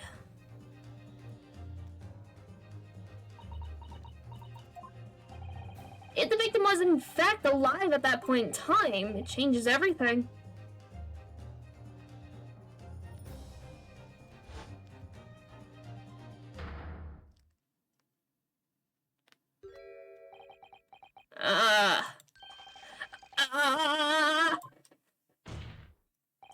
Mr. Audie Asman's killer wasn't the defendant, Professor Albert Harebrain, nor was it the mastermind behind the stage trickery, Mr. Enoch Drebber.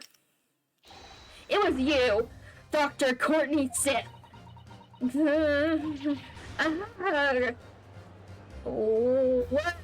Twist?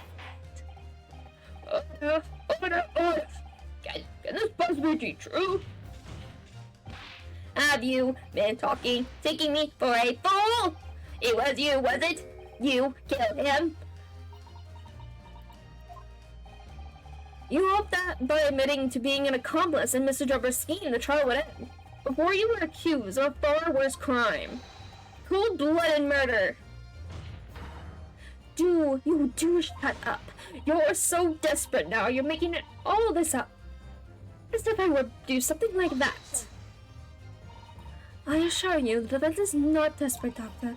Mr. Hodo has established the facts using evidence and logic alone. Ha! Logic? Don't make me laugh. Sadly, your logic has a gaping hole in it. What? What do you mean? Tisk, I'd have thought it was obvious. A motive, boy. You're lacking a motive. What possible reason would I have to kill Mr. Hesman? Hesman was involved in any number of criminal activities, from coercion to theft to murder. But there's no known connection to Dr. Sith there. Others believe to say it does seem somewhat far-fetched. True, there's no obvious motive, but there's still something in the back of my mind. I feel sure I've seen something somewhere that hints why the coroner might have done this. Do I? I don't know. I mean, so the identity of the professor would be kept secret or whatever? Or the fact that he, yeah. I know, say, but not it. Something somewhere that hints to why the coroner might have done this. Yes, I might have tampered with the crime scene and concocted a fake report, but murdering someone for no reason is a very different story. No. When you question what possible reason you could have for wanting to kill Mr. Osman, something did come to mind. What? What was it, Counsel? Let in the court at once. Yes, we saw it yesterday, didn't we? Something that seemed strange, but we had no reason to suspect it at the time. There's a particular object that explains why Dr. Sith would have wanted to kill Mr. Asman. The Iron Mouse?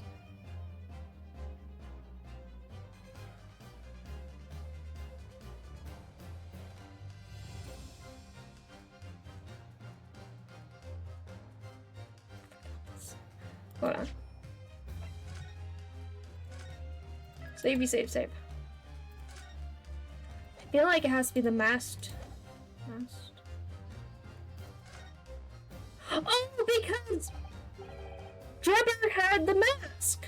He had the head. It's the iron mask.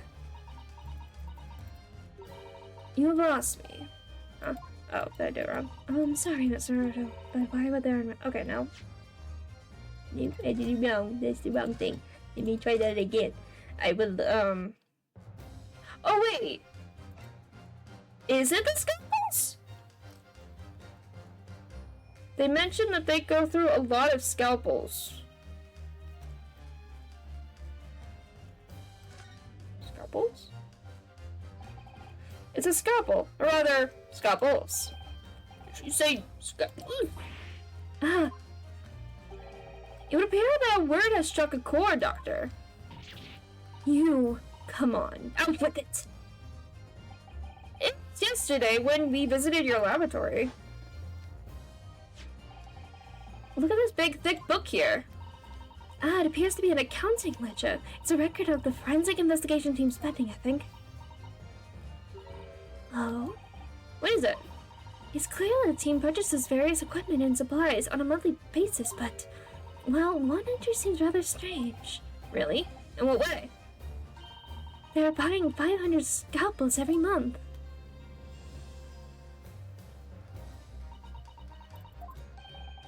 A month? At first, I wondered what on earth you could be using that many scalpels for. But actually, I realize now it's not the scalpels themselves that are significant. It's the money for them, disappearing every month from the department's accounts. Asmon's criminal organization relied heavily on extortion for its funding, tracing the money from the forensic investigation team's account to find out where it was going would be extremely straightforward. 10 years ago, when Mr. Asmon was still a journalist and wrote this article about Mr. Drebber, he may well have stumbled upon information as he was searching the story. Information relating to Dr. Sith's darkest secret that he would use to trake money from her for the next decade. Ah! Gotcha. She was being blackmailed not only from Mr. Drebber, but for a very long time from Mr. Asmon. A darkest secret? What do you mean? I don't know what happened on the night of that execution 10 years ago, but clearly the opportunity to rid yourself of that menace was too tempting to pass up. So in the end, you weren't coerced at all, were you? You did it entirely of your own free will. You stabbed Mr. Asmon in the heart with all your might, to silence the blackmailer who knew your dark secret forever. You'll never understand. None of you. What we've had to keep covered up all these long years. You got something to say? What are you gonna say? Tell me your secrets! Please! Oh my god! No, say more. No, don't fight the black! No! As very little of the machine remains after it was ripped apart by the bomb. The truth of this case can never be properly established unless you speak out. And if you decide not to, it's very possible that Courtney Seth will escape punishment for her crimes. Please, sir, own up to what you've done, and tell the court the truth about what happened. What is he gonna say? 9 years ago, you told the truth, and you were robbed of a bright and successful future as a result. I can certainly understand your bitterness, and your consternation, however. This is surely the chance you've been waiting for, to sever the hold that fates had over you all these years.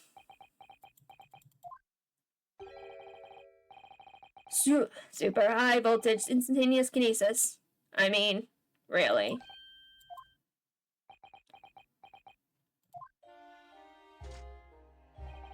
It's that animal brain mock scientists that are the worst, you know. They don't recognize the fact that they don't have talent. They can't even get that right. And so they end up chasing impossible dreams, having unbridled faith in their abilities. They go on and on about their wonderful hypotheses, their stupid eye shining like a little child's. They make me sick. I can't abide their foolishness. Careful, Mr. Drebber. I was particularly pleased with the kinesis machine. It was made for quite a show, didn't it? So you admit it? You admit that it was nothing more than a sham made for the purpose of killing the victim? Yes, I admit it. I did it all in the name of revenge. Revenge for the future that Mr. Asmund's article had deprived you of 10 years earlier. But the revenge you sought didn't stop at Asmund, did it? Which is where the very particular waxwork comes in. Yes, I see. The condemned convict that you saw rising from the grave in Lowgate Cemetery 10 years ago. If your account of those events was all true, and obviously Scotland Yard couldn't afford to acknowledge what had happened, even if it meant discrediting a bright young man and crushing any future career he might have had. So your plan required that you abduct that particular waxwork model in order to exact your revenge on Scotland Yard as well, or on Dr. Sith, to be precise.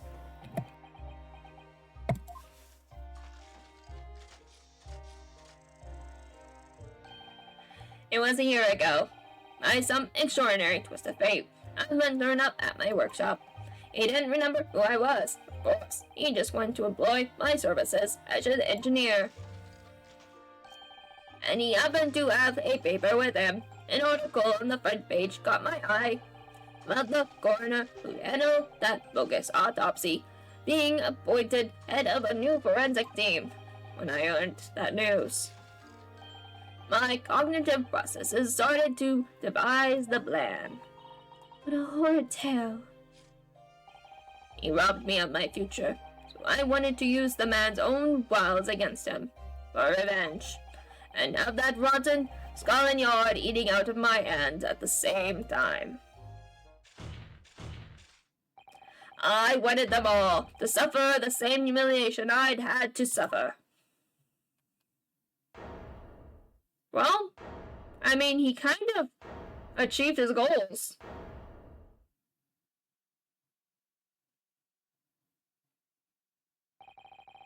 Your actions against those who had ruined your future were justified as revenge, at least to yourself. Certainly, no one has the right to destroy another's prospects, especially for purely selfish gain. And yet, in carrying out your plan, you did exactly that to someone else, didn't you? And I? Harebrain.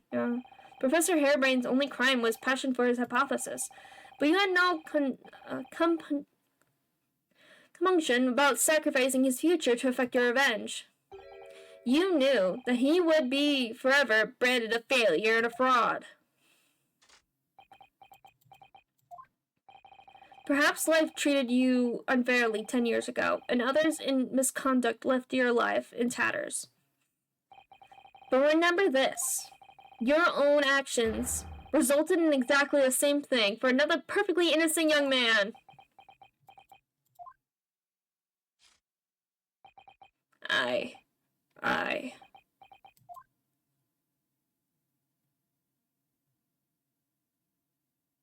Man.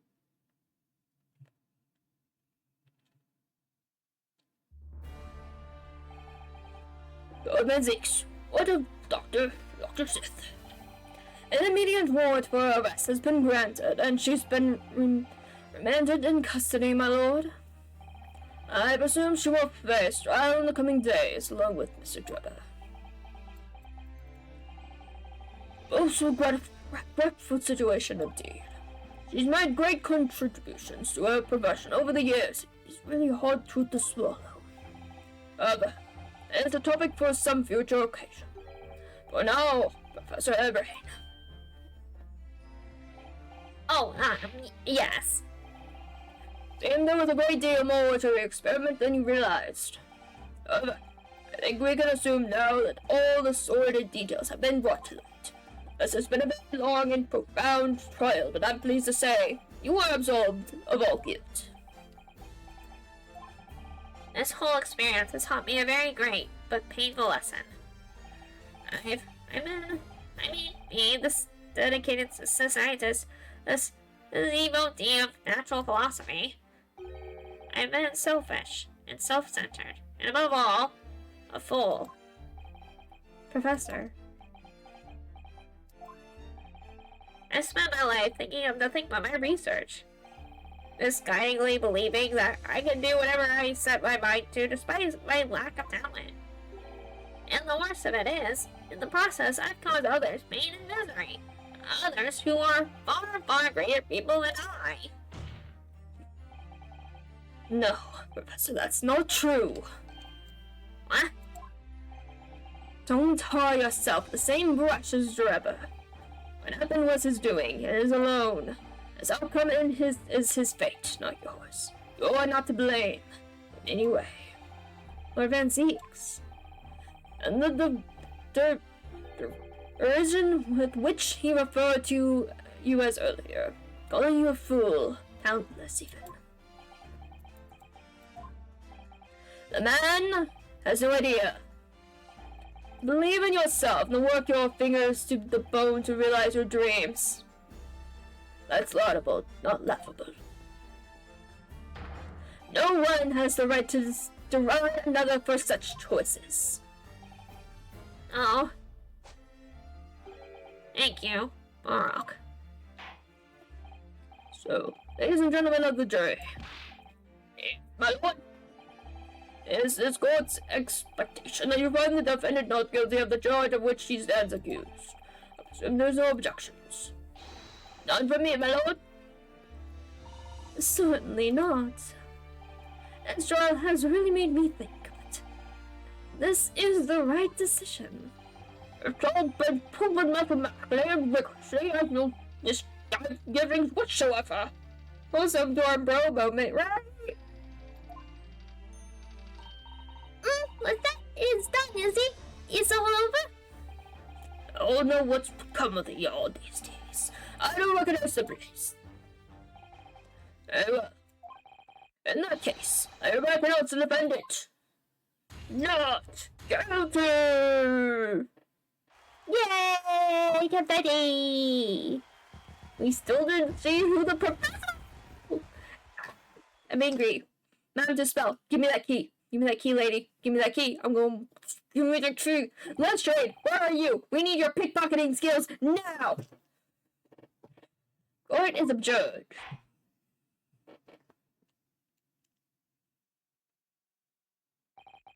It's over. That was some trial. Ooh. Okay.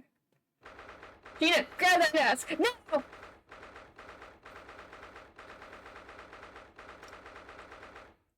Yeah, do we not have the evidence yet? Gina! Okay, well, Gina's working in the police department, so she can maybe get that evidence back. So, she can get the evidence, and then she needs to steal the key from Knob to Spell. She gotta do it. Come on, Gina. Come on, Lestrade. Come on. Do it. Do it for the team. Come on. Please. I'm begging you, please. 24th October, 4:33 p.m., the Old Bailey Defendant's Chamber. Jeez. Professor, what a splendid outcome, isn't it? Oh, it is. It is. Congratulations, Professor Haberhain. Mr. Naruhodo, this is not. Oh, I am truly beside myself with gratitude. How can I ever thank you enough? I'm just glad it's all been cleared up, that you realized you were just caught up in a bad situation. Right now, you know, if I had that research grant money, I'd give the whole lot to you, every penny. Well, that's very kind, but I'm just a student, so... We don't need any financial reward. Your acquittal is more than enough. Oh dear, what can I do? How about this? How about it though? The paper about my hypothesis is inside. Well, just as a memento then. Thank you. Aw. I've been wondering, Professor. What are you going to do now? Oh, well, yes. What am I going to do? My hypothesis and my great machine lies in ruins. But still, it's been too long since I was last in London, so perhaps I'll try some sightseeing. I expect I must explore the great exhibition while I'm here, too, and if a new inspiration hits me. Oh yes, that's a wonderful idea. I can't allow that. Oh, Van Zeeks. Lord Van Zeeks, what are you doing here? Fuck! I'm sorry you had to go through that, Hut. Well, come on, it was terrifying. You were like a great demon behind your bench there, snarling down on your prey. Damn it, Van Zeeks, quit being such a killjoy. You're one of the few true friends I have. Oh, no, he's being nice. He's being nice. Let them be bros. I couldn't leave it to anybody else to handle the prosecution. Or the defense. Sorry? Or the defense? Did I just hear that right? Oh, shit. Oh, he respects us. I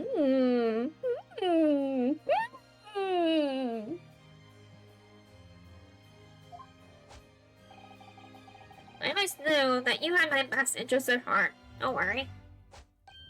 How about you show me around while I'm here in town? It's been a long time since we left the university. We have a lot to catch up on. Come on, have bro day out. Come on. Listen, Albert. In a few days, your claim will be made official. When that happens, you must head straight to Dover. Look up at you. What? From there, you'll cross the channel and make your way back to Germany. You'll already purchase the tickets. But no, a minute, Baroque. What about the great exhibition? This is the chance of a lifetime for me. I want to look around. No sightseeing, Albert. Give up on the idea. Oh shit. Does he think that Albert, his life's gonna be in jeopardy?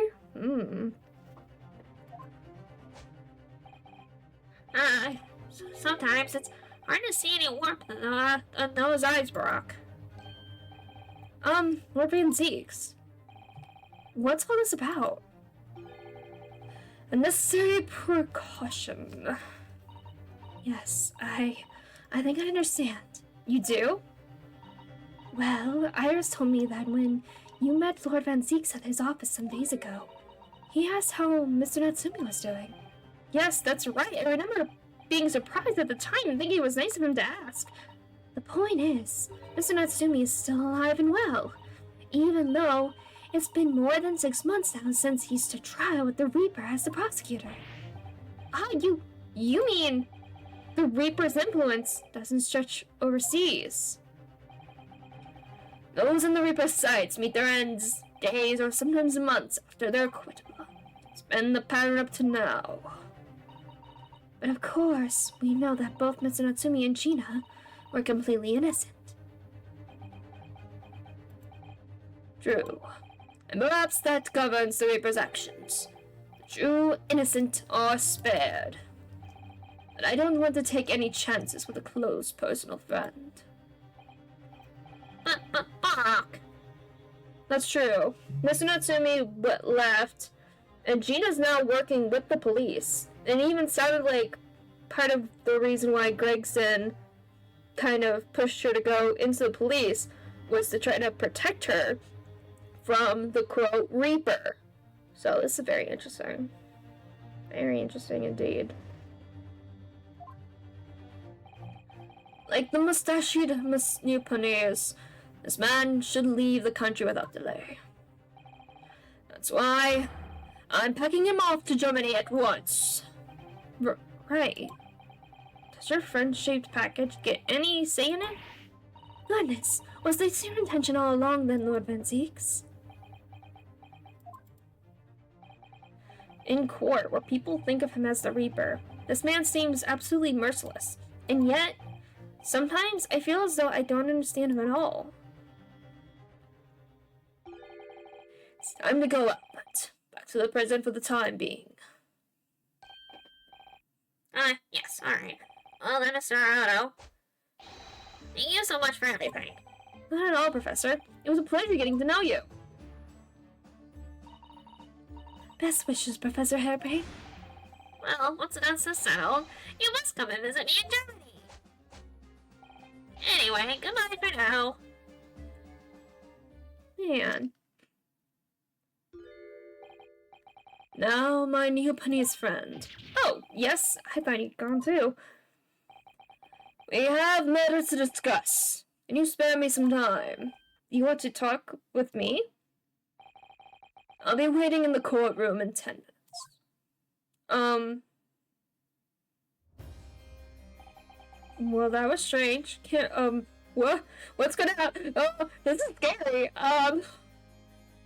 What? What's gonna happen? What? I'm scared right now. I'm like, what's gonna happen? What? Is he gonna kill us? Is somebody gonna kill us? Is Lord Van Zeeks gonna be murdered? What is happening right now? I don't know. I don't know.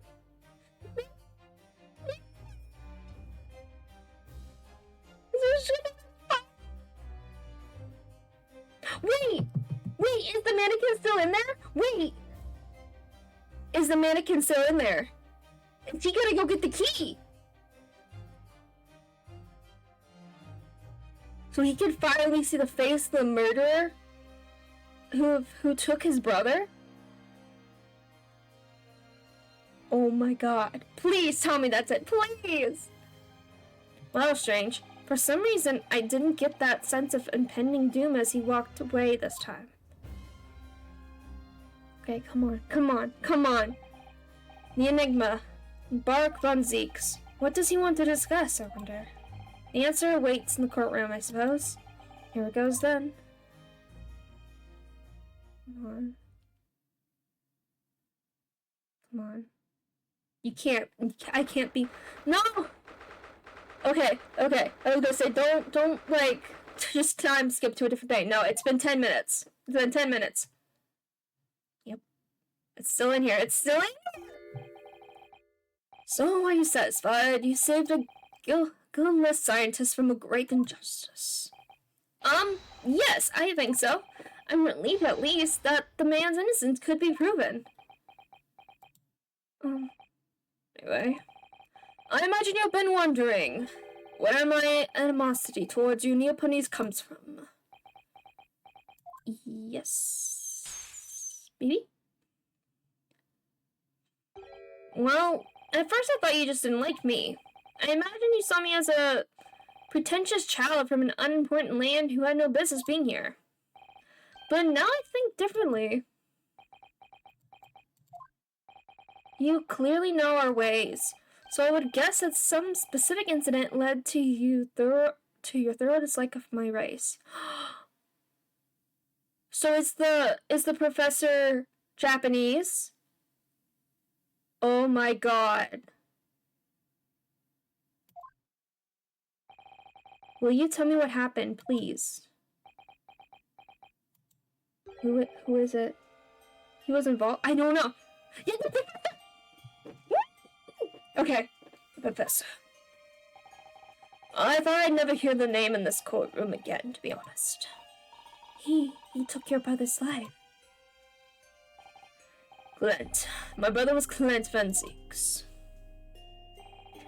16 years ago, when I was still just in my teens, he was already the director of prosections and a key member of the judiciary. I looked up to him. He was everything I aspired to be. He was involved in the establishment of justice in foreign countries as well. There were exchange programs between Britain and other nations then too, to share knowledge and ideas. As part of one of those programs.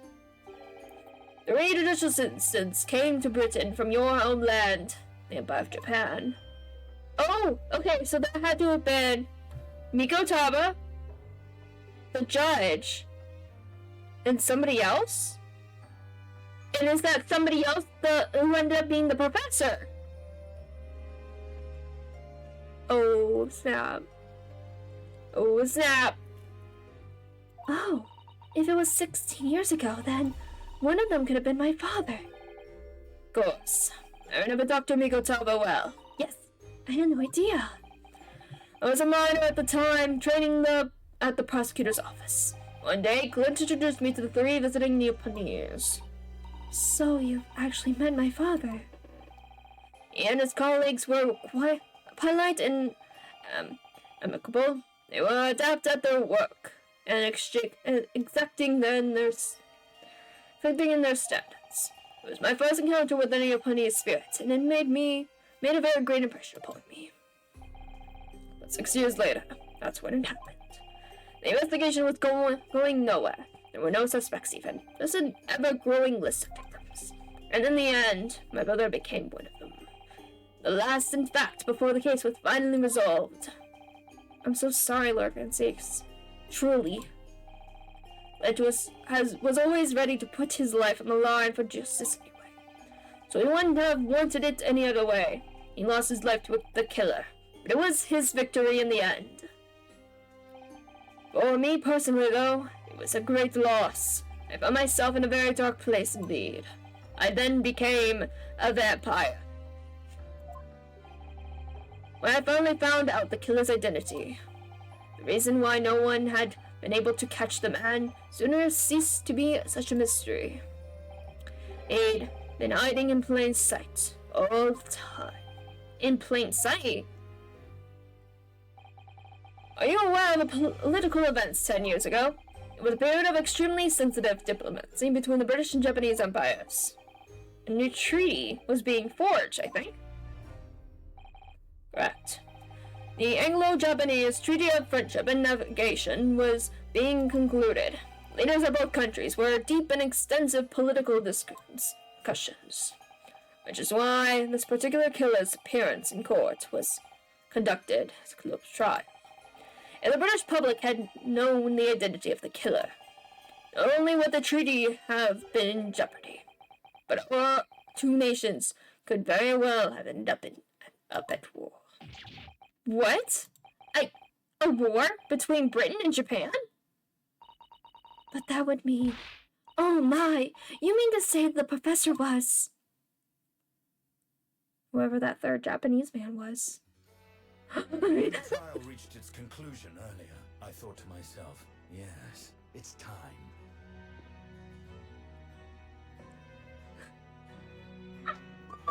Oh my god, oh my god, oh my god, it's happening, it's happening.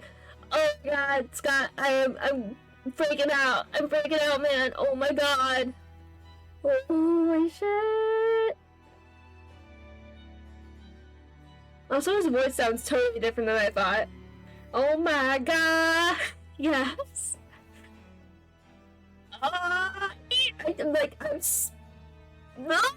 Okay. Time for you to come face to face with this hideous monster.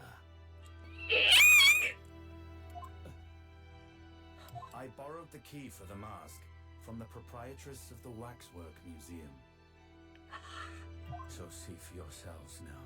Confirm it with your own eyes. The truth that's been hidden this past decade.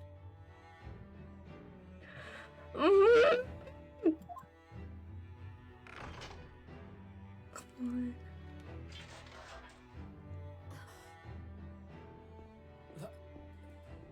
That's the professor? Yes, that's him.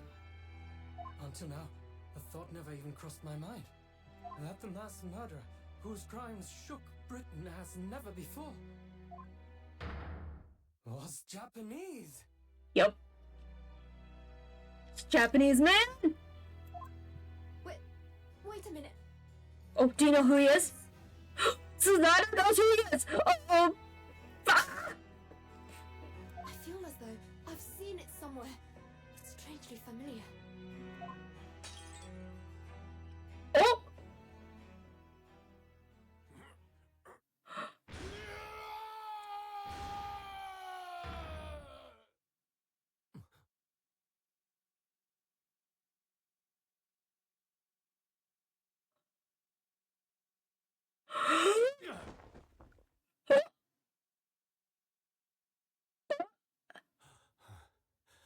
Father.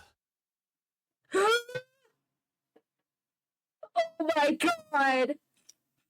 It's Cosmo's father? Cosmo, when did you start being in the Persona series? That's what he looks like right now.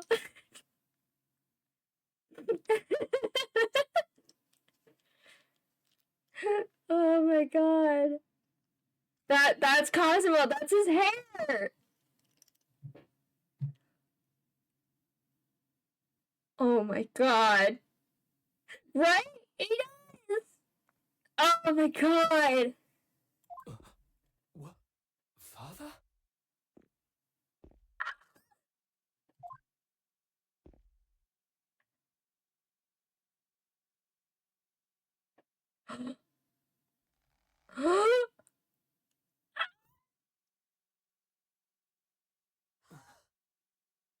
Kazuma!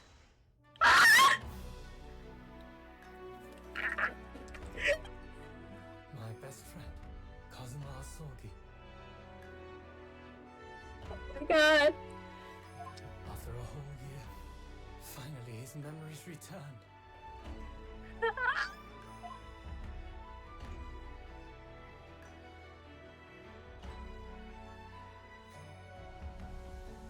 As he stood there before me.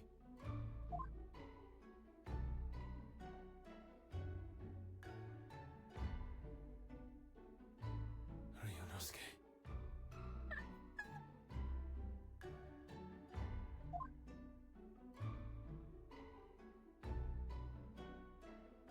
Hello again.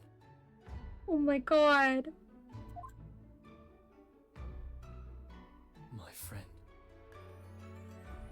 Oh my god. Kazuma-sama! Judicial Assistant Mikotaba.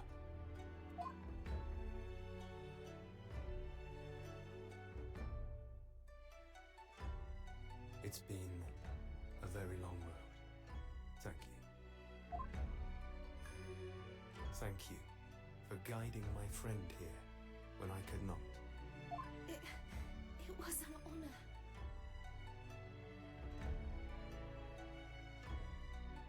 So I think particularly why Cosmo wanted to go to the UK, to London, was to find out what had happened to his father, because clearly that had been kept a secret. And now we know. Now he knows. His father was a fucking murderer! Jesus Christ! Which is, I'm sure Cosmo didn't expect that. But wow. Wow.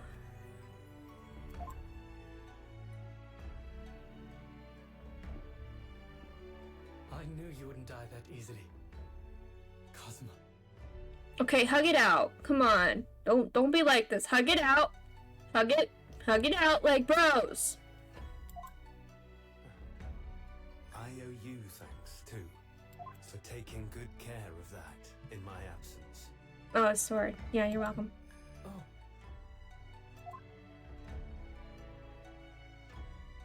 Karuma. Great blade of the Asogi clan. Passed down through the generations. When we left Japan, this sword was at my friend's side. A Japanese man's katana is his soul, and he couldn't be parted from it. But then, when the incident happened, it was Susato-san's wish that I inherit the sword and I've kept it with me ever since, along with my memories of the friendship we shared.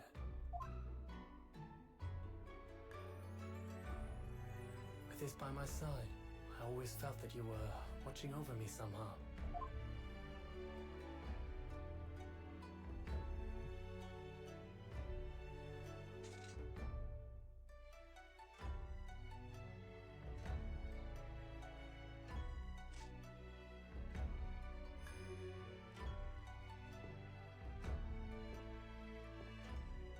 I've made it. At last. Father. Are you saying... Surely not. You mean... You knew all this time? What? He knew? I'm looking at it. But... I still can't believe it. This mass murderer is Kazuma's father. Oh, is he gonna cut the head off of the wax model? Yeah. Hell yeah. Do it! Do it!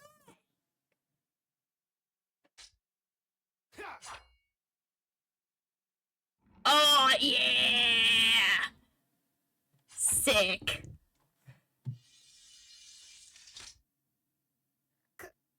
Kazuma-sama. That was cool as fuck. Ryunosuke, we have much to talk about. But now is not the time. Also, now, Cosmo, you kind of look like you're from Kingdom Hearts.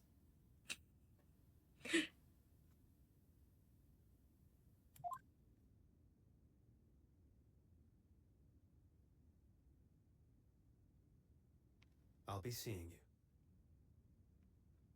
you. Wait, where are you going? Wait, Cosmo? No. No. Sir. Give the man a trial first? I think he already had a trial. But, no, but, excuse me? Excuse me. That's all Kazuma said. What? Before Where'd he he turned and left us there, in the courtroom. What?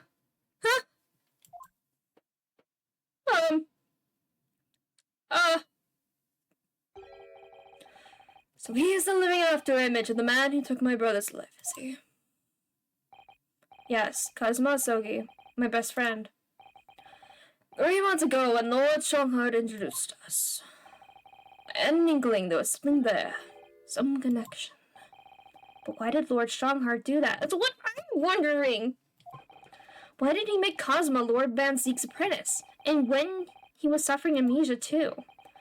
The man was apprehended, even executed. But his legacy just won't die. That's the sad truth. Anyway, that's all I had to say. Thank you for meeting with me as I asked. Okay? I have so many questions. 10 years ago, my grandmother took me to the railway station. We were there to meet my father from the train. For me, it was the first time I'd ever seen him.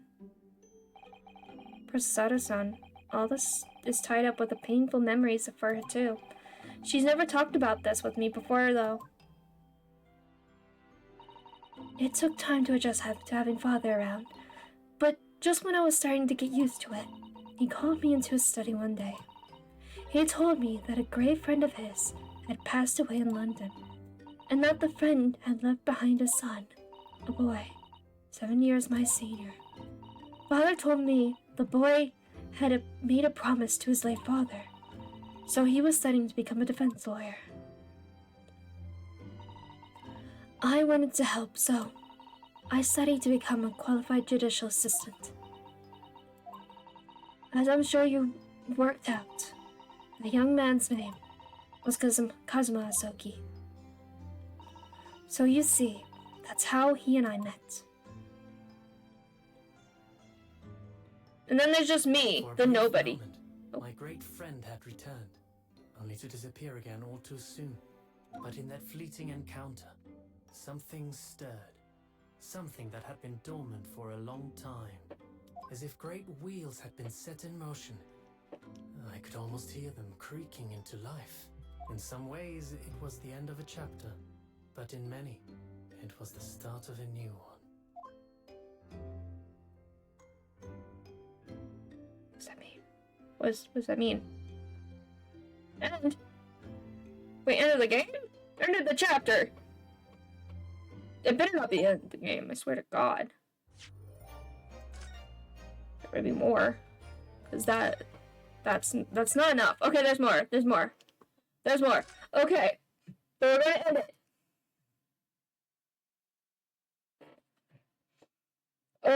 Yeah, at least we're not related to a mass murder, I guess.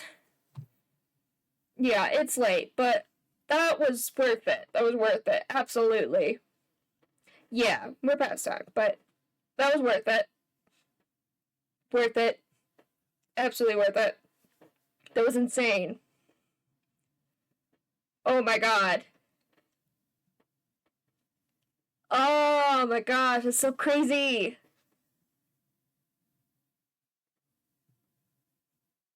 Yes, absolutely.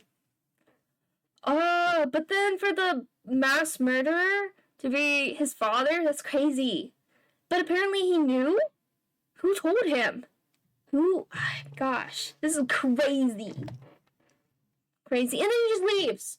He gets his memory back and he's just like, bye, and just leaves. Like, Kazuma, no, come back. You have some explaining to do. Sir, you have so much explaining to do. Hello? Don't just leave us here with nothing, sir. I mean, is Cosmo just gonna be the real Reaper? The real Reaper of the Bailey?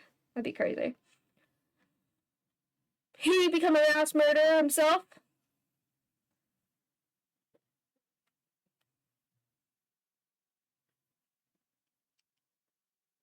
Is this his anti-hero arc? Absolutely. I see it now. Oh my gosh. Oh my gosh, yes. I can't wait for more. I am so excited. There's so much more. Why did Strongheart do this? Let's see, episode 4, Twisted Karma and His Last Bow. Very interesting sounding. We still don't know about the thing with the hound, the story that Iris had wrote about a case Sholmes and Dr. Wilson had done that Sholmes tells her not to publish, that it's got some crazy stuff going on with it. And that might be relating to the fact that what had happened with Cosmo's father. We don't know. There's so much to do. And also, I really have to go to the bathroom. I've been holding it, because I'm just like, no, I can't stop. Can't stop, don't stop. Yeah. Okay, let's call it, yeah. Alright. See you, dude. Okay. That's going to be the end of tonight's stream. That was awesome! I cannot wait for more next week. Bye-bye. Good night. Thanks for hanging out and watching. Good night. I'm tired. Goodbye. Night. Bye.